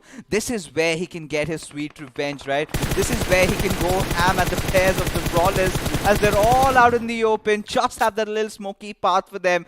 But they've got nowhere to run, nowhere to hide. What do they do over here? I mean, I just hope that, real OGs are able to pin them down. If not, Brawlers can be the unwanted thorn which they don't want to touch. Right now they pick up a vehicle, still not in the crosshairs. They can just ram in towards the side of real OGs and create a bigger problem which is in front of them. Now no smokes, with the hands of Brawlers, I believe. That's why, they are not able to move from there. As of now, the divided attention from the side of Real OGs can be a boon for the side of Brawlers to change their location. It looks like they are going to change their location. ISO on the other side, they're also trying to do something to the Brawlers in the process of Real OGs. As the fire goes in, one man goes down, the second one almost getting taken down. I know Iconic has come to a very, very safe spot. Now Dark is also one person who might get finished off. He does, and Iconic as the last man standing. And it's do we place our bets to see how long Iconic is going to be staying alive? Not for long, because he's got pincered down to that little shack over there. Few grenades coming out, he might be done, but if he kind of plays his cards right, maybe a good top 3 finish is where the Brawlers could really find themselves at. But it's all going to come down because the circle somehow has favored him. If the next shift sort of favors him as well again, then that is the point where we can start dreaming that he can pull off something really big. As ISO, they're marching at the Cobra Warriors direction as the new team get finished off, and courtesy to Deathwish officials, as now the Cobra Warriors, they are living the dream. This is the game that could change it all. This is the game that could at least give them a glimmer of hope of making it to the top 4. But all they have to do is get a chicken dinner. Is that going to be possible, as grenades have been cooked from both sides? The first one coming out and not in the right direction though. But still, Vijay, he's going to be relentless as Amy from the sidelines gets taken down by players of Deathwish. There you have it, Ninja even falling one after the other. The numbers are dwindling. Deathwish is doing the right thing according to me. I know one good grenade coming in from their side could actually end the row for the side of Deathwish, but who's taking advantage of all these things? It's going to be from the other corner, trying to rush in Thakur and his teammate as the Cobra Warriors gets eliminated. I think they were eliminated by ISO, and that's a good thing to see as well. Somewhere I felt it was the other way around, but still things are gone out of hands for the side of Deathwish as they were trying to cook a grenade. Real OGs are trying to push as quickly as possible because they know that they have done the damage to an extent. Now it's time for them to revive their teammates. They've got enough number of smokes in front of them to probably take the attention away from the side of the enemies. Yeah, but right now, building up this murky cover, at least they can try and get the revive back up, still ensuring they have all their 4 players alive. 14 finishes already to their name. If they can end this game with a chicken dinner, you never know. But Mafia seems to have some other plans in mind, as Kobe must be proud. Look at the precision coming in, getting that yet another knock. It all comes down to Tigru, as he is the lonesome survivor, as here comes the hold from Deathwish officials, going after them as one of the other players has been revived as Joker and Tigru. It's against them and the world, still somehow putting that stronghold. Tigru managing to secure that knock, but somehow they get finished off as the Deathwish will eliminate them for the better growth. But Real OGs, they walk off with 14 finishes to their name. Wow! A very good one. Yes, they did give everything they've got, and they've rewarded well. Now Deathwish have a very, very good chance to register this winner chicken dinner for themselves, and also to make it into the top. At this point of time, they have to deal with only 1 or 2 teams. ISO on the other side is playing it as safe as possible. They're just playing around. They know that the placement point is something. ISO Star was the person giving out information. He was like, just wait it out over here as they move. I'm gonna tell you, just come and save me up. But one lurking snake for me is going to be average player coming in from the side of BB. He's holding that ground. He knows that he has to allow these 2 to fight, and when the time is right, he can just make it in. And so is the side of Brawl. There's one player from the side of Brawls who are still alive. He's also waiting for the right time to strike. I just hope these 2 players can actually come in together and take the player down. ISO Shredder gets taken down because he did not see his right side, and now is an opportunity for the Deathwish to actually take the assault away from all the teams over there and make this their game. Yeah, Deathwish have certainly been granting everybody's Deathwish apparently, but nice comes. A little complacent about average player 6 positioning, has got to pay the price, but this gives such a nice opportunity for the players of ISO, that is Reflex, to try and make something happen, at least steal a finish off, but has a slight idea of to where Iconic will be. He's been surviving for quite some time. Brawlers with not the best of finishes, a grenade to flush him out, but player 6, is he got it enough? But no, Iconic. No. Look at that hip fire with an arm. I am telling you, this is disgusting, as Bhule Bhatke will find themselves out of the game, but a decent enough finish with 6 points to their name. I mean, this is the time where Brawls can actually steal the show, you know. If Iconic can put one good grenade and try to take out Solo and VIP, and then Reflex try to rush in from the other corner and eliminates the other two, it's going to be much more easier. Snake is trying to come no closer. Reflex does see it, but an uphill battle. We all know how hard it is to take an uphill battle. Now, Iconic will be the last man standing. The Brawls and Deathwish, both of them done an amazing job, and they have put up so many points, not only through, you know, placement. Brawlers still now with finish points, and Deathwish in this game with 11. And I do believe there was one other team who have got 17 finishes in their name. There goes Iconic. Can he do? No, it's going to be hard. As I said, an uphill battle is kind of impossible. Even he couldn't register that final finish. But there you have it, ladies and gentlemen. Deathwish getting themselves 12 finishes, chicken dinner. Brawler somehow trying to survive till the very end. And Iconic, you know, we know him for pulling off these clutches towards the very end. That survival instinct that he showed, that right little shag that he took at the very last moment sort of helped him in getting those important position points, as the Brawlers again were so close, but little far. But there you have it, the point standings in front of us, as it was a Deathwish and a real OG's game pretty much.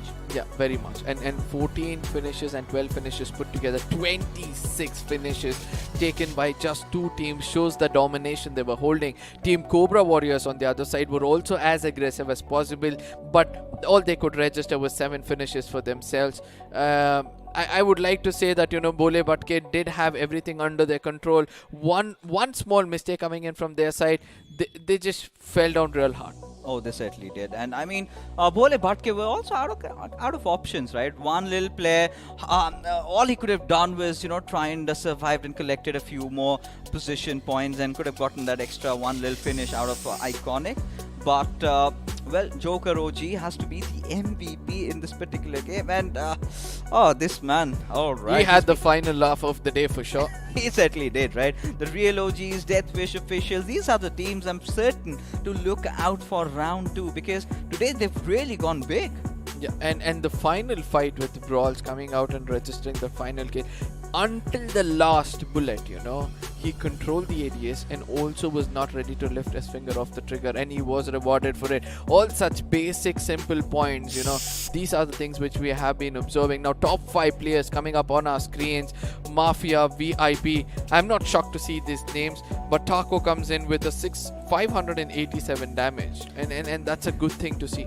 Yeah, that certainly is. But, you know, I'm really happy that Average Player 6 has somehow found his way into the top 5 players. Not so average anymore, is he? But, yeah, I think it kind of feels good when you are somehow just kind of edging your way into that top 5 when you've got so many players out of Deathwish and real OGs. But as we take a look at the match summary, and this game of Erangel was rather quite fast and quite different from so many Erangels we have seen. This is one of those circles that I have not really witnessed in a long time. In fact, I don't even remember casting such a circle, which kind of shifts towards the western side of Quarry, and then you have that little hill to be that deciding factor. But whatever, I mean, this is what we've been talking about, right? Yesterday you did ask me what kind of zone do you want. I asked for a Quarry one, and you were like, no, it might not fall in over there. And I've been granted the wish really late, but I did enjoy the final match coming in like this, because there was so much for us to learn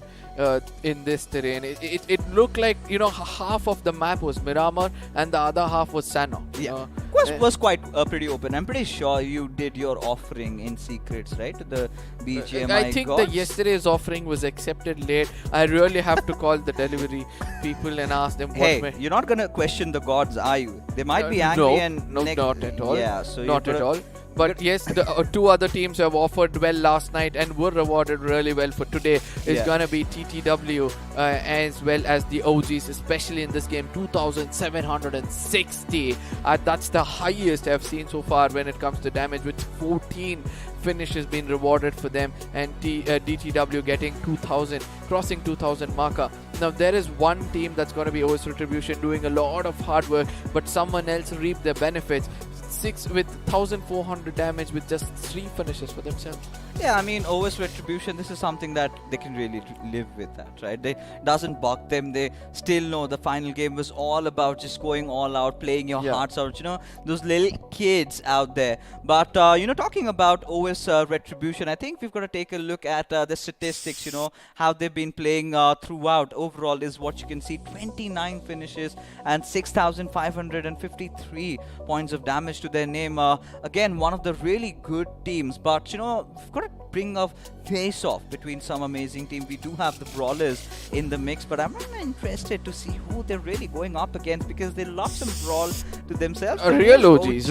Even I would want a team face-off between real OGs and Brawlers because these were the two, teams fighting out in the last game in the final circle. I know that, you know, every time these two have gone in face-to-face, Brawlers were the one who was gifted with a little bit of a height advantage or probably a little bit of a lady luck case, but in the last game it was a different story. 7,000 damage coming in from the side of real OGs. This is the difference which I say, you know, one works smart and one works hard. Real OGs have worked hard to get 34 finishes, whereas Brawlers have worked smart to get 36 finishes. And I do believe that, you know, once we look further on, we'll get to know why, because Brawlers rely on sustaining for a longer period, whereas, you know, real OGs sustain on, even though they're dying, they want to take at least 2 or 3 people with them. So that is why more damage with a less time of survival, but still very good job. You know, barring that one Sanhok game,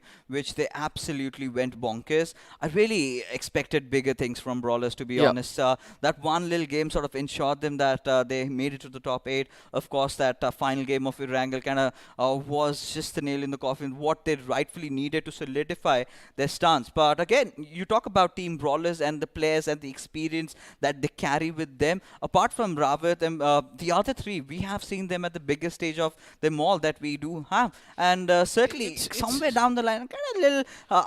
It's just me expecting bigger things from them. I'm not saying you're wrong in expecting that, but at the same time, they need to build synergy. Just 2 experienced player with someone new. The new people have to keep up to the speed of an experienced player, and that is where, you know, things start to lag. And the experienced person also knows that in case I go up ahead, if I maintain distance or if I do something wrong, it's going to be hard for these people to take the game from there on. So they have to balance all these things, and that is why they're taking some time. Since the experience is also there in the team with new players, they might give them an opportunity. One day, if they shine out, that's going to be more than enough for them to, you know, actually take the team to the expectations of where you're holding them. You know, for Brawlers again, Rawat has been there in the team for quite some time, right? It's been around 3-4 months. I think should be time enough to build that synergy between themselves. But not just that, right? I really felt that Brawlers were not in control of the fights that they were taking, right? A lot of unwanted fights, a lot of them being picked up in some They were trying to show they were more on the aggressive side throughout the day, apart from the last game itself. So we can expect, you know, their brawls. What do you expect from a brawler?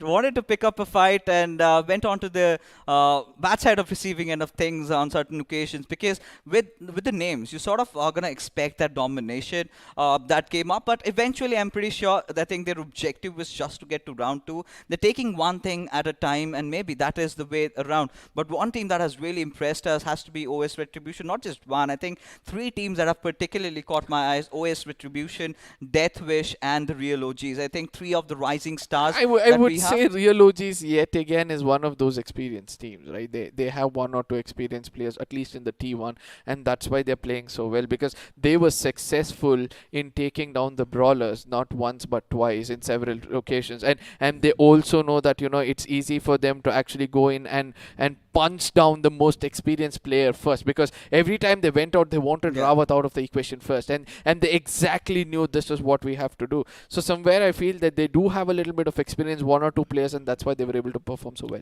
They certainly were, and I think we're going to hope better out of them even as the the rounds progress. But for all you viewers out there, a little bit of an announcement: all the results of the round 1 will be posted on our Instagram handles, not us, but the Battleground Mobile India official. So do not forget to check them out, and while you're at it, do not forget to follow us as well. I mean, show some love, of course, over there. All the links are in the description. It's just like a pat on description. our shoulder to say that, hey, you guys are doing a good job. We are there with you, and that's something which we need the most. But regardless, I mean, yeah, of course. But that sort of marks the end of round 1, ladies and gentlemen. Every team that has been grinding out has finally churned down to the final 256 that would be dreaming on, heading on to round number 2, where they will be battling it out, and there it is where it gets sort of a lot more steep, with just 64 teams moving along. But what an evening it has been, so many amazing The good part teams. about this evening is it's become better than the previous one. So from the first day to the 4th day, everything has come out good, and we can expect something to get better in the next week, ladies and gentlemen. This is going to be the first round, and it's time for us to say goodbye. And before I say goodbye to you guys, I would allow my friend to say the final words. I really hope you enjoyed, and we're going to be taking it tonight, and we're going to be meeting you on Wednesday. Till then, you guys take care and peace out.